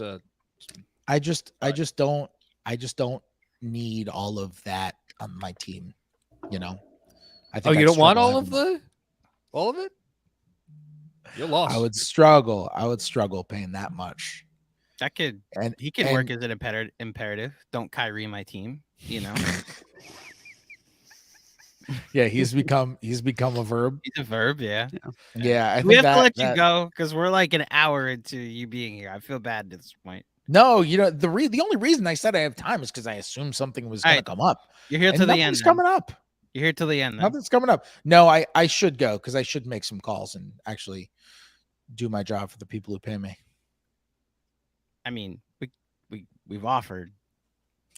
Fred. That's Hey, true, Jake- but I just keep sending it saying back no. in super chats. I just keep sending it back. in super Literally. Jeremy Grant for the last 5 years is 38% from deep. Man, I feel bad. My previous comment. That's Jeremy Grant's a good player. no. Like, I he was- didn't realize he was this good from deep for this long. He really Jeremy Grant. I covered Jeremy Grant. He is an amazing worker. Oh, yeah, you did. He I forgot works. He works so hard. He's a ridiculous worker. Like he just has a crazy work ethic. And so I feel like you're going to pay, and he's extremely high character guy. And so like, I feel like if you give a lot of money to Jeremy Grant, it's like, he's going to work really hard. He's not going to screw things up. He's going to be as good as he can possibly be. Like he's not going to screw you up. You know what I mean? Sure. Fred VanVleet, same thing from a character perspective, by the way. But Fred VanVleet got a lot more money per year than Jeremy Grant did. Kyrie, not the same thing. Kyrie might mess you up. So I think my answer is Kyrie. I think that's my answer. It's good. It's a fine answer. Fair point. Fred Katz, I don't want to wax poetic for too long because you do have to go make phone calls, but it means a lot to us that you just take the time. Seriously. Yeah. This is a treat. I'll tell you what. It doesn't really mean anything to me Because I'd kill you if I had the chance. because the second I came on, you were all like, "Let's kill that guy." What do you mean? You What do look at the choices you gave me. Yeah. I didn't answer the question. Or the choices I was true. given. By the way, I Mike would- Gibbs, I would kill myself instead of having to kill Zach Lowe or or Tibbs. I would do that. Uh-huh. I'll give you I would this. take one for the team. I know the majority of the fan base is what their answer would be, and it's they're not killing you. Hi, Tibbs. Not killing You had a good run. Well, also because if you murdered Tibbs, you'd murder two people. Because John in this world without Let's Tibbs, say like he'd jump right in front of him. it's and the ball trolley would go problem, right if through both anything. of them. Yeah. That's true. That's true. Well, either way, I'll take the hit. Anyway, I love coming on with you guys. The show was going great. I really enjoyed my time in the comments when I was just reporting. By the way, I broke the Joe Ingles news in your comments. We said that. Yes. Congratulations. I know. I heard you say it. I just wanted to confirm that you really knew. You that wanted to second source it. Yes. I broke Yeah. the Joe Ingles news in your comments. I just thought it'd be really fun to break news in the comments. You know? And we appreciate it. Yeah. Trey Lyles. You know, it's fun. Thank you, Fred. Although I got the dollars wrong on Trey Lyles. I thought it was You going to did? be 2 for 20. Yeah, I thought it was going to be 2 for 20, but it was 2 for 16. Although we'll see. Maybe there are $4 million in unlikely incentives, and that was why I thought 2 for I didn't. 16. I didn't love 2 for 16. 2 for 20 would have been. No, I take back everything good I said. Maybe I would kill Fred. Jeez.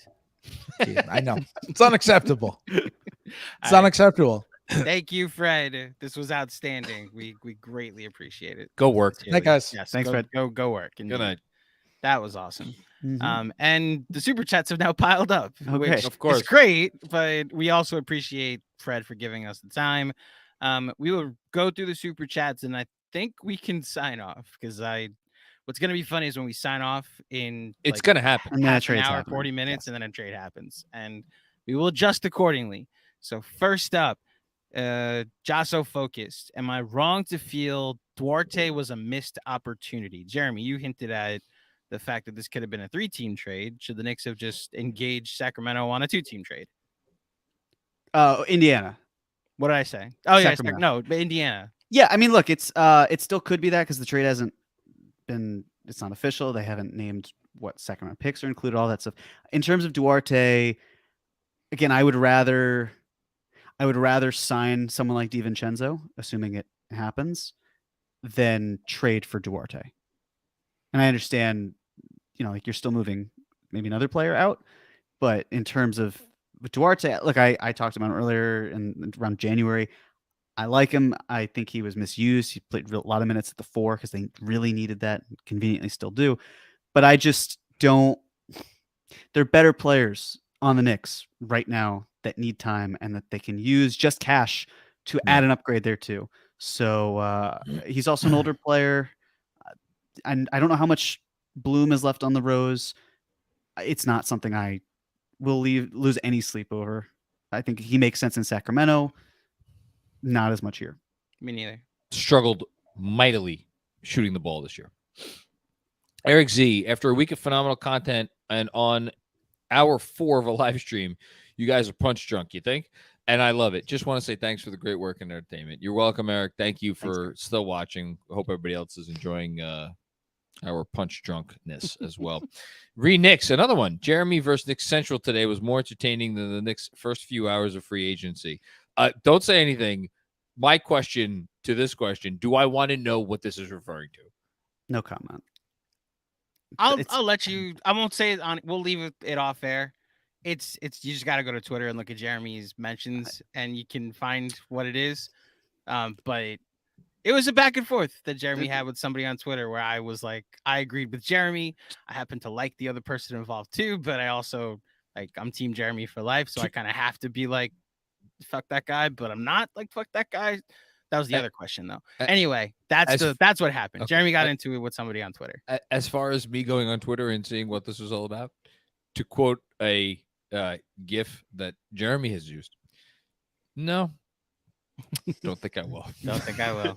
Thanks, Cap. Sean Ford, thank you for the greatest content this week, man. If this is great content, I don't know. Andrew, all credit to you. You produced this shit. Thanks.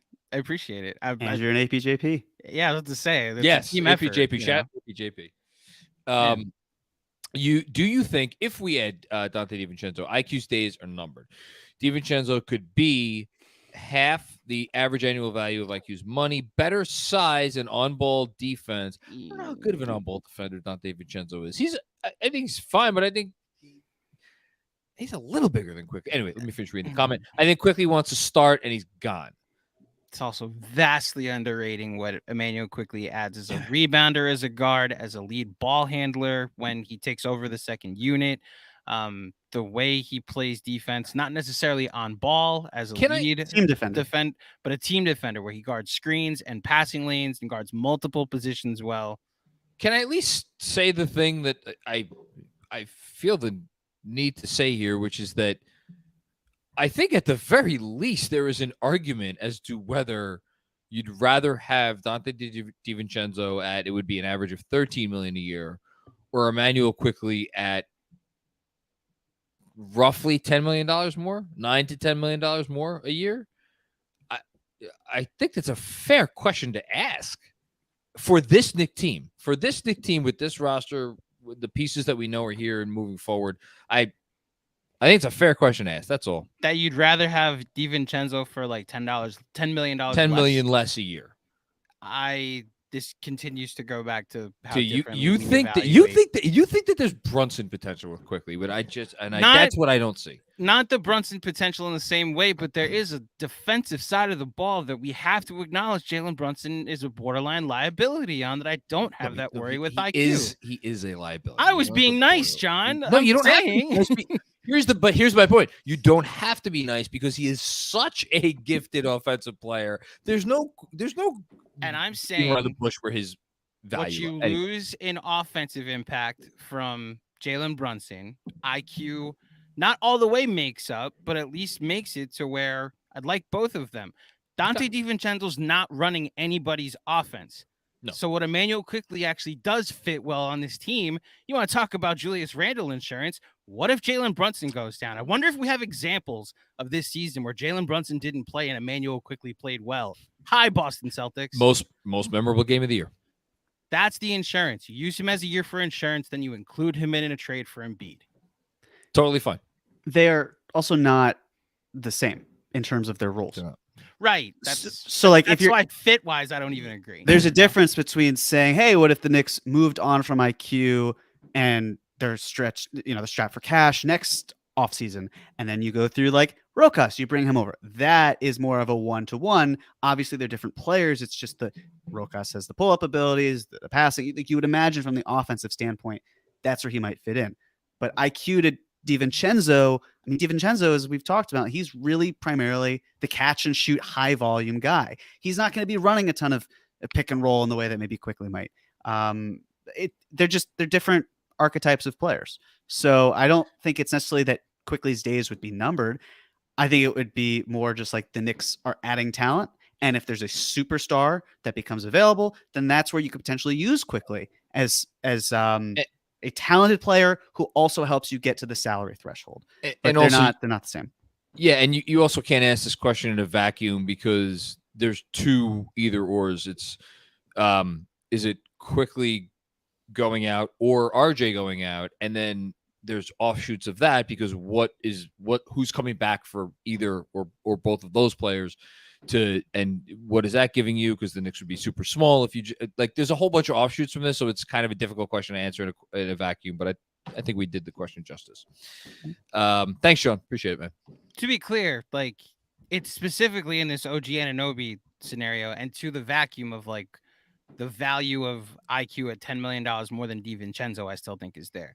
I'm just reasonable. I'm on the fence about Paul George, but I'd understand it. The ceiling of a healthy Paul George, if you're hypothetically sending out Quickly and RJ, right, in that deal, then I'm like, all right, the healthy version of that team is a title contender, or at least a team that could make the finals. What do you think, RJ though? Still, but that's Jeremy. I'm right there with you. But the healthy version of that team. Yeah, but that's the question. That's right. The risk, which is why I wonder what the Knicks would rather do.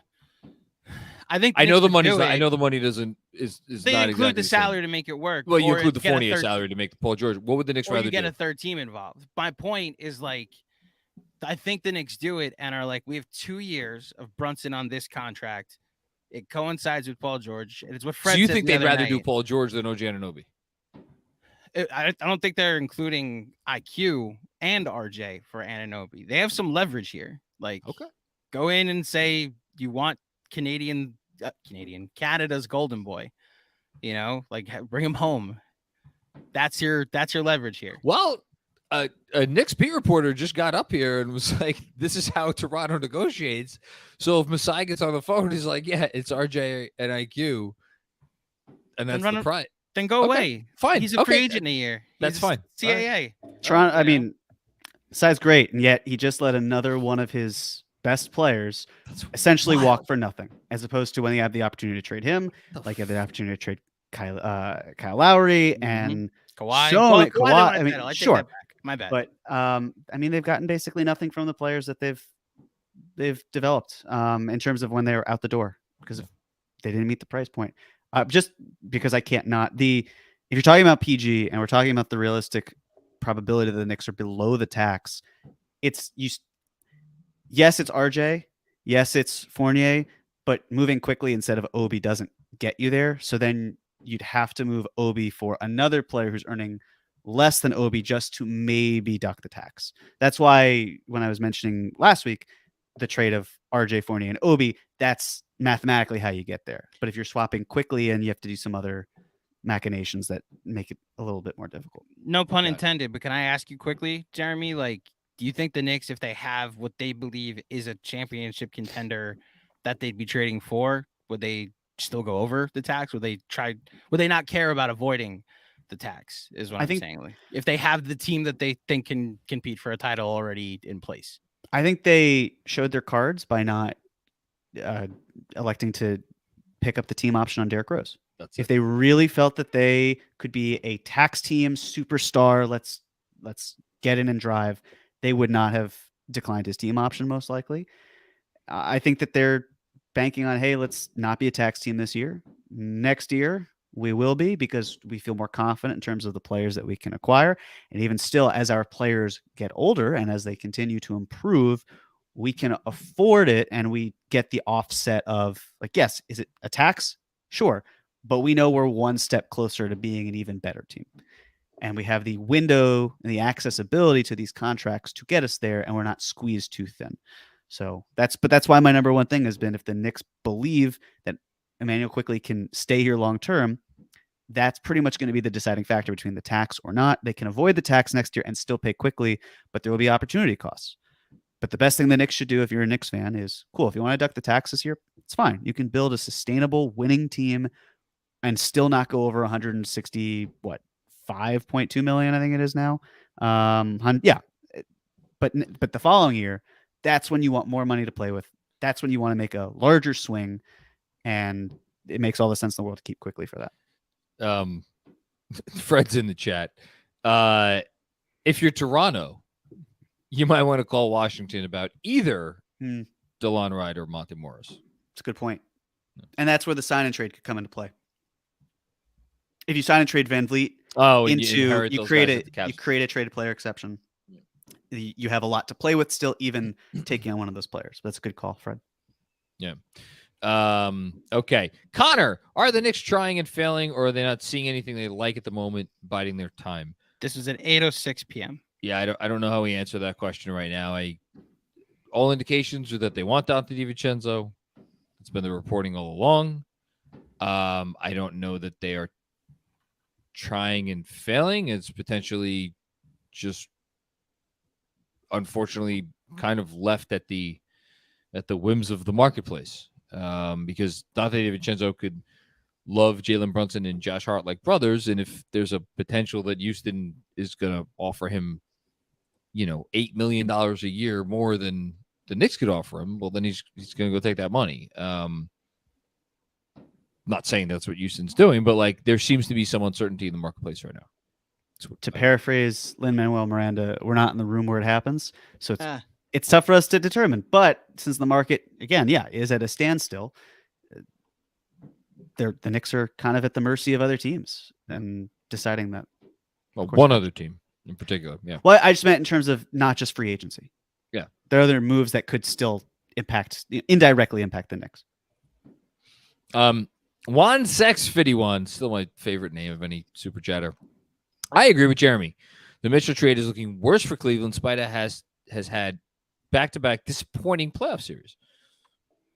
He has. That's a fact.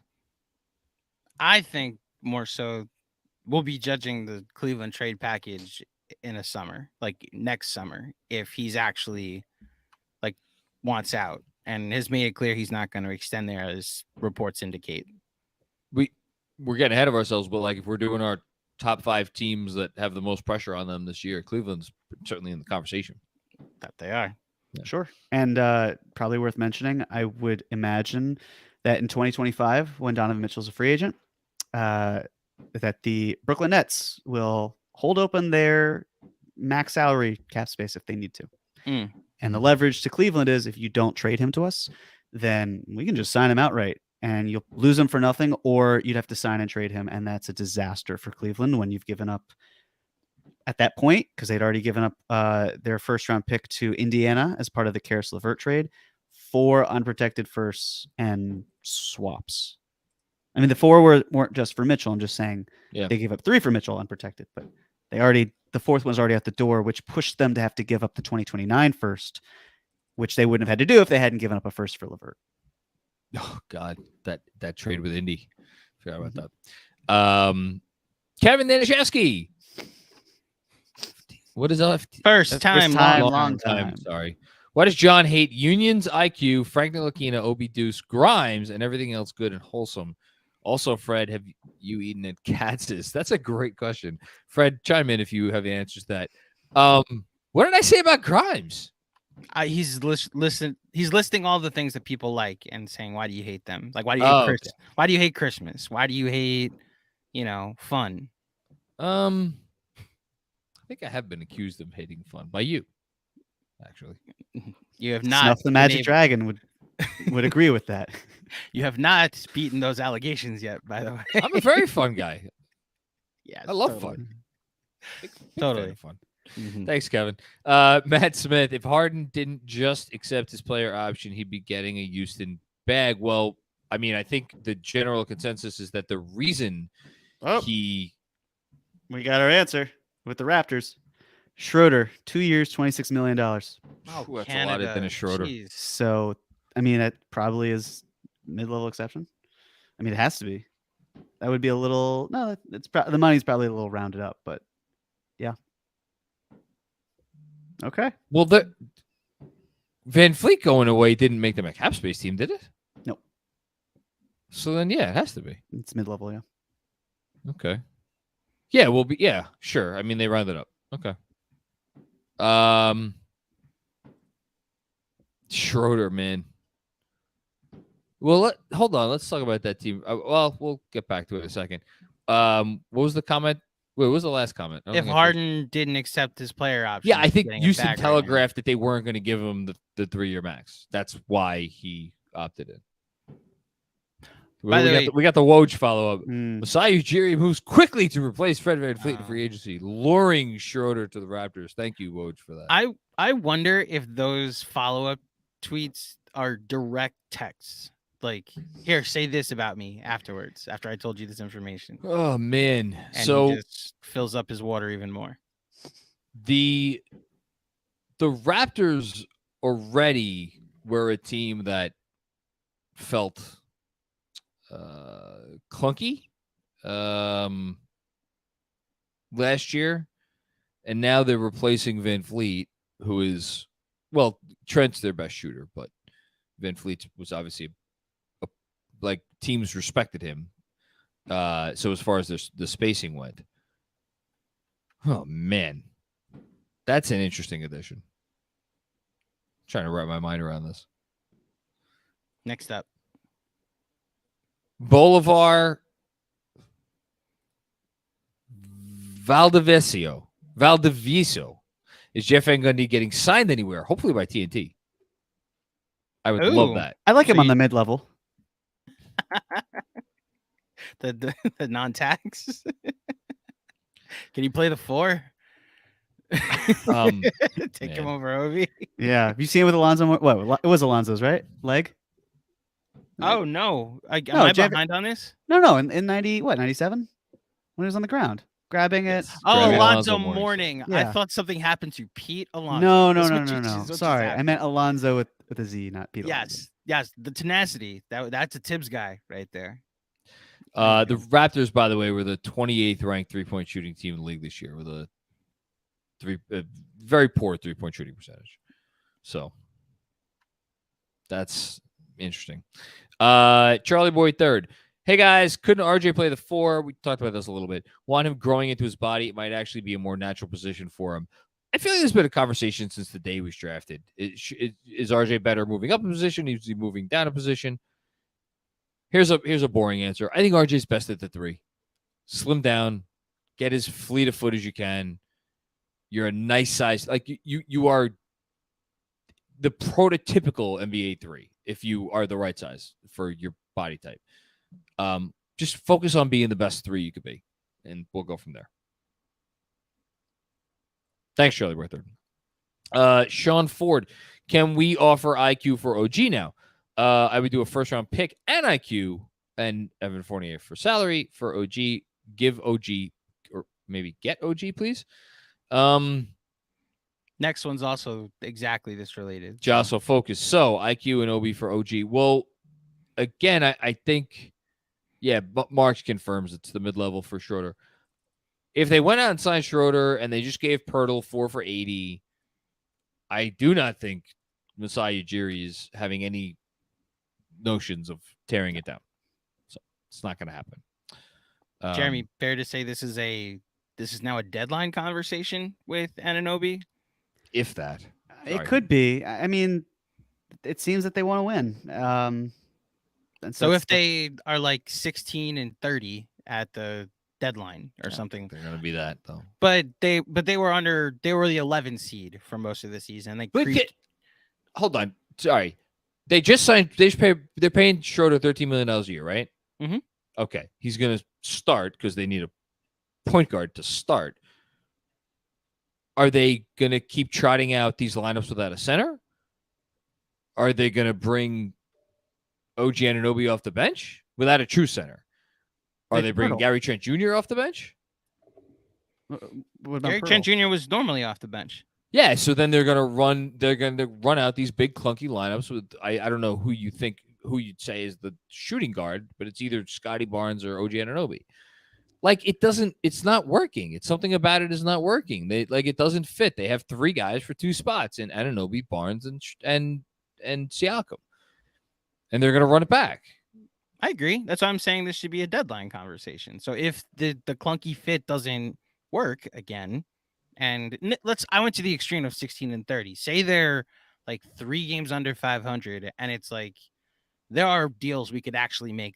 I know this has been Masai's thing that he's not going to do that, but if you're 4 months away from losing Anunoby for nothing, then maybe he'd consider it, and maybe that's the Knicks' need then at that point. Can we just take a step back in terms of with these proposed ideas, especially with IQ going out? Let's say IQ is the one who's going out. Okay. We talked before about now you don't really have anyone at the backup point guard position as easily, even if you were to sign a DiVincenzo type. And Deuce has been playing more of a secondary ball handler. So you need to really trust him in order to fill in the role, which it's a lot of margin for error. And if Jalen Brunson goes down, then it's really bad. Let's just talk about the starting lineup. Because if you're bringing in OG and all you're moving is IQ and Fournier, you have the same problem that the Raptors are dealing with right now, which is we have 6 players who could capably start, and only 5 of them can do it. And you're not moving Jalen Brunson, and you're not moving out of the starting lineup. You're not moving Mitch out of the starting lineup. You're not moving Randall out. So we're talking about Grimes and RJ.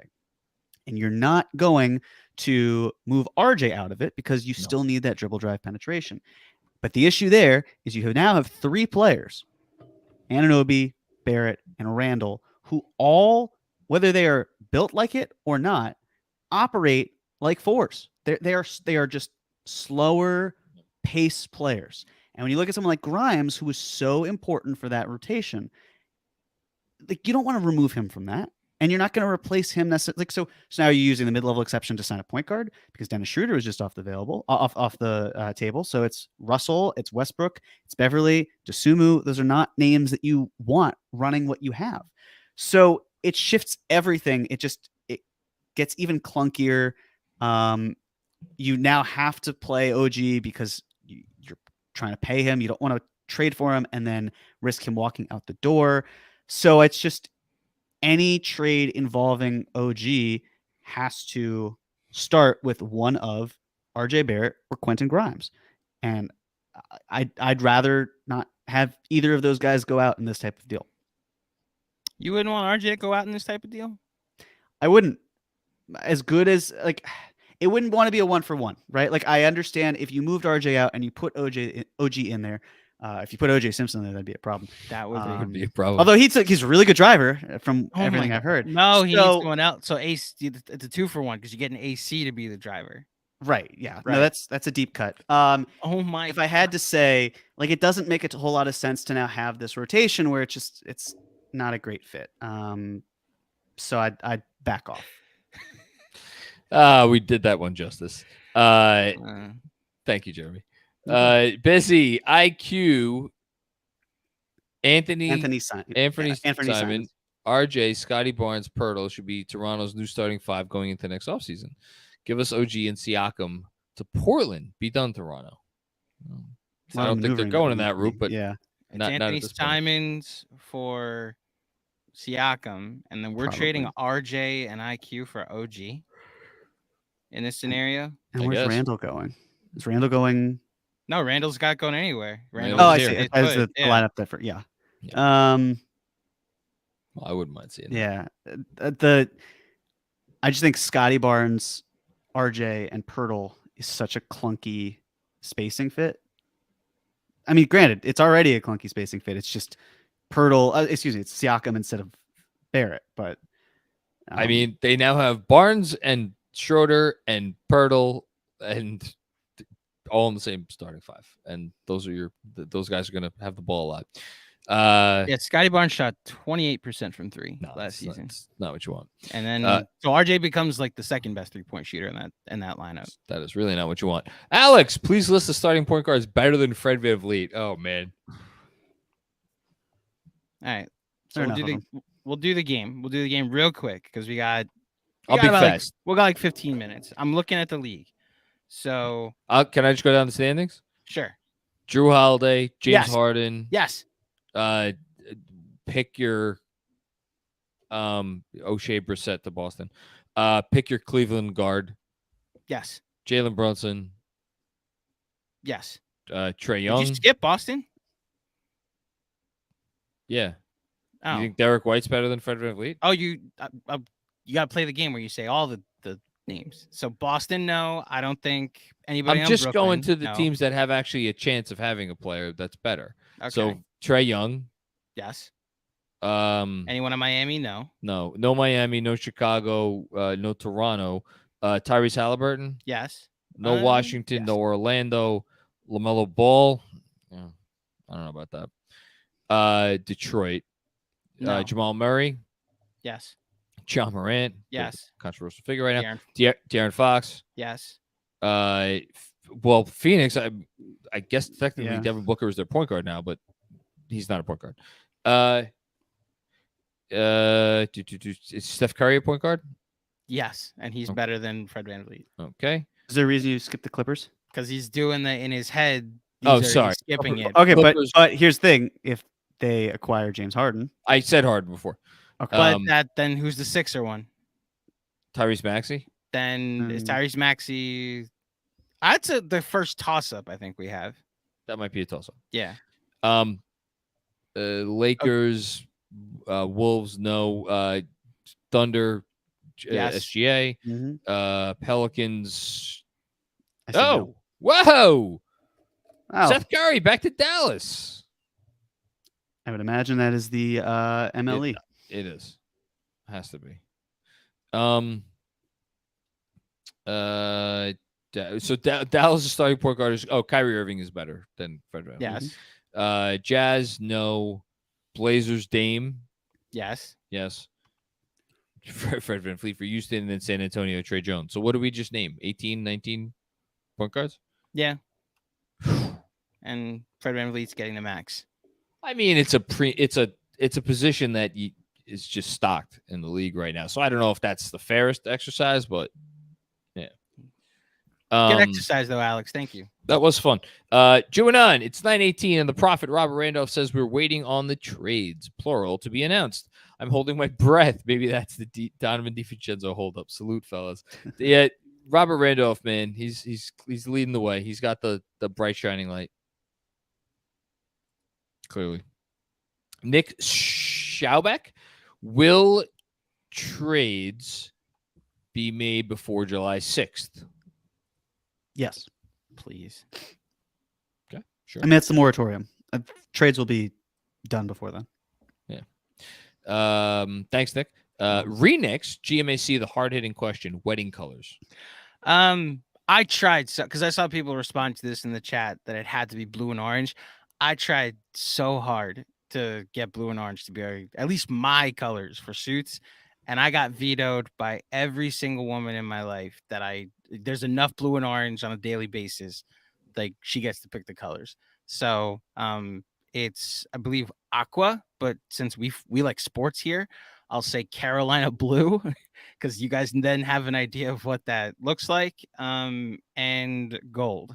So it's basically the Chargers or the Warriors colors when they wear those uniforms. Yeah. Looks good. Thank you. That's right. That's right. Suits are currently coming in. So thank you. It'll make my eyes pop. It'll be fantastic. There you go. Two more. Dom Cappuccini, if nothing happens tonight, is this going to turn into a telethon running into the weekend? Good night and good luck. LOL. I mean, we're getting off after the super chats are up, so probably not. Well, then speaking of, last one. Jostle focused regarding OG. RJ and Randall already clunky, so fix it now. What? No, I was gonna say I agree. That's why when we were doing the cap or no cap, it doesn't make a whole lot of sense to have both of these players here moving forward, and don't know exactly when or what you're moving Julius Randle for, and he is the better player. Obviously, you could say, well, RJ's still got the potential factor, and he's younger, and that's all true. But yeah, I mean, something's not clicking in the way that it probably should be with these two players. So adding OG would only make it clunkier, and just not where I think the Knicks should go. You think OG wouldn't? You think he'd make it clunkier for the Randall fit? I think OG would be a better fit with Randall. Oh, I'm sorry. Instead of RJ? Instead of RJ. Like he's saying the RJ Randall fit is clunky. Sorry, I thought it was adding. Yeah. No, it would be a little bit cleaner, but again, both kind of move like fours, but then you still need to find a way to replace the driving, because you're losing RJ's like 10 drives per game. That's really important. For a team that loves driving as much as the Knicks do, you have to replace it. And I don't think Grimes and OG are going to be suitable in the aggregate. Lobs to Mitch, Kobe assists, those sorts of things. Yeah, it's an argument. All right, are we done? We can be. It's 9:42 p.m. The Knicks have not done, pardon my French, shit right now. I'm French. I'm down if you want to pull the plug and then jump right back on in 15 minutes when the Knicks decide Dante DiVincenzo to the mid-level. I'll be up, but look, I know a lot of people out there are probably frustrated. They haven't done anything yet. Nothing that has been done is something that I would rather the Knicks do than sign Dante DiVincenzo. And oh, by the way, as we've kind of said already, if DiVincenzo ends up taking more money somewhere else than the Knicks can give him, I can't sit here and be like, well, the Knicks fucked up. I mean, he took more money because the marketplace broke in a certain way that maybe. And by the way, unlike last year, and this is the big thing, they didn't have to move around anything and sacrifice any assets to open up this money. All they did was ask their player, Josh Hart, to do them a solid and pick up his option, what they did. And then the last piece of it, and again, I say all this thinking that they will get DiVincenzo and there will be subsequent moves. If they just run it back and they do nothing, it's not it's certainly not the end of the world. All that being said, I think it'll get done. It's just a matter of when. There's nothing that's happened in the last 3 hours and 44 minutes where I'm like, damn, I really wish the Knicks had gotten in on that. Yeah. There's nothing envious. Like, how many of the pieces are we talking about that we would? Okay, it's probably like end of bench players if they're in the rotation. Like it doesn't. It's not something that concerns me. If there were moves where like I really wish the Knicks had gotten in on that target would have been perfect. I would have said so. I think we could talk about that maybe with the draft, but the draft impacts free agency. We have to see how free agency and trades shake out in order for us to then go back to the draft and say, okay, did the Knicks, could they have really made it work? Was the math in sync with everything going on? So there are a lot of other teams that also haven't made moves, and more teams that have made moves than haven't. But I think it's just we are in a hold with the Houston Rockets and probably Brook Lopez and Dante DiVincenzo. The irony would be if the Knicks got hard to opt in and DiVincenzo didn't come here. That'd be pretty funny that he would have lost money potentially. But, I mean, it just depends on those pieces falling. And once they do, I think it's more about a flood, like the floodgates kind of open up from there. So if you're losing sleep over Yuta Watanabe, don't. I think it's a great point, Jeremy. Like, there's nothing the Knicks that was done by anybody tonight. Why I was like, oh, the Knicks should have done that.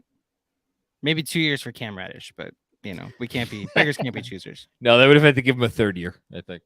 There's no basketball player whose first name is Jack. Jared Jack, but Right, but last name. Talk about names that connote a verb. One more super chat, by the way. Well, no, this is the one I came. This is the one from Jasa Focused. Bronson, Grimes, OG, Randall, and Mitch with Quickly, Vincenzo, Josh Hart, and Hartenstein off the bench. OG can do BU. Backup. What? Backup minutes at the 4. It's been a long day. Notice no RJ. Pick but between Quentin Grimes or IQ in a trade for a star guard. Sign me up. Again, I understand it. It comes down to how is your offense changing, because now you have 2 off-ball threats and you're likely not going to see their driving abilities increase to the point where it gets you to what they need. I think also the great thing about driving is you have one of the best, if not the best, offensive rebounders in the NBA. That is Mitchell Robinson. If you're not maybe creating as many opportunities for him to clean up and put it back, it makes his job harder. Obviously, you have more Knicks spacing the floor, which is important because you want efficient players, and that is something that you would be getting here. But you still want more of a threat on the interior from the perimeter going south.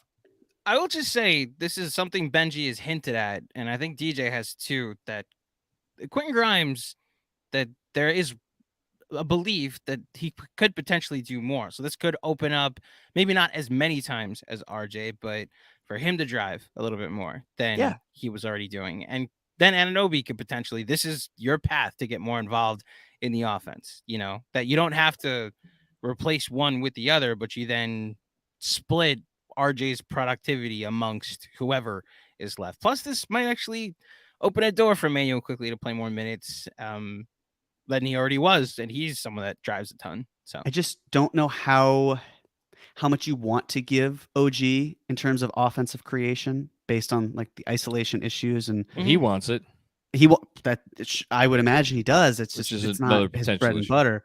And then again, it goes back to the missed games, where if OG is missing 20 plus games like he's done each of the last 3 seasons, or like 19 games, whatever it was, like, yes, it's important to have OG at the backup for the 4, but if he goes down, you're elevating someone, but is it an 8-man rotation? Do you get Isaiah Roby to now play a lot of minutes? How much do you trust him at the 4? Like, I don't know if that's a name the Knicks want to be spending a lot of time saying. Right. So can you find a suitable backup 4, especially if you're moving Obi Toppin, to make it all work? And there's got to be someone who's out there who's not making a ton of money where you can finagle it, but there aren't a ton of really solid 3-4s who do what the Knicks want and can work within the scope of everything. So it puts pressure, but I don't hate it by any stretch because I think it can work. I think there are some pitfalls there that the Knicks would need to be more cautious of. I think I'm looking at the closing lineups that we saw after the Josh Hart trade, where it was basically like Brunson, Hart, Randall, Mitch, and then wasn't even RJ after the Josh Hart trade. It was either Grimes or Quickly, and most of the time it was Quickly.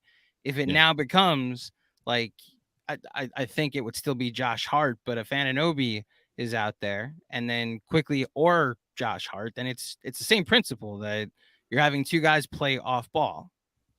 With whether it's Quickly, I guess Hart in this scenario, you don't want him to play as much off ball because he'd be crashing the boards. But you see what I'm saying? He like, kind of exists in his own. I'm more concerned about the crunch time, the 22 RJ minutes Mm-hmm. that would be replaced. I think, I maybe famous last words. I think they could figure out production elsewhere, regardless of the fact that because of what RJ was after the Josh Hart trade. But maybe I'm looking too much in like that specific vacuum. I'm with you, Jeremy. I may be higher on it than you, but I think we both don't hate it, which is the bigger takeaway. Yeah.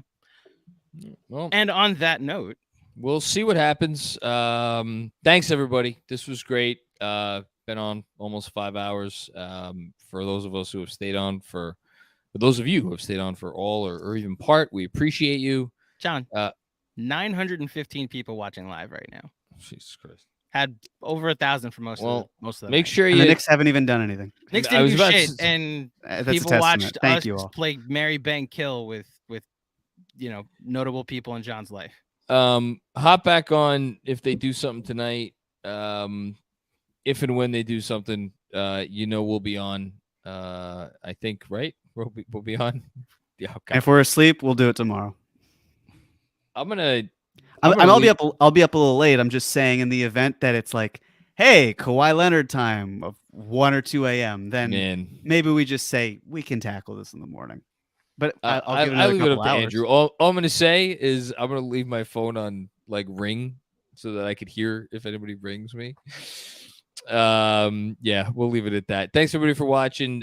Don't forget, if you're watching this, and maybe we have some people watching tonight who don't usually watch, and you're not subscribed to the channel, subscribe to this channel, please. That helps us out, and we will talk to you soon. Peace out.